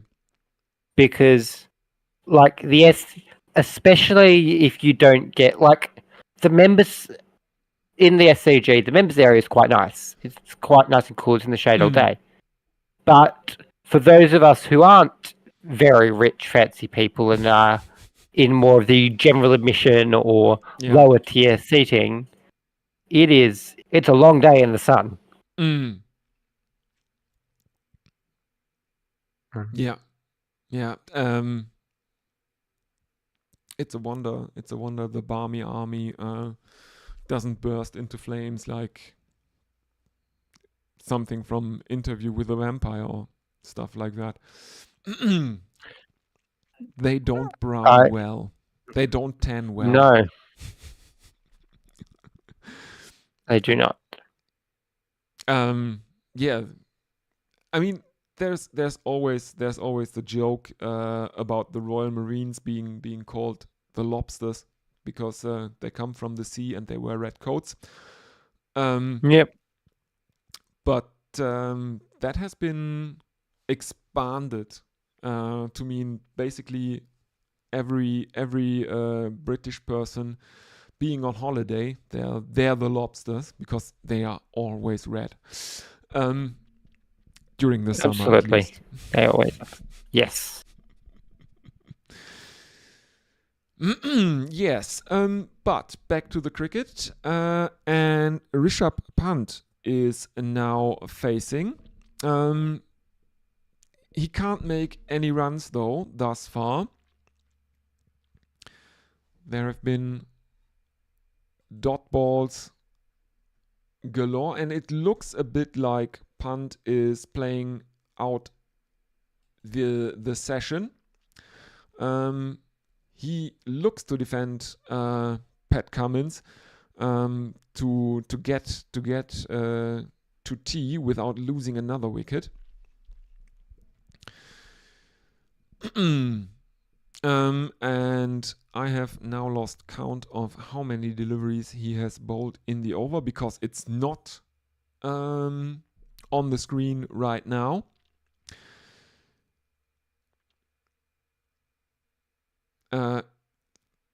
Anyway, here comes Pat Cummins, right arm over the wicket, and this one is bowled across Pant, who leaves that alone, and there is no run.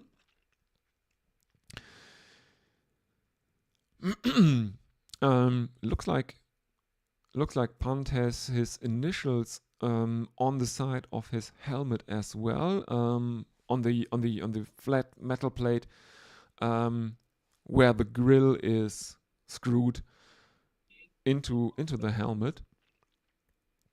It says RP. As Cummins comes in, right arm over the wicket, and Rishabh Pant tries a helicopter shot, but it takes an outside edge and it is caught at second slip by Steve Smith. And India have lost a 7th wicket, 121 for 7 now. Yes, it is more and more looking good for Australia as Rishabh Pant is, as we were just as we were saying, he looks like he's going to bat out the session. Yeah. Of course, we put the commentator's curse on him. Yeah, absolutely. And I mean, he looked like he was going. He was trying to bat out the session to steady the ship as much as possible. And he's done a good job. Yes, he filled his role really well. Yeah. Here today. But I mean, he is the top scorer for India in this innings. Yes. But that was a bit. I think that was a bit unnecessary. He has been out there for in absolute terms not really yes, a long time. But he has been out there for the longest time in terms of deliveries faced for any Indian batsman. Yes, he is. Eaten up a 145 good chunk. deliveries. Yeah, he's played out a good chunk, and you would think that after 145 deliveries faced, he would have gotten his eye in. And that one was a really unnecessary shot. That cost him his wicket, I think. That also means that we have Harshit Rana out in the middle, another debutant. He is a right-hander. As we were saying earlier, he averages around 40 or north of 40 in first class cricket, actually. So India probably hoping to get some lower order runs from him, and Yes. we can say that he will not register a duck in his first test innings because No, he is. yeah. Both. It may be a good day to be a test debutant so far, at least for India. Yeah. Nitish Kumar Reddy, as a reminder, is also on a debut today, and he remains not out in the innings. He is now the second highest scorer for India, having surpassed KL Rahul. Or am I missing something? Yes, I believe that is the case. And also, Nathan McSweeney's also taken a catch today, so multiple debutants have had impacts. Yeah, not bad at all. Not bad at all. Josh Hazelwood has figures of 2 for 17 from 11.2 overs, and I think he has conceded around 7 or 8 runs since he last took a wicket in the match, and there is the first boundary for Rana in Test cricket. He takes 4.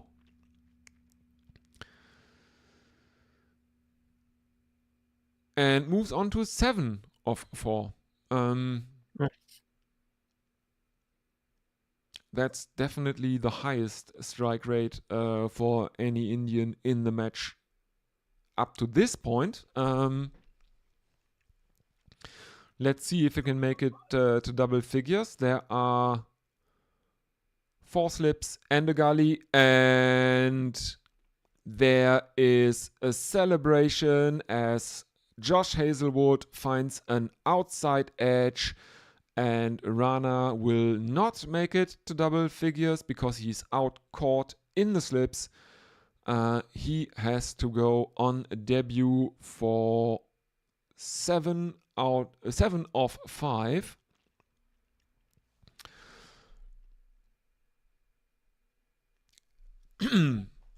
That's a relatively short delivery. Oh, have you seen that catch? As it is, Jasprit Bumrah and Mohammad Siraj are the only two left, as Jasprit Bumrah will come out. Yeah, but the really interesting thing was that catch, because it went to gully, which was, I think, McSweeney. He tried to grab it, missed it, kind of. It ballooned up and was taken by, I think, Labuschagne at 4th slip.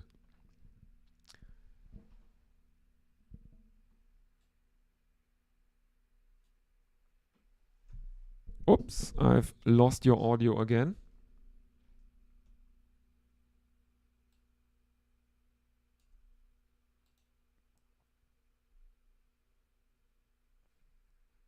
Jess, can you hear me? I have lost your audio.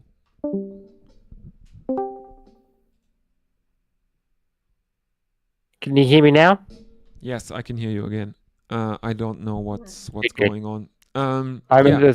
I remember there was a particularly fun WBBL multi-person catch a few years ago now. It might have been 2021 Mm. or 2020. Yeah, those That- those multi-person juggling catches are always the best ones, aren't they? Yes.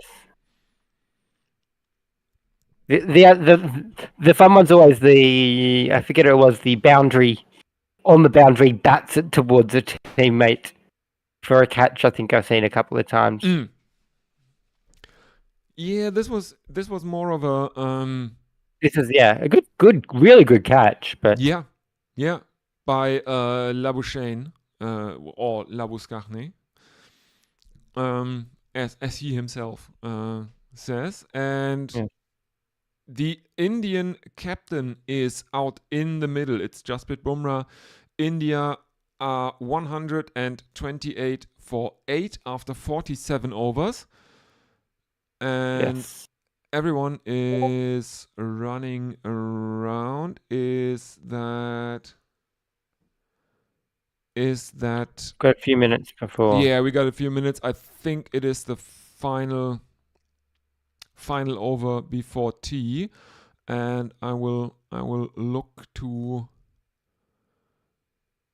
re-invite and into the Discord during tea. And if you're listening, and I'm sorry, I'm really sorry. It's not, that was not intentional. I just wanted you. I just needed you to get out of the voice channel. And not out of the server. I'm sorry. I'm very sorry. Anyway, Captain Pat Cummins to bowl what we think will be the final over before tea.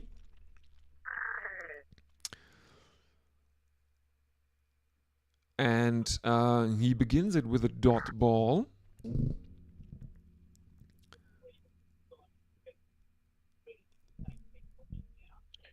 As we might get another over, and depends on how quickly these last few balls come. Do we? Okay. We might.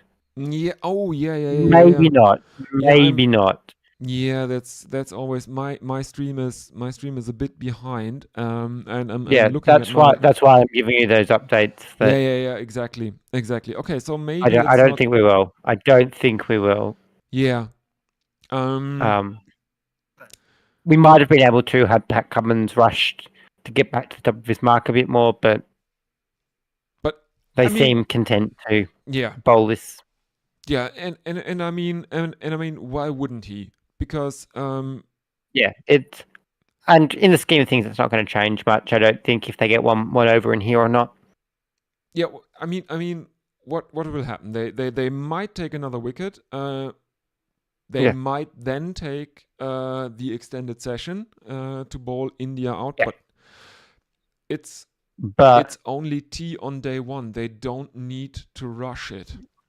Yes, tea on day one with a very nice forecast. Yeah, exactly. I expect at best or at worst one match to be rain affected in this series. Yes. At this point, yeah. This is not going to be a test. I don't think this is going to be a test where time is much for consideration at all. No. I don't think so as well.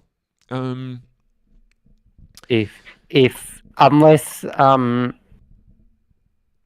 one Australia has a very slow, very low scoring innings or something like that. I feel like with Australia almost certainly batting by the end of the day, we will have, and that should be. I'm just seeing it's ticked over to 6 p.m. Mm. on my computer with Yep. Pat Cummins yet to bowl the final ball. So this should be This the should last ball probably before lunch. be the end of the session. But I mean, India have lost another 4 wickets in the session, and they have made. Let me have a look. How many runs have they made in this session? Not that many.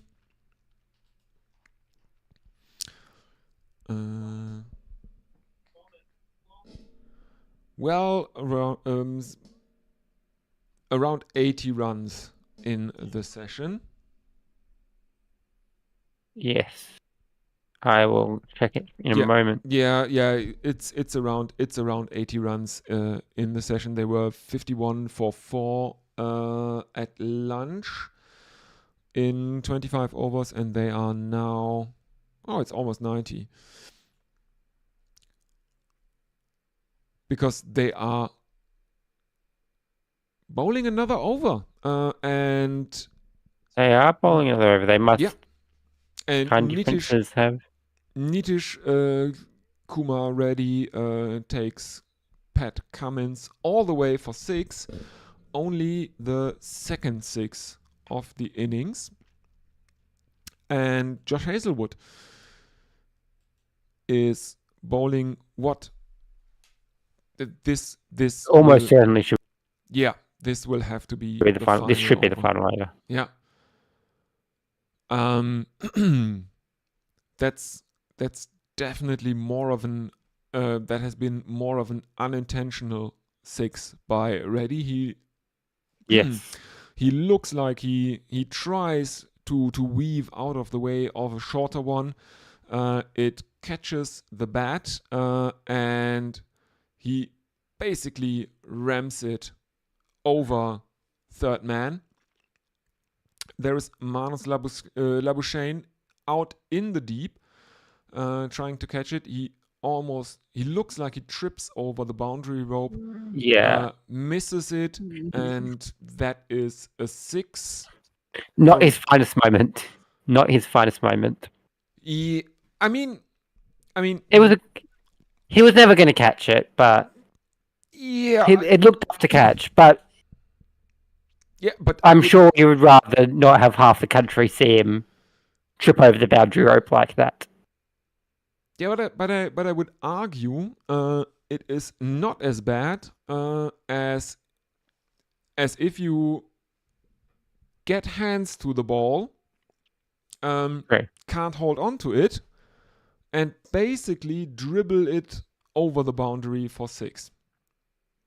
True. We have definitely seen that too. Oh yes, I think Nathan Coulter-Nile did it in 2013-14. Yeah, I wouldn't be surprised. Sorry, I feel like I'm being really dull here. Yeah, as we are seeing a breakdown of Josh Hazlewood's length, he has been relatively consistent with his line. He has bowled in line Absolutely. with the stumps or to the outside off stump. There is one delivery that pitched leg side, but what's a bit less surprising is that he has erred short, or tended to bowl relatively short. As he has figures of 3 for 23 from 12.2 overs.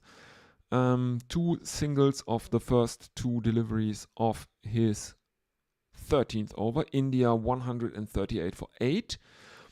Bumrah is on 2, Reddy on 35. As Hazlewood comes in again, and there is a swivel pull from Jasprit Bumrah that goes all the way for 6 again.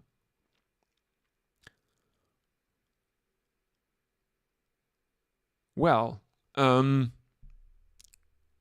we say this is a captain's knock yet? We'll see. Yeah, no, that is definitely a tail enders 6. Yes. This shot, because he goes for the swivel pole, but he only gets the top edge to it. Yes. And by the grace of God, it flies over the boundary for 6. Next one, he tries something like that again, but misses it, and there is no run. India are within touching distance of 150. As with that, another attempt out to the boundary, but this time not as successful, as it is caught. Jasprit Bumrah is out, and we'll now see, are we going to extend the session or not with India 9 down? Yeah, exactly. Let's have- Exactly. That's the interesting thing, and I mean, they should probably do it. I mean, why? I mean, why not? The only batsman left in the shed for India is Mohammad Siraj, and he's one of those I'm here for a good time, not a long time batsman. Yes. Um, But Reddy very well may end his first test innings without getting out here. Yeah. And be able to claim, at least temporarily, an infinite test average. No, that's not true. It's not an infinite test average, it's an undefined test average, because the division by 0 is not defined. Yes. We can get it in one of the two. It's either way. It's very impressive. Yeah. No. All good. It's just And the technicalities of yes, stuff like those stats. yes, I'm usually a very much technicality based person, so I totally get that. And they have extended the session. And that wicket means the session will be extended with India 9 down up to an extra 30 minutes, I think. Oh dear. This might be fun, but it also means that Nitish Kumar on debut, may I remind everyone, on debut will have to manage batting with the tail, and with the tailiest of tails, the most tail ender, one of the most tail enders Yes. that is in world cricket today, in test cricket, men's test cricket today. As I assume you'll get to it in a moment, but we have just had Usman Khawaja put down what would have been, was it Khawaja? I will say, well, I'm sitting, the sunlight is currently reflecting off the TV screen, so I can't quite see face as well, but I believe that was Khawaja putting down what would be the inning ending catch.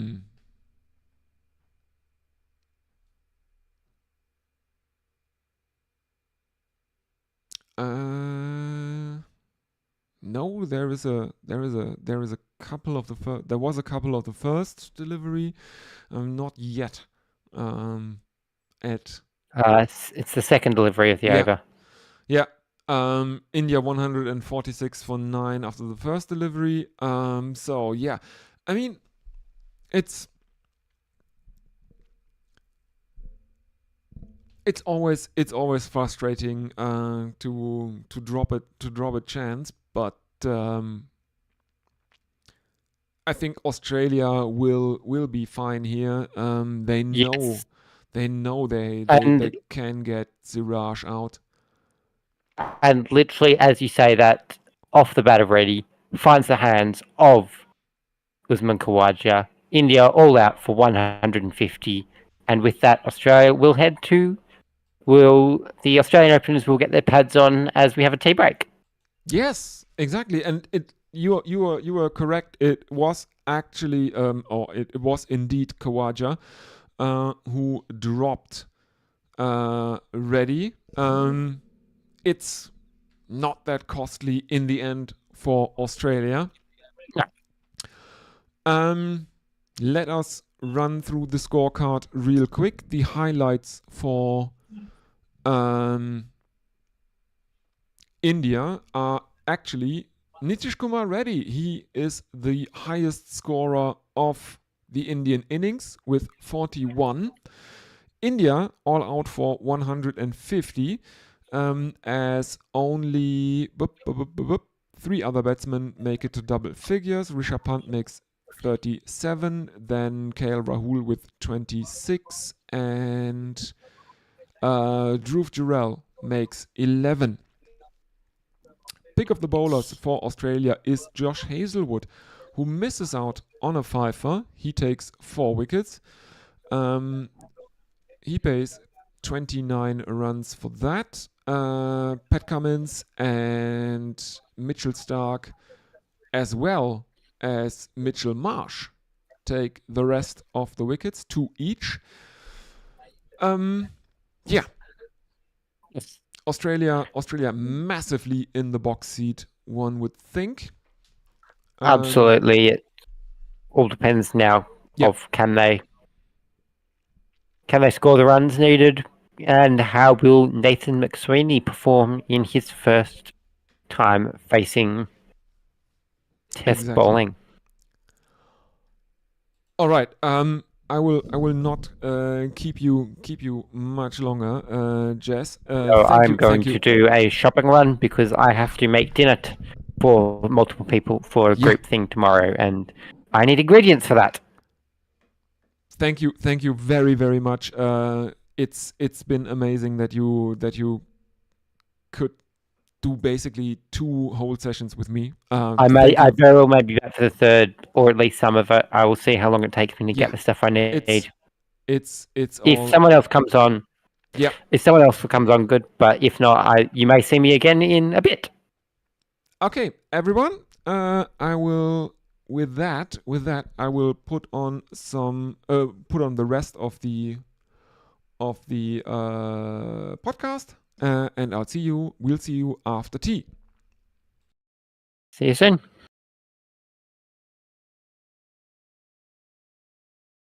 There we go. Hey.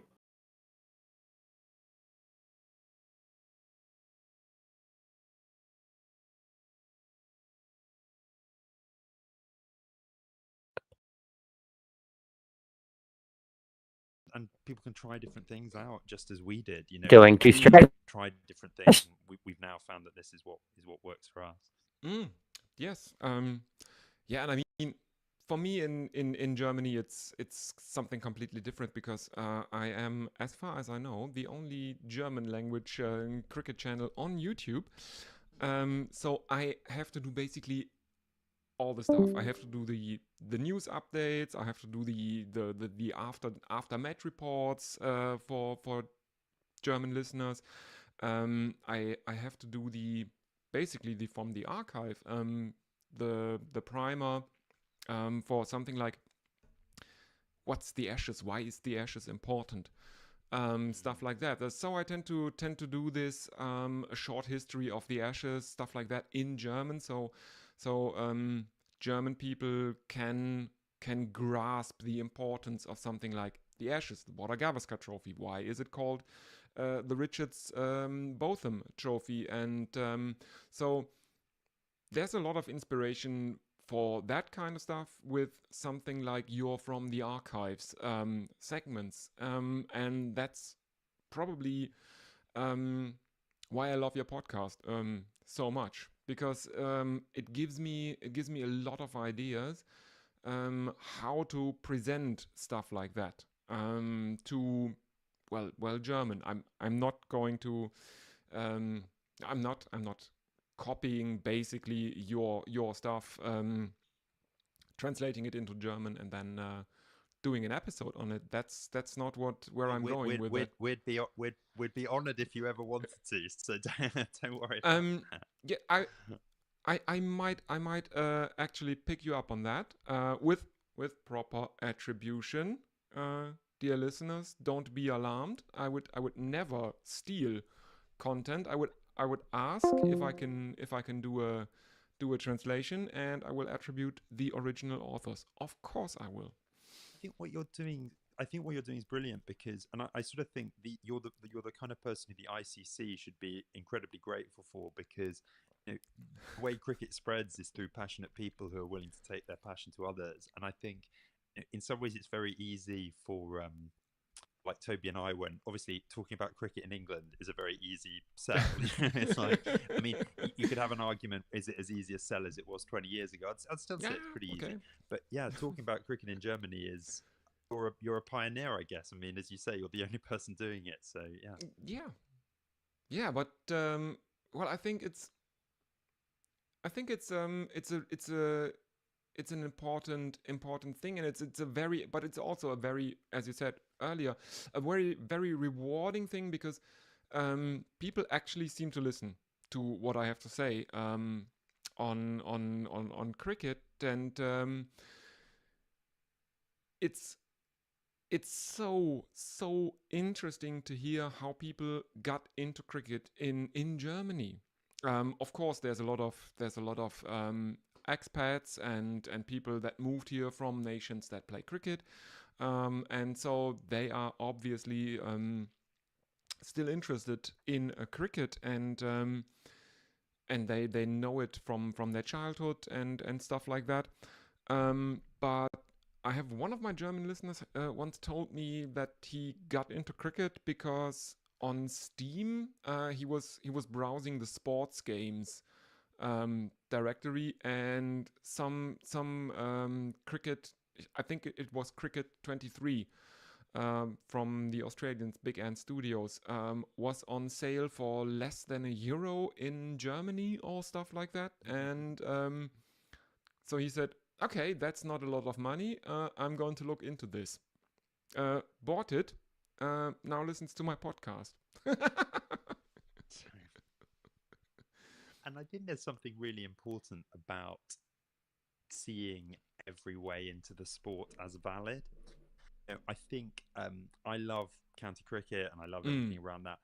But I also think there can be this danger when you can get into like old-fashioned notions of, oh, you know, I'm a Yorkshire fan, my granddad was a Yorkshire fan, and it's like, okay, great, you've got your heritage, you've got your thing. But for me, that's the person who finds cricket video game on Steam, you know, for less than €1, they're all valid. Everyone has their way in. And I also often think people like yourself following the game, a country that does not have the natural historical associations from it, it's harder work, isn't it? I mean, everything's just harder. You're having to, I suppose in the era of the internet and streaming, it's easier, but you know, to some extent, I suppose for you it's different because you do speak English, but I suppose if you're a German who's not comfortable speaking a language that's cricket's discussing. And I mean, well, there's a let's get into this piece by piece. First of all, of course, it's a bit more hard work to get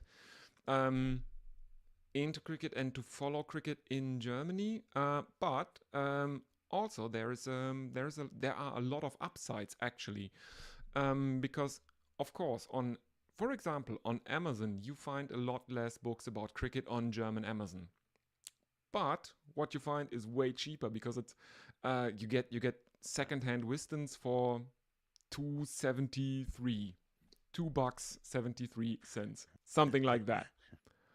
I recently got the 2006 Ashes Wisdom, which is the one that contains the 2005 Ashes, for less than €1 because it was second hand and probably bought up by someone who buys up library collections in bulk from people that died, and doesn't know what's this, how much is this worth. Yeah, I'd put it for $1 on eBay or on Amazon. It's okay. So there's an upside as well. Yeah, I can see that. Yeah, and I guess, I mean, maybe a closer community because it's a smaller community. I mean, if you're a German cricket fan, I mean, do you say this must be very hard to get a clear reading on, but would you say it's a growing game within Germany now, or is that just too impossible to put Absolutely. a finger on? It's absolutely growing in Germany.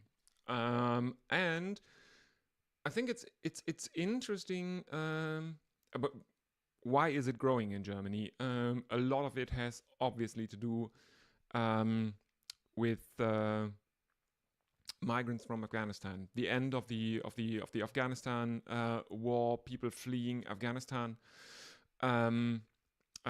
people that come here because they helped the German army during the Afghanistan war, the interpreters and support personnel, stuff like that.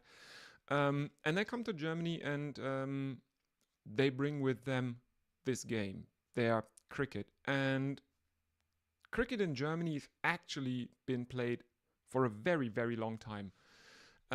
It started in, I think, if I remember correctly, mid-19th century, was brought here by English students. Then, during the Third Reich, former England captain C.B. Fry actually tried to convince Hitler that Germany should pick up Test cricket as a national sport. He got as far as Joachim von Ribbentrop, who was Secretary of State at that point, the famous Molotov-Ribbentrop Pact, that guy. But Hitler shot that down because he didn't think that any sport requiring protective equipment would be fit for the German people, who are famously made of Kruppstahl. So that was shot down, and after the war, C.B. Fry was severely censured for trying to increase the links or the partnership with Nazi Germany. Then in the 80s, it was basically revived at universities because people got into it, this weird game, and suddenly found out that there's something here. But that was very, very basic, a bit grassrootsy, an oddity in Germany. And since the Afghans have been coming to Germany, they and a lot of IT specialists, let's face it, from the subcontinent, they are the meat and potatoes of German cricket, obviously. But there is also, I think, there's a growing interest among Germans because they see these people play their games on matting wickets out in the parks, and people stop and look at it. And I think it's a very, very good way to integrate people that had to flee from their home country, had to leave everything behind, and all they can bring with them is this game, this very, very English game. And integration is not a one-way street, I think. So if it brings people into a conversation, I think that is very, very important. And I think this is one of the things that we have to face, because if you immigrate into a country, integration doesn't mean that you give up your identity. It means that you also add something that you brought with you to your new home. And cricket can be that thing for a lot of people fleeing from Afghanistan. And of course, very, very important in Germany now is the fact that cricket will be included in the Olympics in 2028, because that means we can get state funding for the board. Right, I don't know why. Camera has just Yeah, that means we can trying to fit. we can get state funding, because there's a stupid rule in Germany that only if your sport is recognized by the IOC as an Olympic sport and is currently on the program of the Olympics, only then can you get funding from the government, from the Ministry of the Interior. I think Germany's not alone on that, is it? Because I have to say, I originally was always a little skeptical of the idea of cricket at the Olympics, just from a really basic point, which is I always liked this idea that the Olympics was for those sports where it was the pinnacle of that sport. And I thought, oh, it's a bit greedy cricket getting in on this, given that, cricket has so many other big things. But I think one of the things that really won me round was I heard exactly your point that so many countries where you're trying to build the game. Yes. If it's not the Olympics, then it's almost invisible. Your point about the role of cricket in sort of bringing people together. I mean, one thing I feel really strongly about, I don't really play at the moment, but having played, a fair bit over my life, I think there's something so valuable about being part of a team that you haven't necessarily.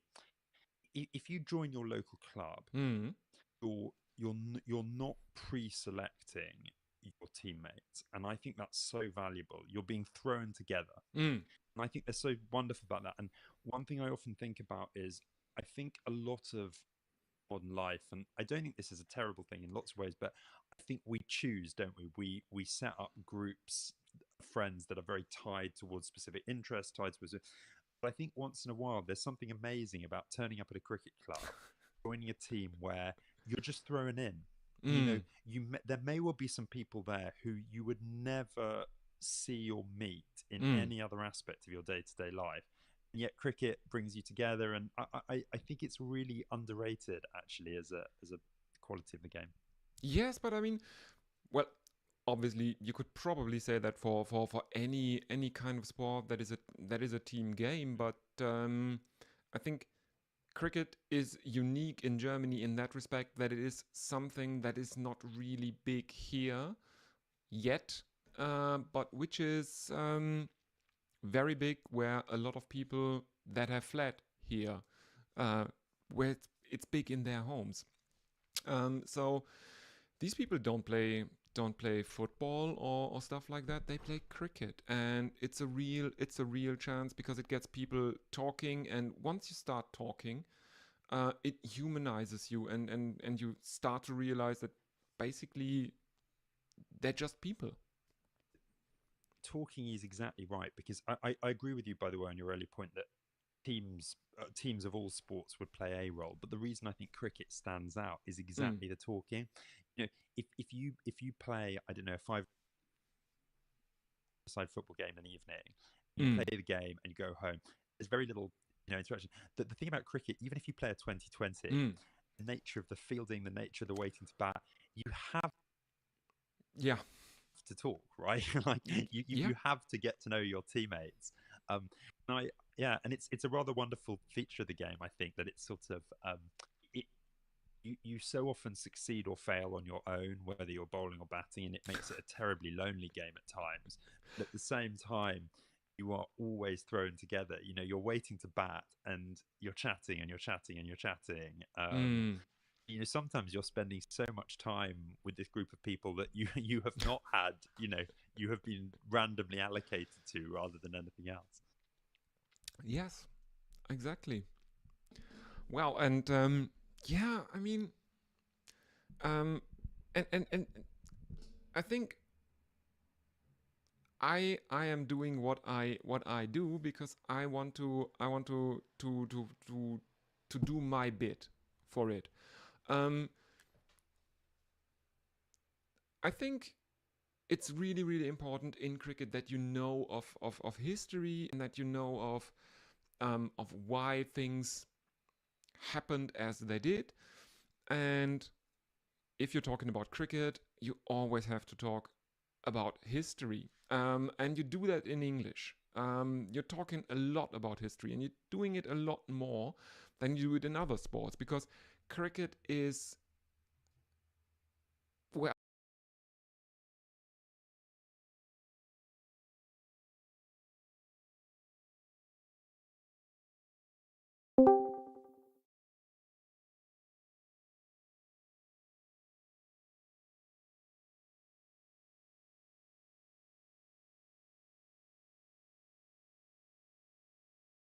and we are back, everyone. Sorry. I'm operating on very, very short rest, as they say in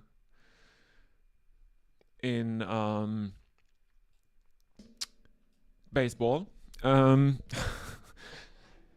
I've had a good I don't know, 3.5 hours, 4.5 hours of sleep last night, because I was doing some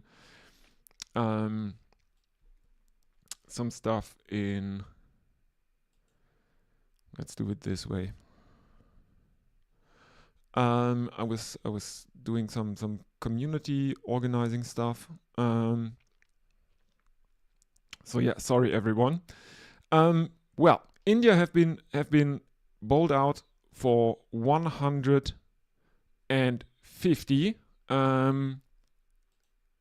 inside 1 and 1 extended session. Australia now have the Indian batting lineup in their sights. Jasprit Bumrah, the captain for India, is opening the bowling.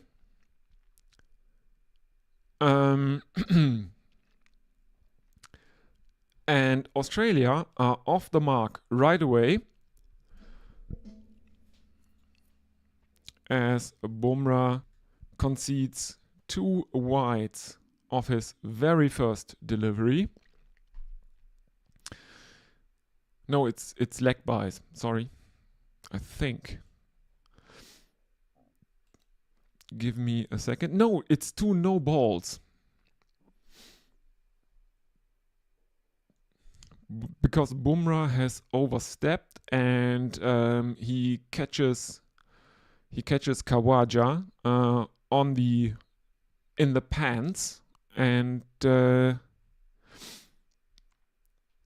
that means Australia are off the mark before a legal delivery has been bowled. Well, sorry for the kind of for some technical difficulties this morning. As I said, I've not slept that much. Some things I want to address. Friend of the channel, Anth Condon, said that Cummins looks unplayable, and yeah, I get what he wants to say, but I think the problem here for me is the fact that the Indian batsman couldn't play anyone, and more generally speaking, I think the problem is that if the batsmen look really, really out of their depth, it kind of takes away from the bowler's achievements, because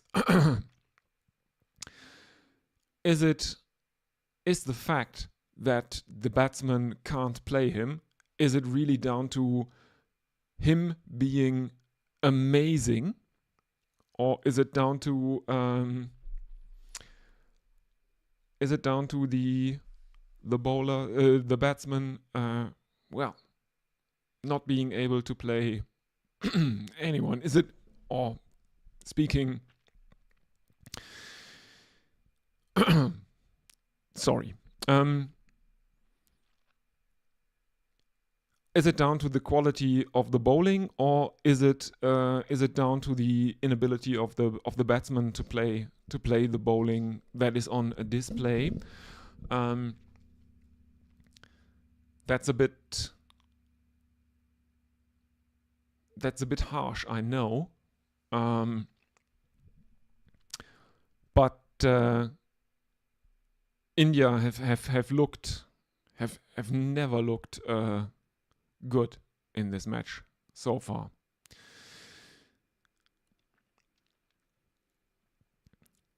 We have our first legitimate boundary, because McSweeney on debut has played a leg glance down to fine leg for 4 runs. So after 1 over, Australia are 6 for none. McSweeney is on 4, Khawaja is on 1, and of course there was 1 no ball.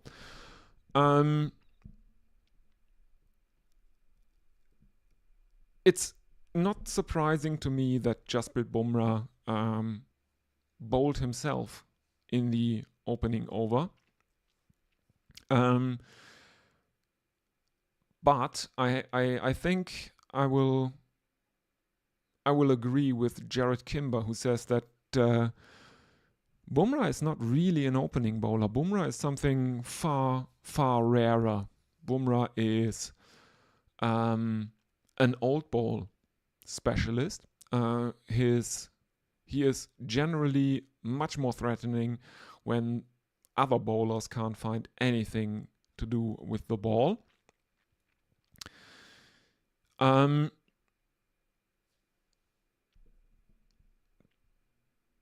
But who would they throw the ball to in this team? His opening partner is, unsurprisingly, Mohammad Siraj, someone who is probably an opening bowler. He's a bit of a Brett Lee type. One would think very suited to Australian conditions. He is probably the fastest bowler in this Indian lineup. He is, however, a bit inaccurate. He can be spraying it around a bit. But he is rapid. And he is conceding runs right from the get-go. There is a single and then there's a couple. So Khawaja makes it to 2, and now McSweeney is on strike. Third delivery is a dot ball. But Australia are 9 for no loss after 1.3 overs. And that's concerning for India, not just because they only made 150 in their innings. It is also concerning because they made 150 at a very, very pedestrian run rate.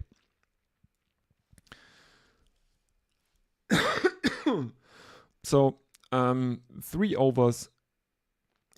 runs in an over is scoring faster than India did throughout their innings.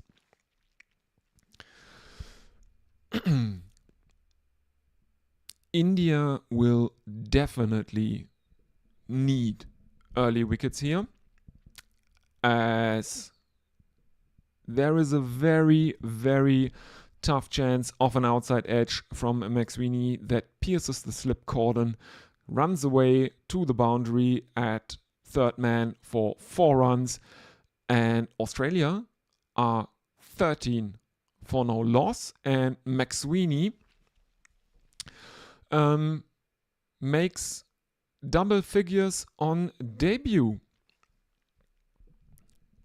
He is 10 of 10, and there is one delivery left in Mohammad Siraj's opening over. He's conceded 7 thus far.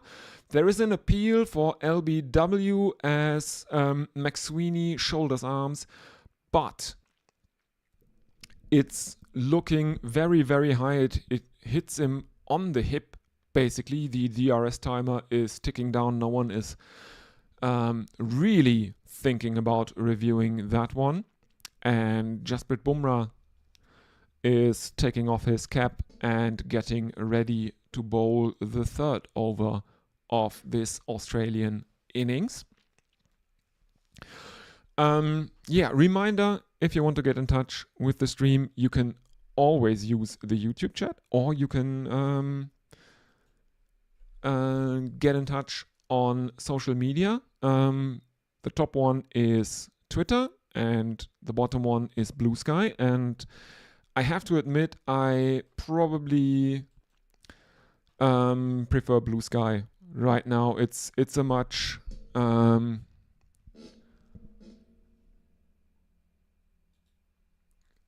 nicer platform, and we are getting some messages on YouTube that are basically trolls.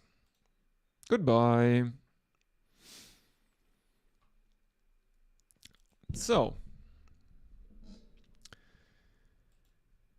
here we go. Jasprit Bumrah continuing with his second over of Australia's first innings. First one is taken for a single by Khawaja. Australia 14 for no loss. McSweeney is on strike. There are 3 slips. There is a gully, and McSweeney shoulders arms. Rishabh Pant takes it cleanly, but there is no run. As we are seeing replays of, I think that's the first delivery of the innings by Bumrah. I think that's the no ball. Third delivery of the over. And there is again an appeal for LBW as McSweeney puts down a straight bat, and Bumrah is talking to KL Rahul, and he is thinking about it, and he has reviewed it. India have reviewed a DRS call against McSweeney. The Australians do not look that concerned.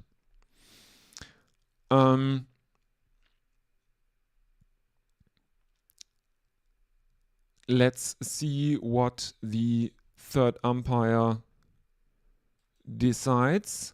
It is pitching outside of stump. It is hitting in line. It hits him flush. That's the word. Flush on the knee roll.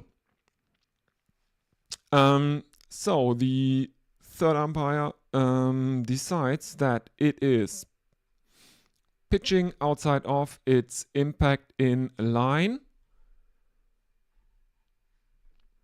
and it is hitting the wickets, and India have used their review very, very successfully. McSweeney has to go on debut for 10 of 13. He is out. LBW bowled Bumrah, and Australia are 14 for 1. But they will need a lot. They will need a lot of wickets before they can feel anything approaching satisfaction after being bowled out for 150 or feeling satisfied. Their innings did not look that good. And of course, Jasprit Bumrah takes the first wicket of Australia to fall in his opening spell. After I talked about Bumrah not being a classical opening bowler, that's just how that goes sometimes. Manus Labuschagne is out in the middle, or Labuschagne, as most Australians would say, or loose bus change, as he is known in certain cricket nerd internet circles. He averages a tad under 50, 49.57, 11 hundredths, a best of 215 for him, and he will have to face at least one and possibly 3 more Bumrah deliveries in this over. Bumrah now with figures of 1 for 7 from 1.3 overs. As Labuschagne takes strike, 3 slips in for him, and he does his signature Sith Lord lightsaber defense with a very, very straight bat. And there is no run. As we are now seeing an analysis of that LBW delivery that Bumrah bowled to McSweeney, and that one seemed a long way in from where it pitched. It would have missed the wicket, and what's happened here? Labuschagne has been dropped. He has been dropped by Virat Kohli in the slips at second slip after getting an outside edge to another corker from Bumrah. As we are now seeing replays, he gets a thick outside edge. Kohli takes it in front of his crotch, but he drops it. This would have been really what India need here. Final delivery of the over has Labuschagne quite cut in half. Basically, he has him beaten all ends up. Bumrah does. There is no run, and Australia remain on 14 for 1. Well, that was a bit of a shocker from Kohli at second slip, one would have to say. He definitely should have taken that. That was pretty uncharacteristic from Kohli.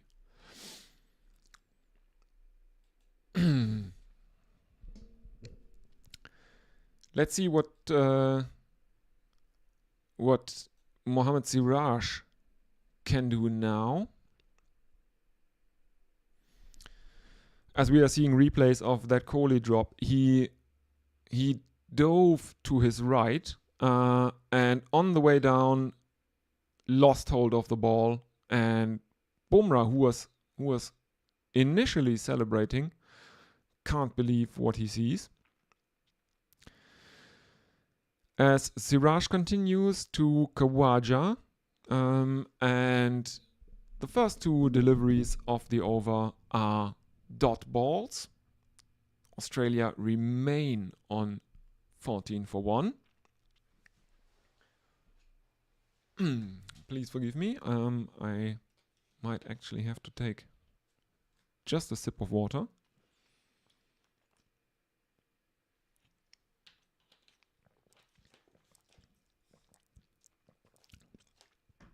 Siraj bowling right arm over the wicket to the left-handed Khawaja, angling the ball across him.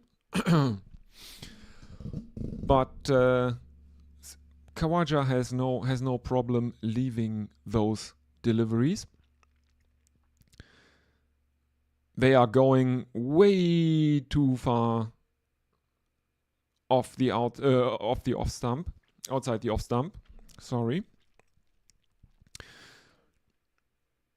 And he continues to bowl across Khawaja, and Khawaja continues to ignore those deliveries.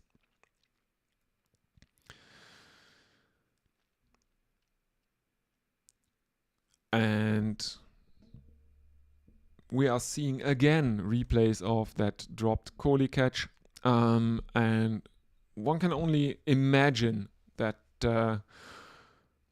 that Kohli hopes that Labuschagne will have to go for not that many runs, because if this proves to be a costly drop, it might actually mean that India are out of this match on the first day, basically. We are seeing Siraj continuing over the wicket to Khawaja, and he's starting to find his line. He is bowling more onto the stumps now, and Khawaja now sees the need to stick his bat out in front of him, not leave it. But Siraj beats his outside edge, and there are no runs. It's a maiden over from Mohammad Siraj to Usman Khawaja, and Australia remain on 14 for 1. The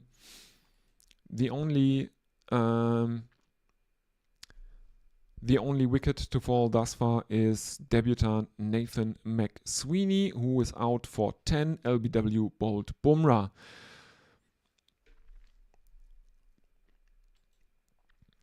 Let's see what's going on. Is anyone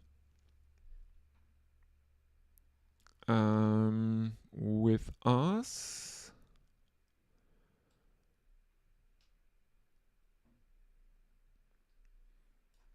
No, not seeing anyone. I will rearrange my screen a bit. All right. I think that's better. And Jasprit Bumrah is, I think, going to continue. Yes, he is.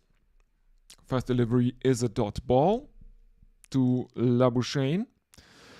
And again, Labuschagne playing inside out, and that looks almost like another possible drop.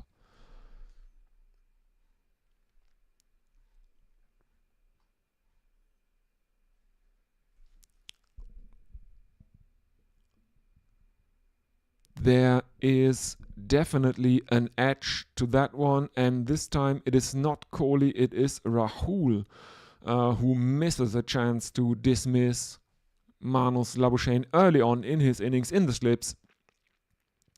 Bumrah continues, right arm over the wicket to the right-handed Labuschagne. Bumrah adjusts his line a bit wider outside the off stump, and Labuschagne leaves that one alone. Bumrah figures of 1 for 7.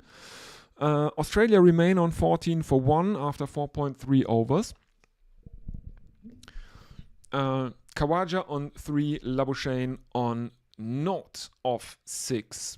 He is on strike and facing the 4th delivery of Jasprit Bumrah's 3rd over. And the next one, there is another appeal for LBW against Manus Labuschagne. The on-field umpire has not given him, as he tried to defend that one, misses it. It hits him relatively high, and no one is thinking about using a review for that one. Because mostly because it probably would have gone down the leg side, as Bumrah is bowling relatively wide off the crease. He's using the crease a lot. In he comes again.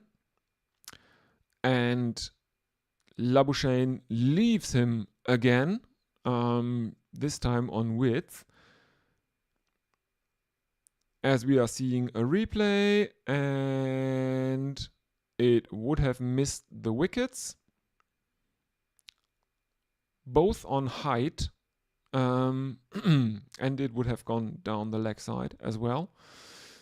So, good decision not to use a review for that one. Final delivery of Bumrah's third over. In he comes, right arm over the wicket. Another appeal, this time for the faintest of edges. It is not given on the field, and Bumrah immediately says, no, that's probably fine. It is another maiden. 5 overs gone. Australia are 14 for 1. Khawaja on 3 of 9. Labuschagne on none of 9.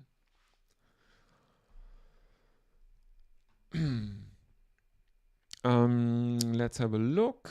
Do we have any more YouTube? No, nothing on YouTube. Anything on social media? Blue Sky? Nope. Twitter? Nope. You can get in touch with me or with the stream in general through Twitter and Blue Sky, or you can just use the YouTube chat. You can also, and that's important, check out the description of the live stream, because for this test we will have a history of everything on commentary, making his test match commentary debut. And he has a link to a charity.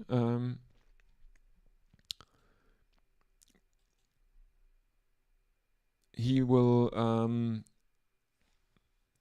he's doing a donation drive for children in Ukraine. So if you got any money that you can spare, that burns a hole in your pocket, and that you want to go to a good cause, check out the link in the description.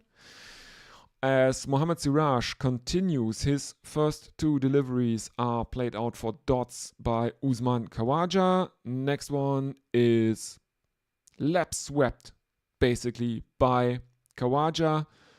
And that one is gone for a boundary. 4 runs for Usman Khawaja, 7 of 12.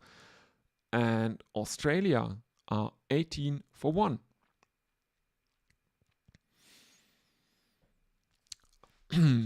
That was a bit too short from Mohammad Siraj, and it arrived basically at crotch height by at Usman Khawaja, and that was a gimme.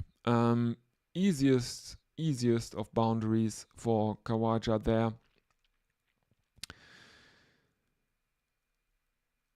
Fourth delivery of the over is played out for a dot by Khawaja.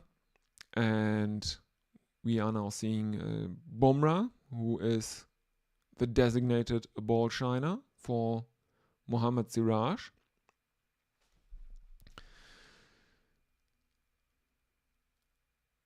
Interestingly enough, Rishabh Pant is keeping in a cap to the fast bowlers. There are 3 slips. There is a gully. There is a mid-on, mid-off. And Siraj is getting a lot of seam movement in the penultimate delivery of his 3rd over, which Khawaja leaves as it seems away from him. And there is no run. The boundary of the 3rd delivery, the only scoring shot of the over thus far. Australia remain on 18 for 1. 1 delivery left in the sixth over. Siraj is going around the wicket to the left-handed Khawaja, but he is played out into the offside, and there is a single. Australia are 19 for 1 wicket.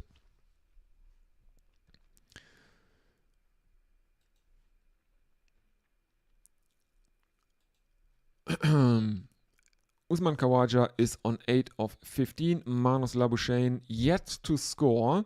Mohammad Siraj with figures of 3 overs, 1 maiden, 12 runs, no wickets. On the other end, it's Jasprit Bumrah, 3 overs, 1 maiden, 7 runs, and a wicket.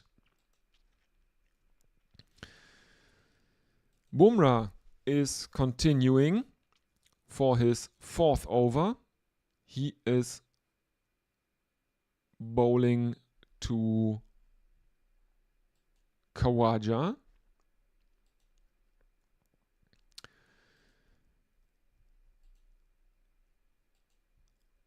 And let's see if Bumrah also opts to go around the wicket to the left-hander. Looks like he does. In comes Jasprit Bumrah, right arm around the wicket to the left-handed Khawaja.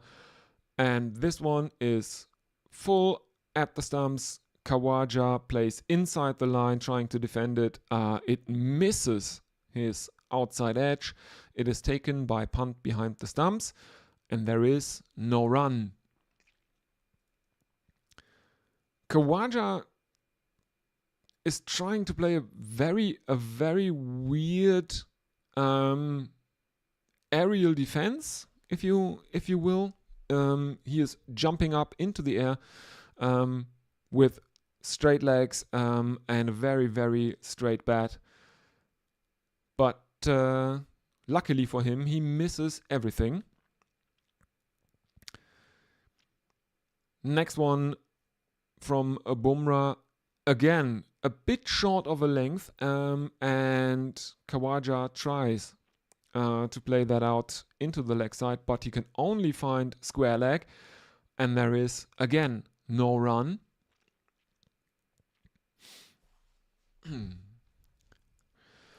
The Australians are doing their best to make the conditions look relatively difficult.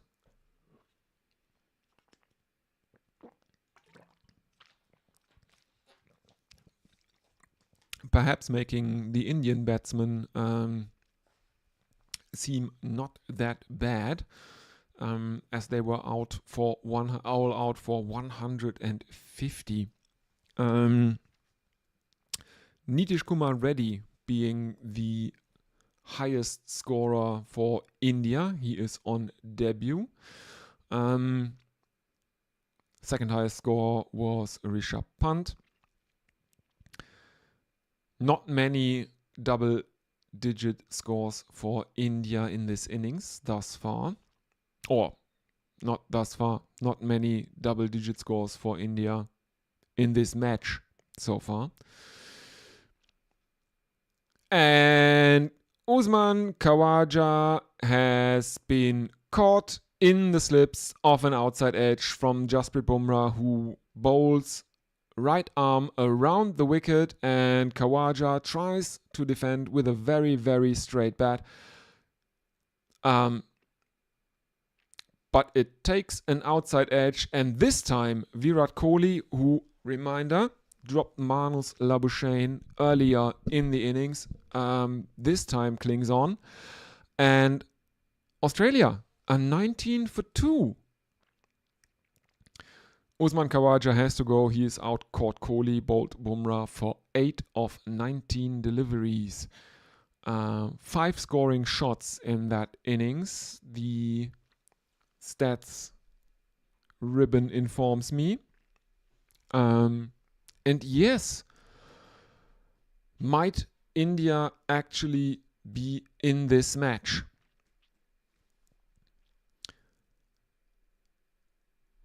Interesting. Interesting. Let's see who should be coming in at number 4. It should be Steve Smith. I guess.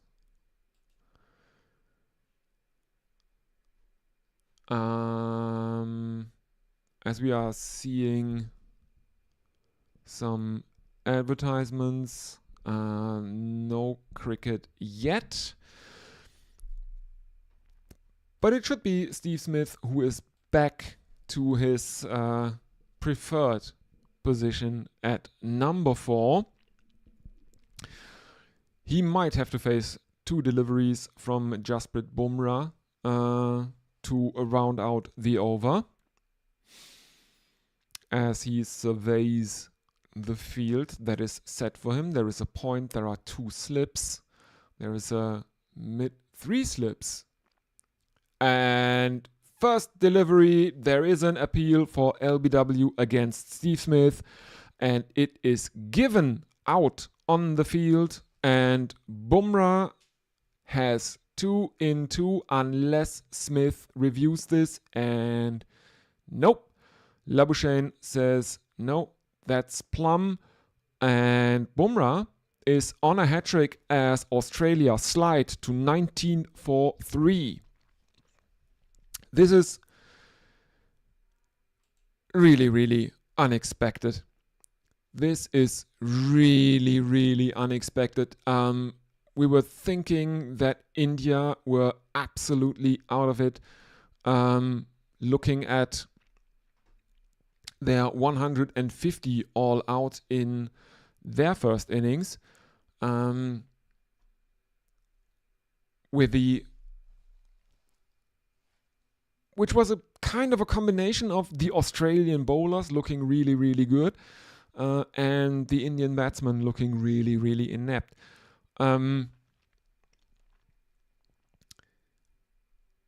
But the Australians are doing their level best to make the Indians look maybe a victim of circumstances. 19 for 3, Australia. Travis Head is in at number 5 for the Aussies.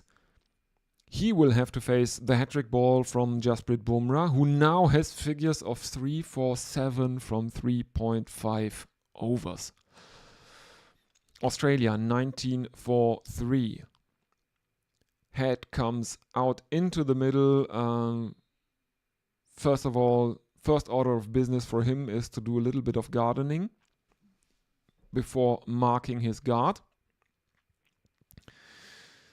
6.5 overs have been bowled, and Australia have lost 3 wickets already. And Jasprit Bumrah is on a hat-trick at the Optus Stadium in Perth. 3 slips, a gully for him, and Travis Head is trying to play a helicopter shot at a delivery from a Bumrah that is a bit more on the stumps.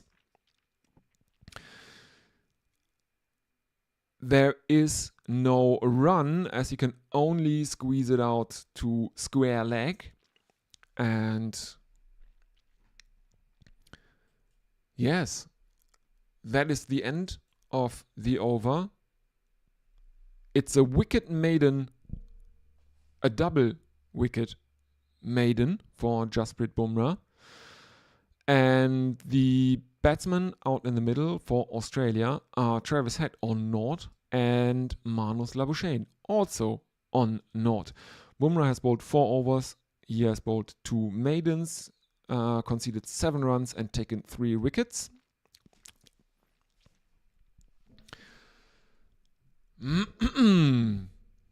I was going to look at where did the Indian wickets fall. India were 32 for 3. So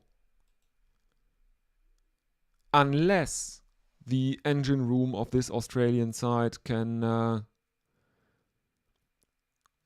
get going, they are in even more trouble than India were in their first innings. And India were in trouble, don't get me wrong.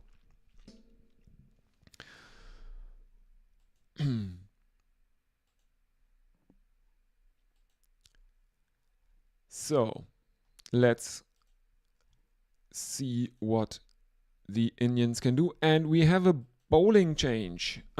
We have the debutant for India, Rana, to bowl his first over in Test cricket. First delivery is a dot ball. Second one is a bit shorter to Labuschagne, and he ducks under it. Or he weaves out of the way is probably a better way to put it. Another dot ball. Thus far, Rana has not conceded a run in Test cricket. Both Labuschagne and Head are on naught.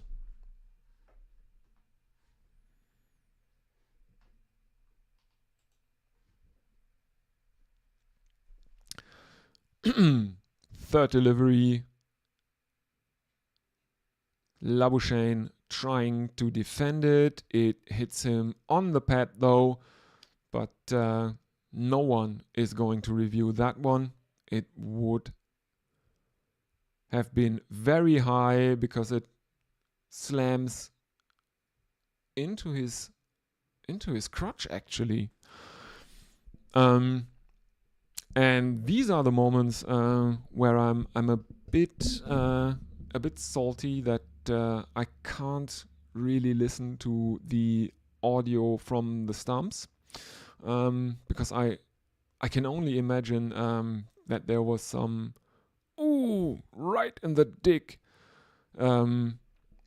level Ben Stokes like comments from Labuschagne. So, Rana has been doing very, very well in his first over in Test cricket. 4 dot balls thus far. Australia remain on 19 for 3 after 7.4 overs. Both batsmen for Australia out in the middle are on naught. Head on none of one, and Labuschagne has seen 13 deliveries for his not out. And this one cuts him in half. No one is appealing for LBW for this one, which would be a much better shout than the one they did appeal for. It is, however, another dot ball.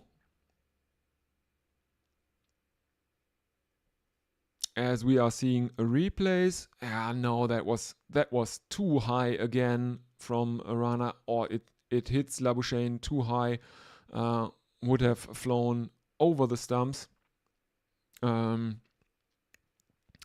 Final delivery of the over, Labuschagne plonking down his bat in defense, but Rana beats his outside edge, and there is no run. A maiden over to begin his bowling career in Tests for Rana.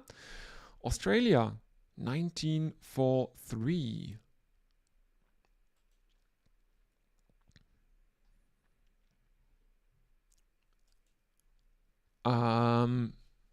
Both batsmen for Australia are currently on naught. Rana figures of 1 over bowled, 1 maiden, no runs and no wickets. And let's see if Captain Jasprit Bumrah will also change the bowling from the other end. No, he will not. He continues his spell. He has figures of 3 for 7 from 4 overs, and his delivery is taken for a single by Travis Head, who moves off his duck. Australia 24-3. And we are seeing that Jasprit Bumrah has the second lowest test bowling average with a minimum of 150 wickets taken.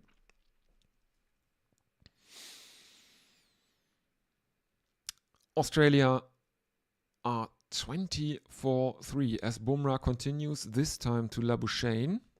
Right arm over the wicket to the right-handed Labuschagne, and this one is banged in a bit shorter. Labuschagne ducks under it, and there is no run. Let's again have a look. Yes, there is a replay of that one that's angled across Labuschagne, and it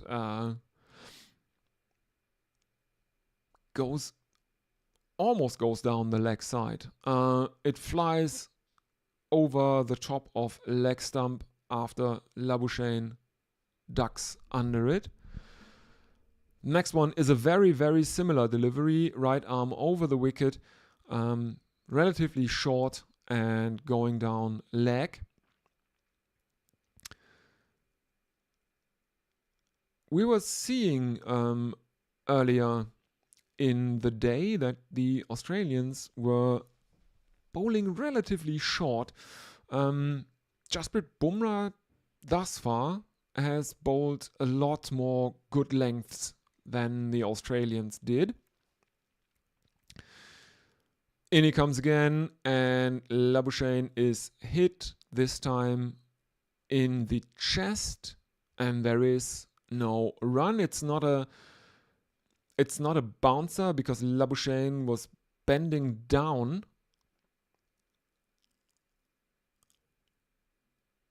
And he is hit in the chest, and that seems to have hurt him.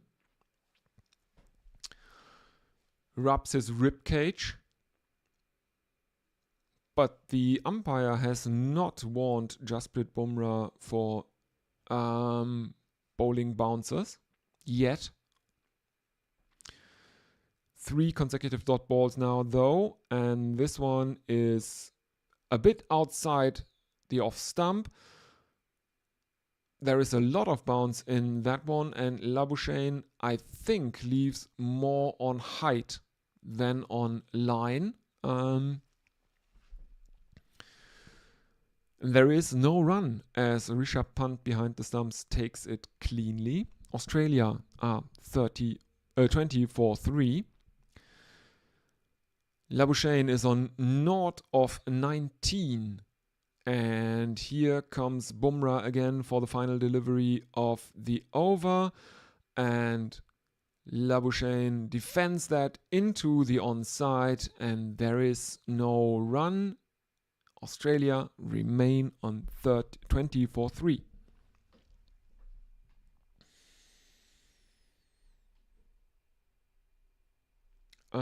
Let's have a look if anything has happened in the wide world of social media. As you know, you can get in touch with the stream on either Twitter or Blue Sky, or of course right here on YouTube. Be advised though, if you're only interested in trolling, you will be banned.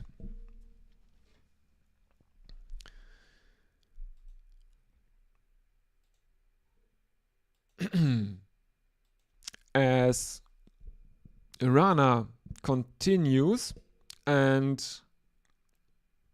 after bowling that maiden over, the first delivery of his second over is cut by Travis Head for 4 runs because it's a filthy fall toss. And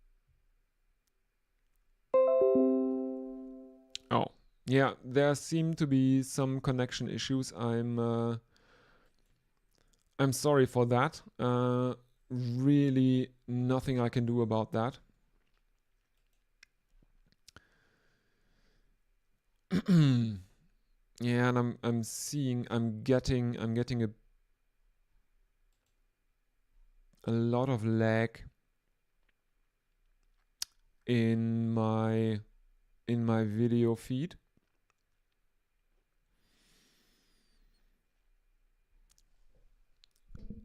If you'll excuse me, I will have to investigate this. Give me just a second.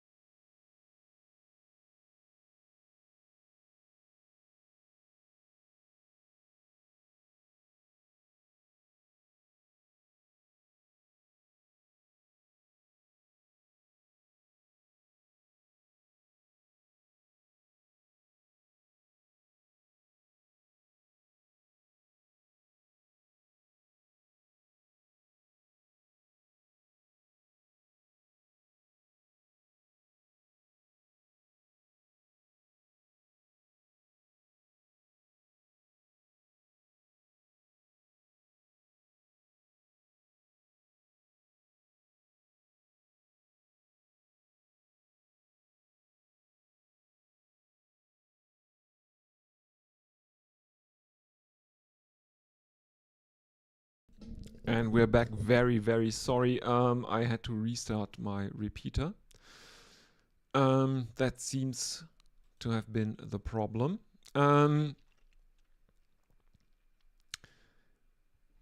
We are now seeing that Rana has bowled a no ball,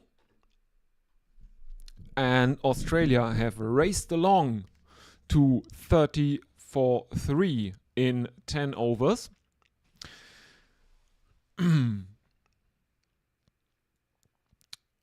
Head is on 10 and Labuschagne continues to remain on not out of 22 deliveries now.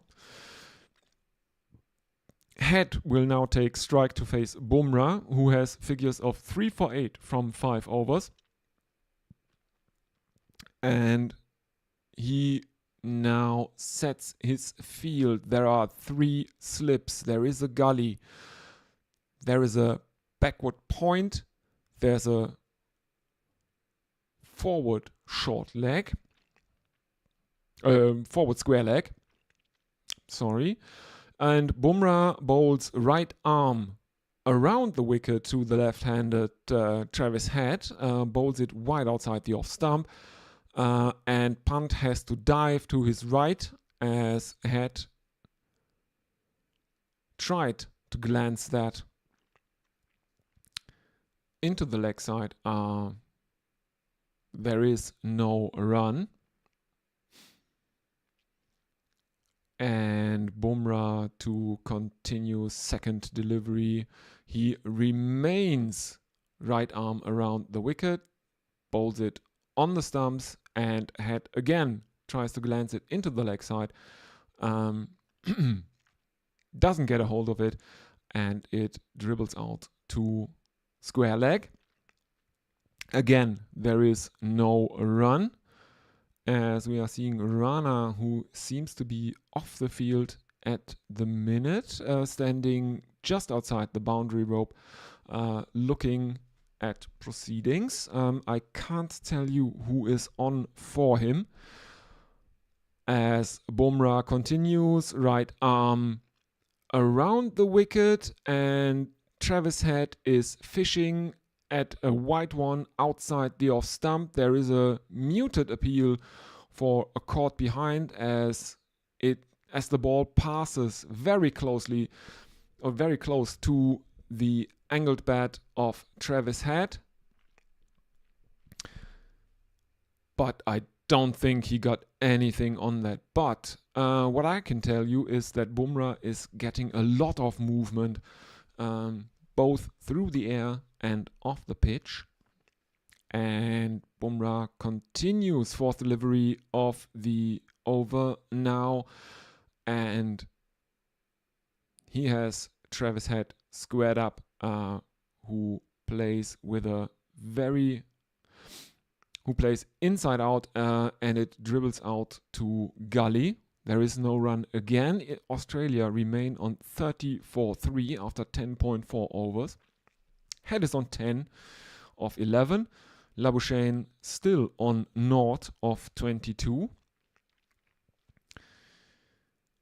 As Bumrah now continues, right arm around the wicket, and Head defends that into the offside, and Australia steal a very, very quick single as the fielder comes running in, stops the ball, but he can't prevent Australia taking the run. A single, 31 for 3 now. One delivery left in Jasprit Bumrah's over, the 11th of the Australian innings.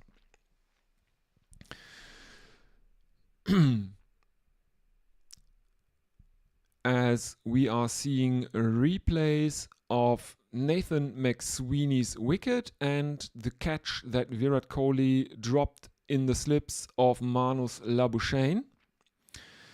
Final delivery, Labuschagne gets another outside edge, but Rishabh Pant can't take it behind the wicket. He prevents a run though, and Australia remain on 31 for 3.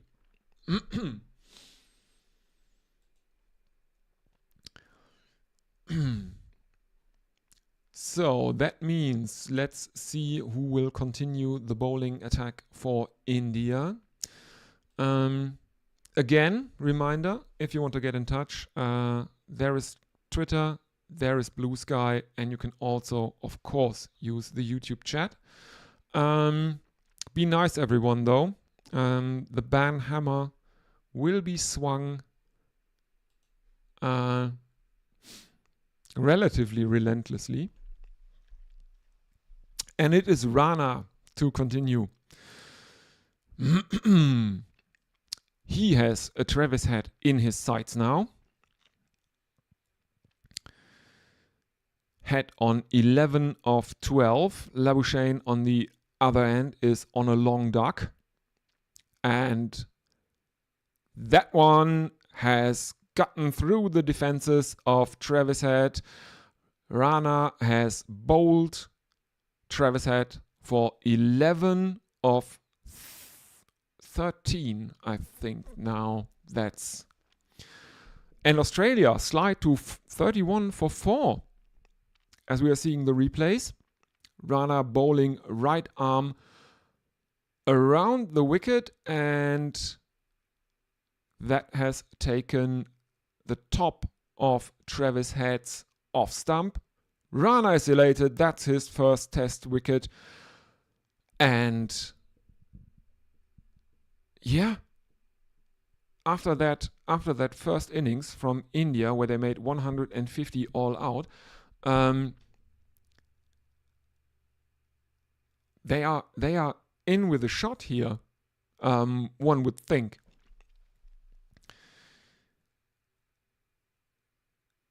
Australia have lost 4 wickets. They are 31 for 4.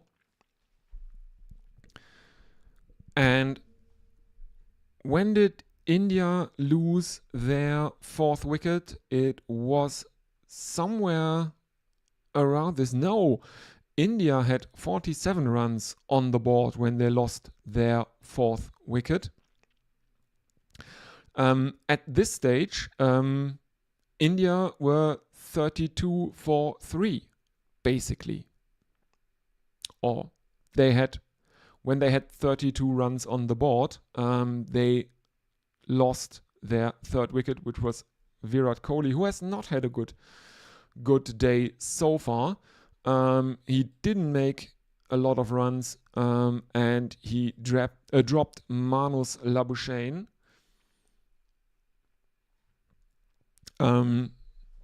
He dropped Labuschagne on Nord, because Labuschagne is playing the long game here. It seems.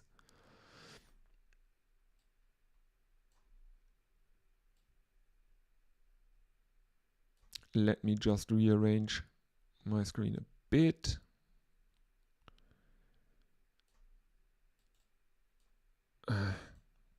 That's okay, that's better. 31 for 4, and Mitchell Marsh is coming in at number 6 for Australia. Can he rescue them? Because I think the Australian tail is relatively inconsistent. They have been not in a very good nick as of recently. He is off the mark right away though, and Manus Labuschagne pulls one from Rana. That was a bit too short. Did they take a run? Yes, they did, and Labuschagne is off his duck. He is on 1 of 24, Australia 33 for 4. Marsh on strike. That's as they are showing on the screen. Manus Labuschagne, 48 minutes, 1 run, scoring shots, 1. Yes, thank you very much for that.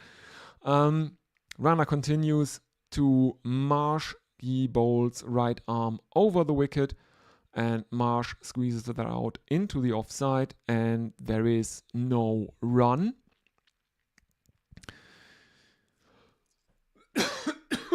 Excuse me.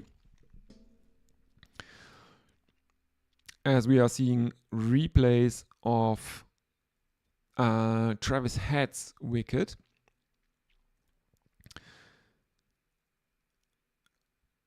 I think they are very, very proud of their new technology for this series, because every LBW shot, every wicket, it looks like the Matrix when Trinity does that first flying kick. Because they stop the pictures and they rotate around the players out in the middle. I don't know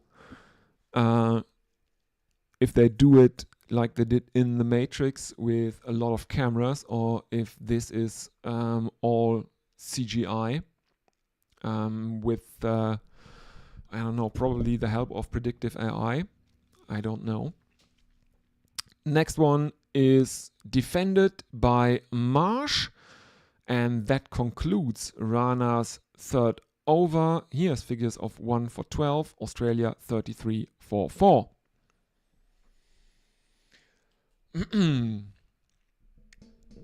All right. All right. Let's see. The time at the ground is 4:30, basically. Australia are still trailing by 117 runs. They have lost 4 wickets. And the minimum number of overs remaining is nominally 28. I don't think we'll get in 28 overs in the time left in the day, but you can always try, I guess. As we are seeing the scorecard now, and it is gone, and Mohammad Siraj is back into the attack. Rana is taken out again. Siraj has bowled 3 overs thus far. He has figures of none for 12, and he bowls right arm over the wicket to the right-handed Manus Labuschagne, who leaves one that is relatively risky, one would say. And of course, we are seeing replays of the dropped catch of Labuschagne. Kohli, the culprit in that instance. He lost the ball after taking it because he was diving. No, not really diving. But he dropped to his knees and on the way lost the ball.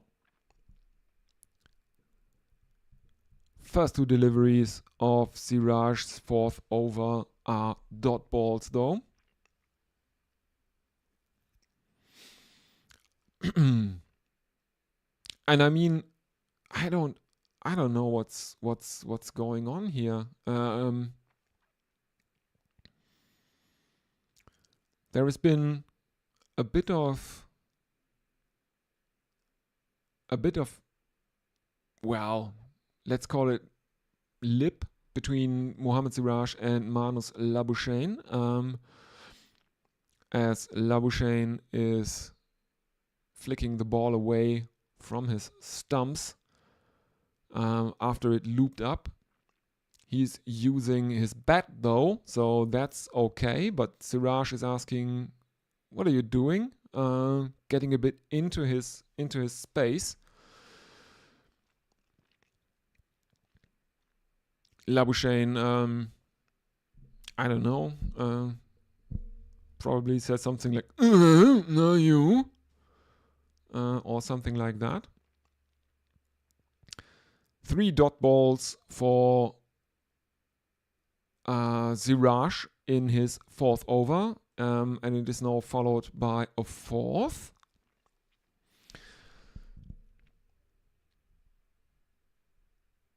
And that one is also very, very dangerous for Labuschagne, who gets an inside edge to it. He's really, really lucky that it misses his stumps. Pant takes it on the bounce though, so there is no run and no chance of an appeal for caught behind. 5th delivery is another dot ball, and that leaves a single delivery still to bowl. Final delivery of the 13th over. 3 slips a gully, and Labuschagne again leaves in that exaggerated way that he does. Australia end the 13th over on 33 for 4. Marsh is on 1, Labuschagne is on 1 as well. As we are seeing the wickets of India. Yashasvi Jaiswal and Devdutt Padikkal both going for ducks. Kohli made 5. KL Rahul made 26 of 74 deliveries. Dhruv Jurel making 11. Washington Sundar 4. And I guess now it's, yes, Rishabh Pant. He was the second highest scorer of the Indian innings. As we are back, it's Rana again, this time to Mitch Marsh. And Rana bowls right arm over the wicket, but there is no run. And again, we are now back to highlights. The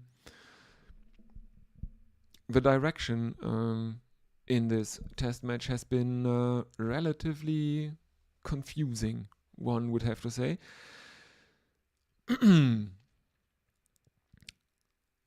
117 still the deficit for Australia, as Marsh drives one and it finds the boundary at long off, 4 runs, so the deficit is reduced to 113 now. Australia 37 for 4.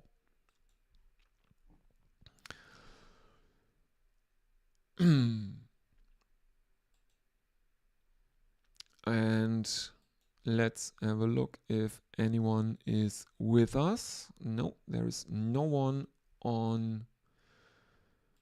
I don't think there's anyone on Blue Sky. There is no one on Twitter, and YouTube is. Nope. There is no one. Well, anyway,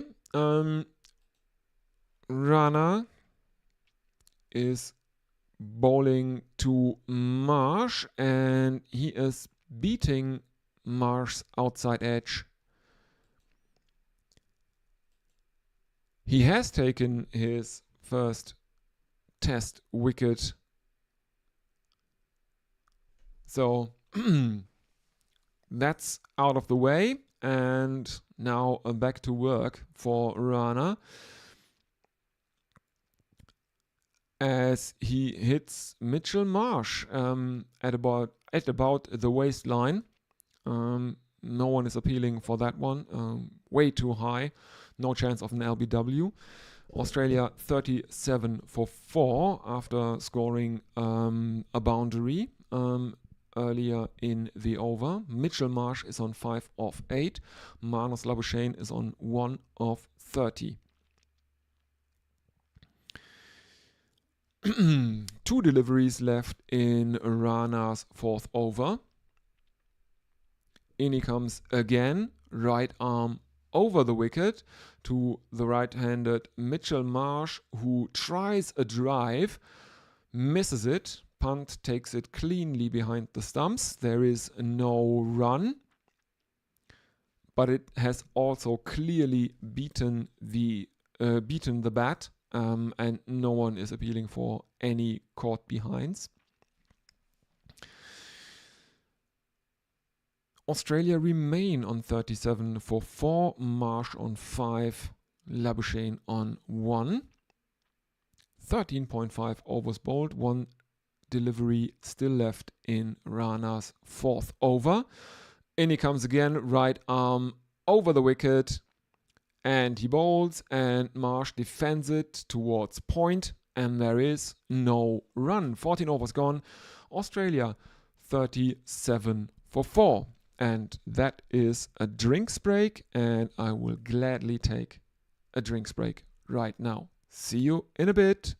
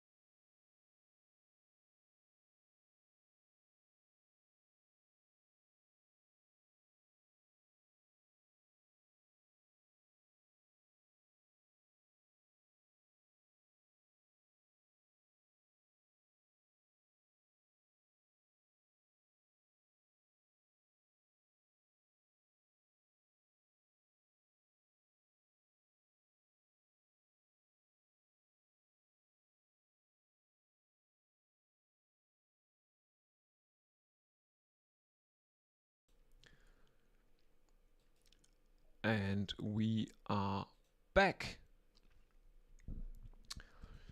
After the drinks break, everyone is shuffling out into the middle again.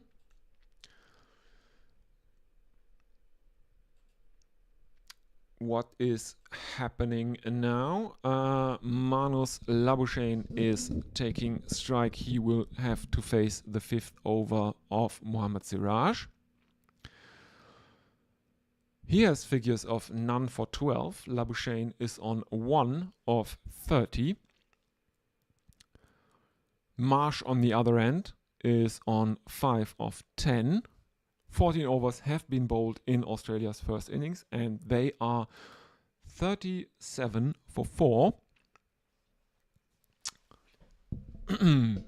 So, this is the final stretch of this first day.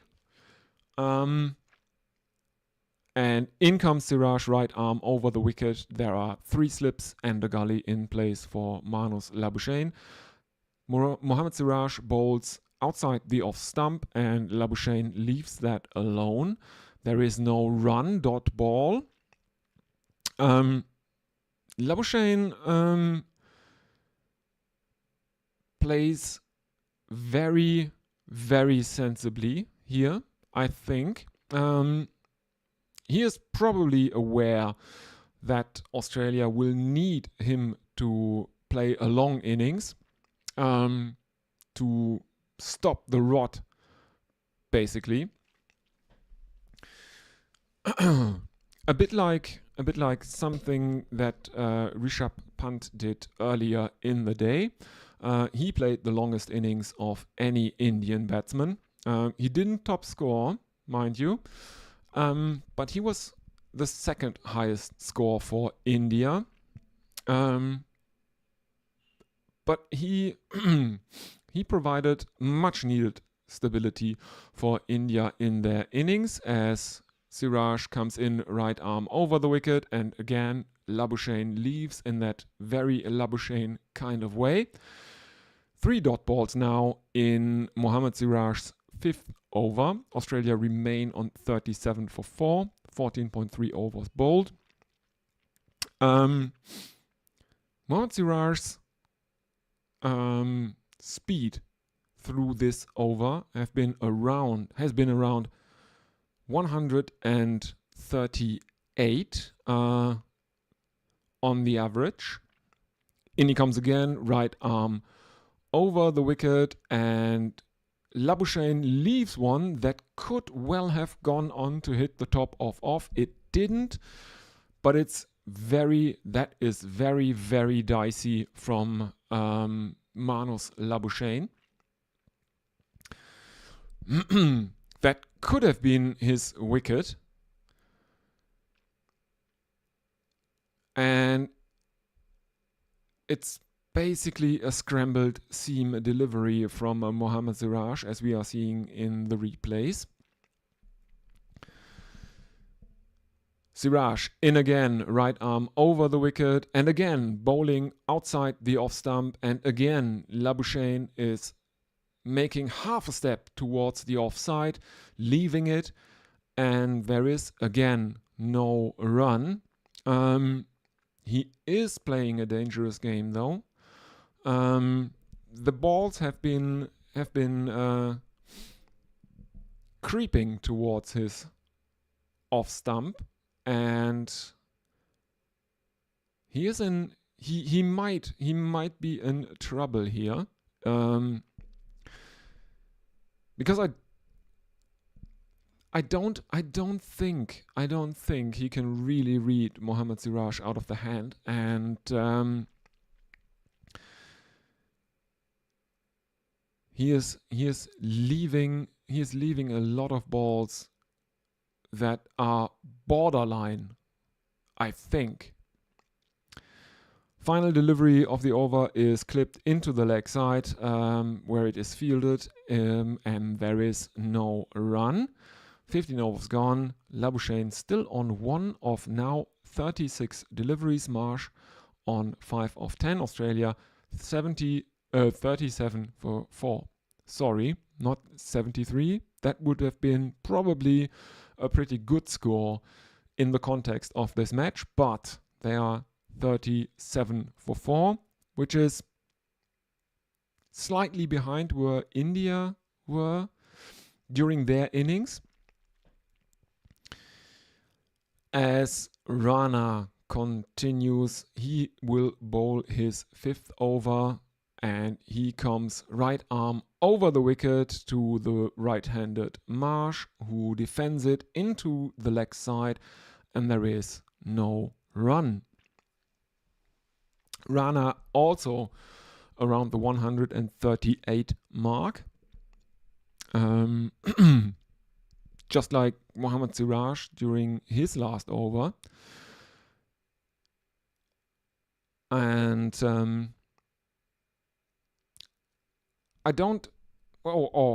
What's the tactics for India? What are India trying to do here? Are they trying to get out Mitch Marsh and play around basically Manus Labuschagne, who is has scored fewer runs than Marsh, but he has seen 3 times as many deliveries.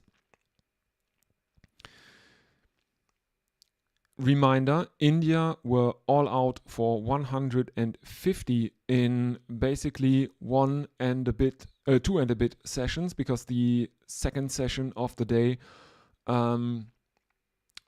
was lengthened because India were 9 down when tea would have been taken. So it's 1 and 1 extended session for India, and everyone thought, me included, that India were basically out of this match at this point. But the Australians are doing their best to prove everyone wrong here, because they have already lost 4 wickets in this session and they have not even scored 40 runs yet. Rana, right arm over the wicket to Marsh, who puts his bat down, gets an inside edge, which dribbles out into the onside, and Australia take another single, 38 now.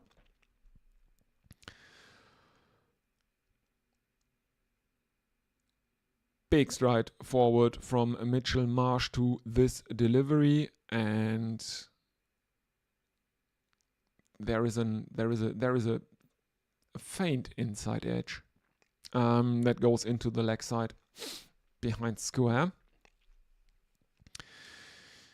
So Marsh moves on to 6, and Labuschagne is facing Rana, who goes shorter and a bit more leg-sidey. Labuschagne tries to pull that one. He misses it. Punt can't take it cleanly though, but there is no run. As we are seeing replays of that Mitchell Marsh single, and it looks a bit like it was bat, then bat, then pad again, and then into the leg side. As Rana is coming in and Labuschagne plays that back towards him, Rana feels it.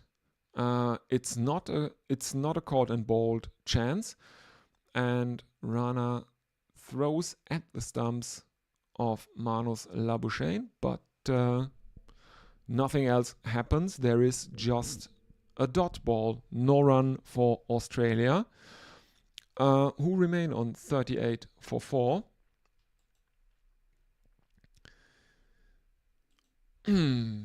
Let's have a look if there is anything on the social media. No, just some people following me on Blue Sky. Is there anything in the YouTube chat? No, there is not. Okay.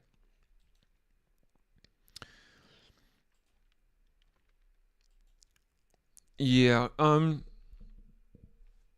apologize. Again, there have been a few technical difficulties today. We had Jess earlier in the day, and History of Everything, whose son turns 6 years old today. So congratulations to History of Everything's son. He will be with us tomorrow, he promised. And also, if you have any money that's burning a hole in your pocket, check out the description of the stream. There is a fundraiser going on for children in Ukraine, because this channel is not monetized.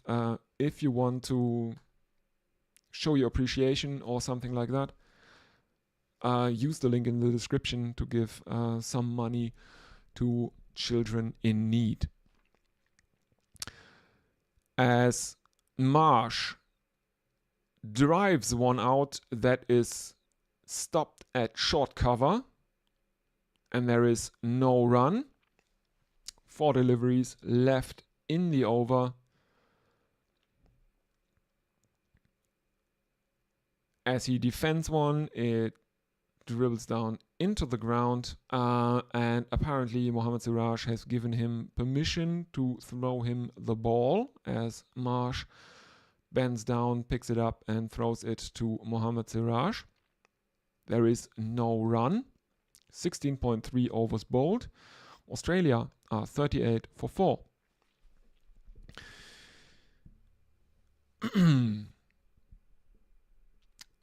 Mohammad Siraj in his 6th over has figures of none for 12.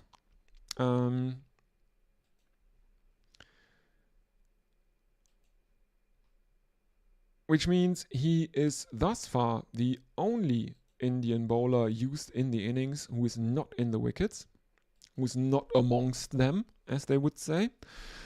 Jasprit Bumrah has taken 3 and debutant Rana has taken 1. Bumrah was on a hat-trick earlier, couldn't make that happen. And there is an edge, and Mohammad Siraj is no longer the only Indian bowler that is unlucky. There is an outside edge of Mitchell Marsh, and he is out caught in the slips. And Australia slide to 38 for 5 now, 16.5 overs gone. I think it was KL Rahul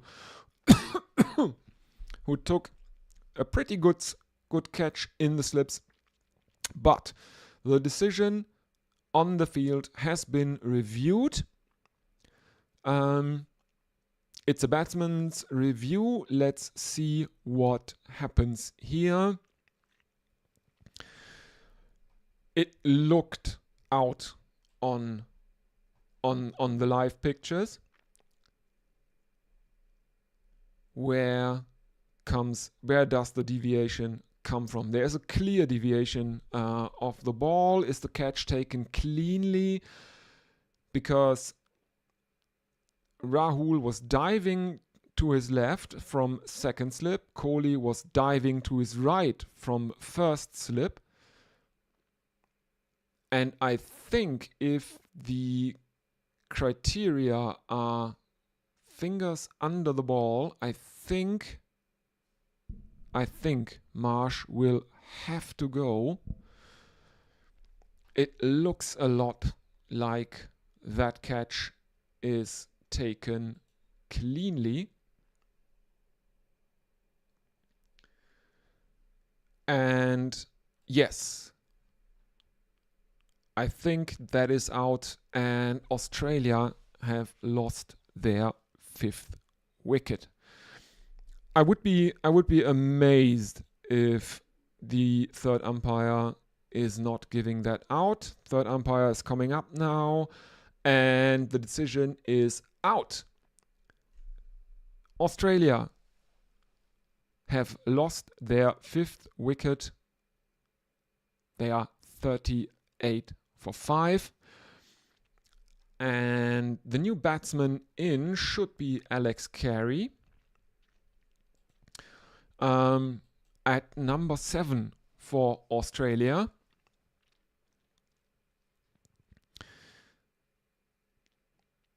Mitch Marsh is out. 6.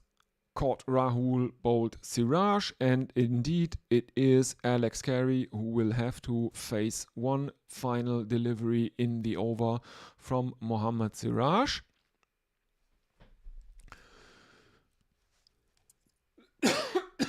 Excuse me.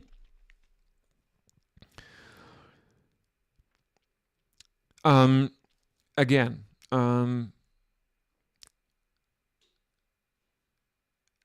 after India made 150 all out in their first innings,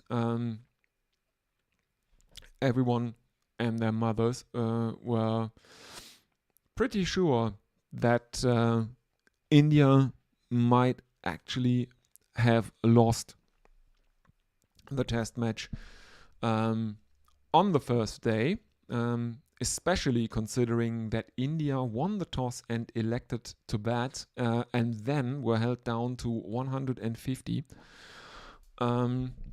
But their bowling has actually come good thus far.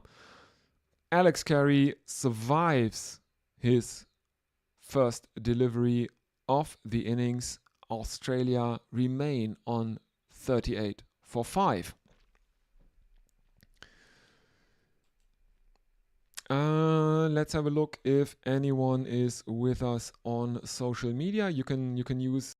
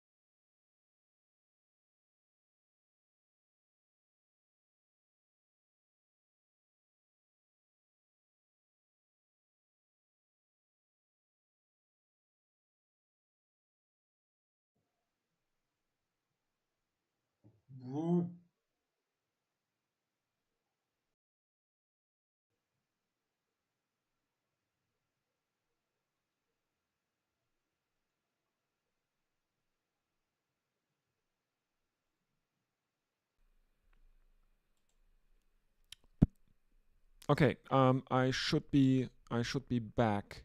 I will just have to look at my audio properties, monitor and output. No, monitor off.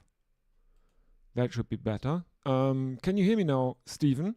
Who is in chat right now? Just passing through. I don't know why this is happening. This is something to do with YouTube. After the last update, there have been consistent problems with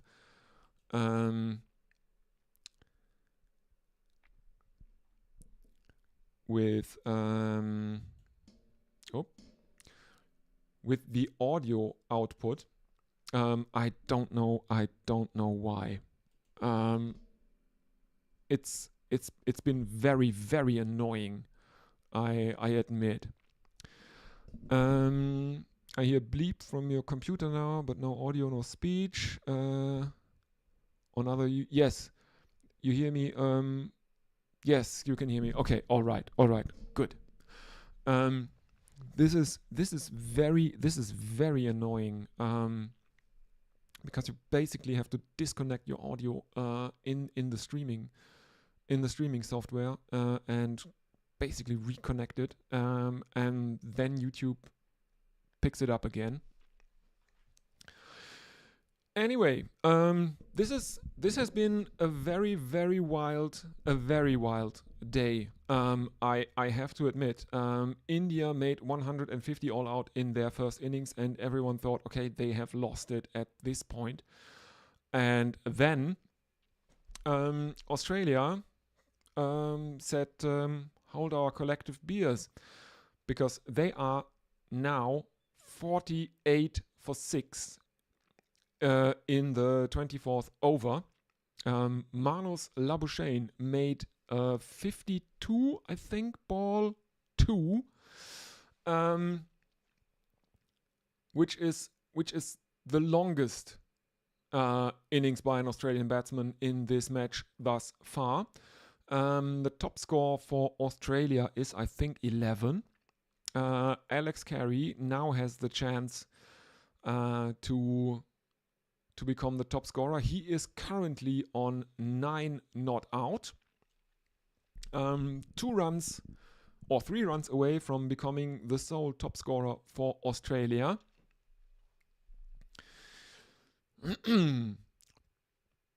Pat Cummins is out in the middle, the captain. This is indeed the first time since 2018, when Sri Lanka were in the West Indies, that 2 teams play against each other, with both teams being captained by fast bowlers.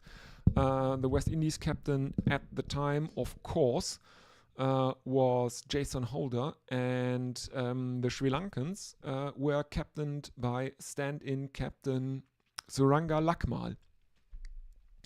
So, 6 years ago was the last time this happened, and what is happening? Rana is bowling to Alex Carey, and he has been credited with 4 runs to fine leg, and I think on replay that looked a lot like it should have been given as leg buys, as Carey ramps this one down to third man, and there is another 4 runs for Alex Carey. He is now on 17, comfortably the highest scorer for Australia in the innings.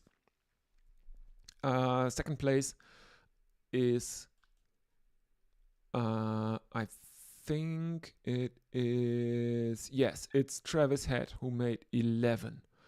Only 3 Australians to break double digits. Nathan McSweeney made 10 on a debut. Then there's Travis Head, and now there's Alex Carey, who is on 17 not out.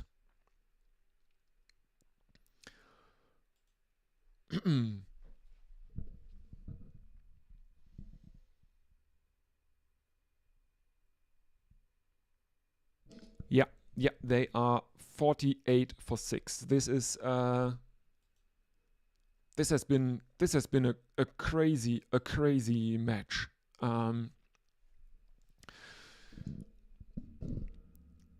The best innings for India was, I think, Rana, who made a 40. No, it was Nitish Kumar Reddy, who made a 41 on debut. Second best was Rishabh Pant with 78.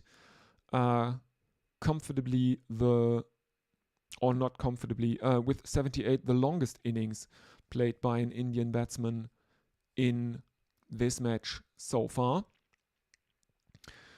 But the Indians had at least three batsmen that made more than 20 runs. So that has been the difference between both sides so far. No Australian has made 20 yet. Carey is the closest with 17. But Bumrah is bowling his 9th over. He has Pat Cummins in his sights. There are 3 slips, a gully, and Cummins threads one between third slip and the gully. Fielders herring after it, and Australia take, I think, a single. It's really hard to tell because it's a double, because the pictures always follow the fielders, and there are no insets to judge how many they ran, and the graphics on the screen are very, very late, and Bumrah bowls one fullish length. Cummins prods at it. It takes an outside edge, and Rishabh Pant takes a diving catch to his right, and the Australian captain has to go for 3 of 5. Australia 59 for 7 now. 3 wickets left for the Australians, and after everyone was saying that Australia are in the driver's seat here, now we have to say India look to be well on top here. Australia are still 91 behind, and they only have 3 wickets in hand, and one of those wickets is Nathan Lyon. Noted international quality all-rounder Nathan Lyon, and the rest of their tail is also a bit more on the sloggy side, one would think.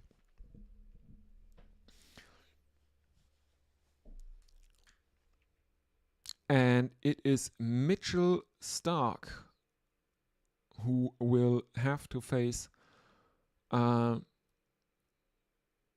least 1 and up to 4 Bumrah deliveries. Bumrah earlier was on a hat trick when he dismissed Steve Smith for a golden duck. He's not had a good time as of late. It's definitely not up to what he would probably call his standards. Bumrah coming in, right arm around the wicket to the left-handed Mitchell Starc, who can only squeeze this out into the offside where it is fielded, and there is no run.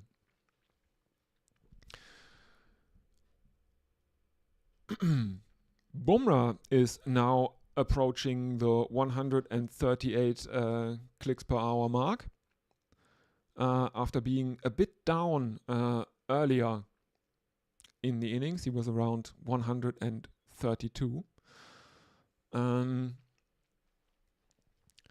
So probably a bit of a motivation thing. The Indian bowling attack definitely has their tail up. As a Bumrah comes in again, and he beats Mitchell Stark's bat and punt, takes it cleanly. This one is really, really a beauty. He doesn't try to do too much. He sneaks it through Mitchell Stark's gate, but he also misses. He not only misses the bat, he also misses the stumps. So unlucky there for Jasprit Bumrah. He continues right arm around the wicket, and Stark defends that into the offside. There is no run. 3 dot balls now. Probably the last ball for a while that Mitchell Stark will have to face. I can't imagine that he will steal the strike away from Alex Carey, who is on 17 of 26 and therefore the top scorer for Australia in the match. Bumrah, right arm around the wicket, wider outside off. There is appreciable movement off the pitch, and it seems away from Stark's outside edge. There is no run. Australia are, well, deep in it. 59 for 7 after 25 overs. 2 runs and a wicket in this Bumrah over. It was his 9th of the innings. Let's see who will bowl from the other end. I have a suspicion it will be Harshit Rana, the debutant, who got the important things out of the way already. He has taken his first test wicket.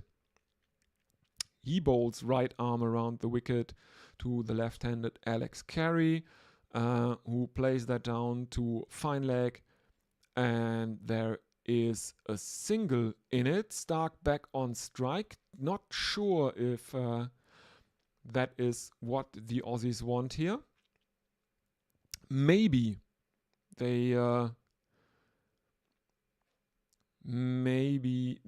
will give Mitchell Stark the strike so he can slog a few. But I don't think it's the way to go. Still 90 behind as Rana continues right arm around the wicket, and that squares up Stark, who can only squeeze it out into the offside where it is fielded at point, and there is no run. So 4 more Nitish Rana overs to survive for Mitchell Stark. Possibly the thinking is, well, you have a better chance against Rana than you have against Bumrah, possibly. But it's a risky move as Stark slogs one lofted drive over mid on, and I think they take only a single. No, they have taken a couple. Stark is on 2 of 6 now, 62 for 7 Australia.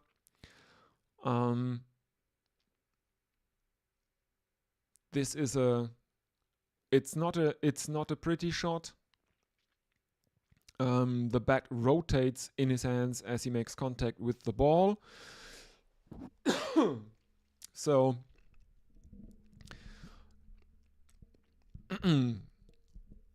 Well, Rana comes back in. This one is shorter and Stark ducks under it. 62 for 7. Australia. Their lowest totals in home tests is 83 at the MCG in 80-81. They are in danger of setting a new record here, as Stark takes guard and Rana comes in again a bit shorter, and Stark gets out of the way of that one. And the score remains 62 for 7.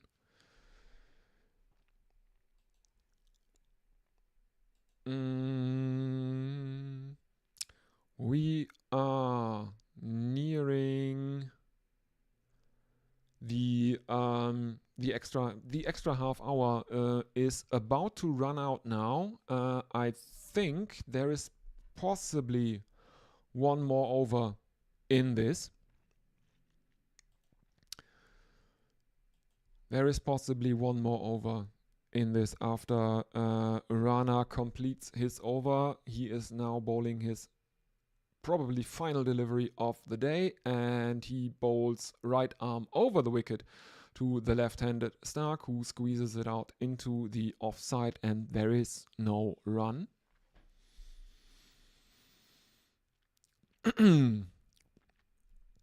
Yes, we had a wild day. First, the Indian innings looked like it was a total collapse. I couldn't decide if the Indian batsmen looked absolutely hapless or if the Australian bowling looked absolutely phenomenal or unplayable. I think it's a mix of both. It's a bit of A and a bit of B. Then we had Virat Kohli dropping Manus Labuschagne on naught, which wasn't that costly in the end because Labuschagne went on to make a grand. Yes, I think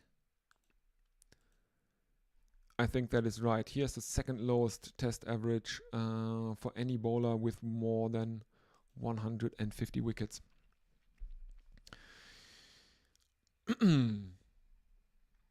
Oh, my feed has died again. Excellent. This is just excellent today.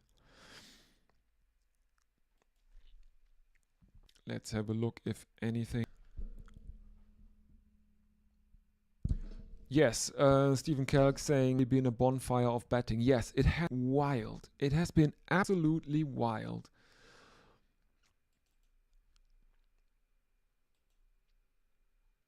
It has been absolutely wild. And, well, the interesting thing about it, I think, is that after India's innings, everyone agreed that Australia are well on top here. And I think at the end of the day, at the end of the day's play, we will have to give the day to India, all things considered. They are still 83 runs ahead. And the Australians only have 3 wickets in hand. All right, there is my feedback.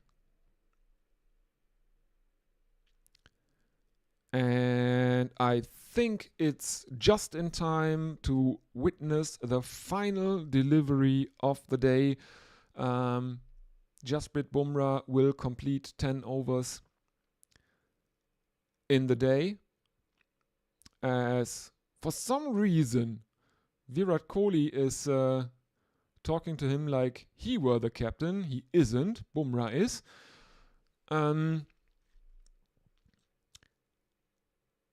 Australia, 67 for 7.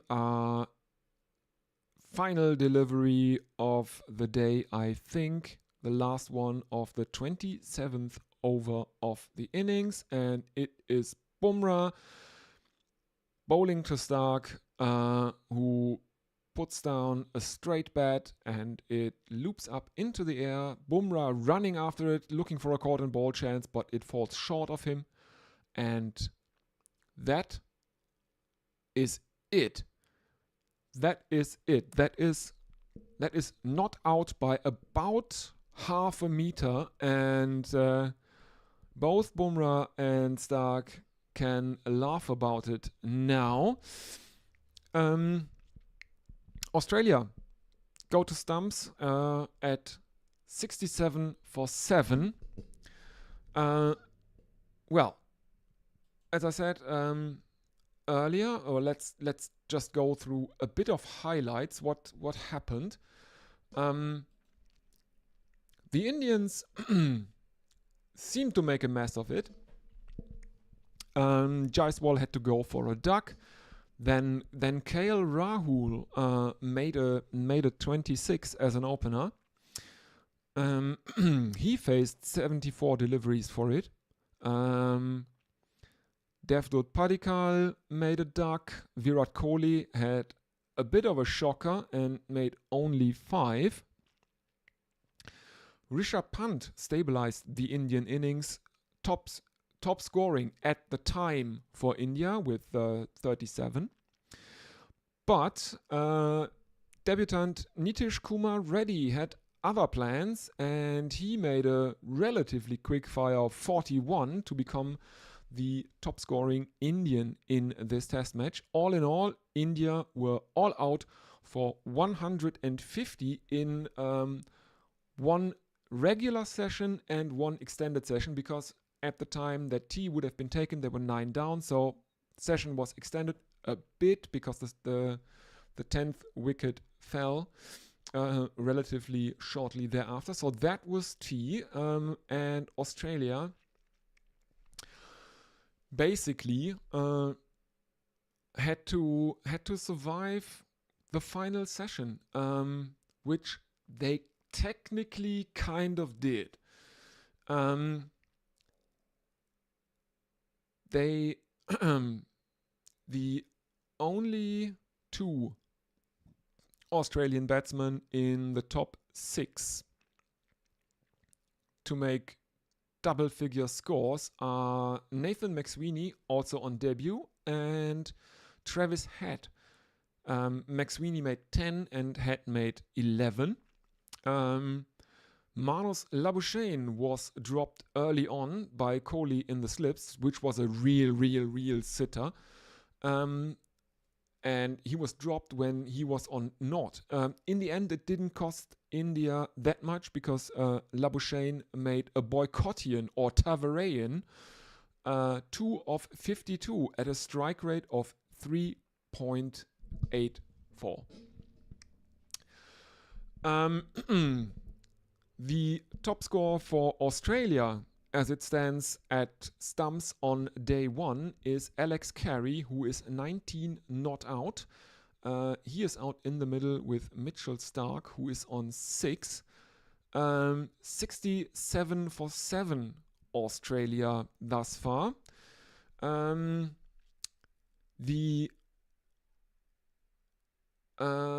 pick of the bowlers in the Australian lineup was Josh Hazlewood, who took 4 wickets. Mitchell Stark, Pat Cummins, and Mitchell Marsh, each taking 2. And let's have a look at the Indian bowling card. India used only 3 bowlers thus far in the innings. All of them pacers. Bumrah bowled the most overs. He bowled 10. He took 4 wickets. Mohammad Siraj bowled 9 overs, took 2 wickets. And debutant Harshit Rana got the important things out of the way, and he took a maiden test wicket. So, well, I think India well on or this is India's day, one would have to say. The Australians are trailing by 83 runs. They have 3 wickets in hand, and those 3 batsmen that are, or the 2 batsmen that are still in the hut are Nathan Lyon and Josh Hazlewood. And if Nathan Lyon is your number 10, you know that there are not that many runs in your tail, I would say. So, thank you everyone. I am sorry, I'm not talking that much more. There have been some technical difficulties throughout the day, and I've basically been commentating a full day of Test cricket. I had help from Jess for the first 2 sessions, which thank you very, very much, Jess. Tomorrow we will hopefully have a bit more a few more commentators. I know that tomorrow we will have History of Everything, who will make his technical debut as a Test cricket commentator. He was on for a few minutes today, but his son turned 6 today, so he was kind of pinned there at a children's birthday party, which is absolutely understandable. But he will be on tomorrow. And I hope a few others will join us as well, like Ajit, and hopefully Dr. Anth. Let's have a look at a final. Are there any final social media messages? Stephen Kalk says, thanks for the coverage, Leah. Fascinating day's play. Yes, absolutely. Everyone, if you enjoy this, please like the live stream. That would be really, really helpful. You can also subscribe to the channel so you don't miss the live stream tomorrow, when we will cover day 2 and see what happens in Perth. So, thank you everyone, and I will now shut up for the rest of the day. See you tomorrow, everyone.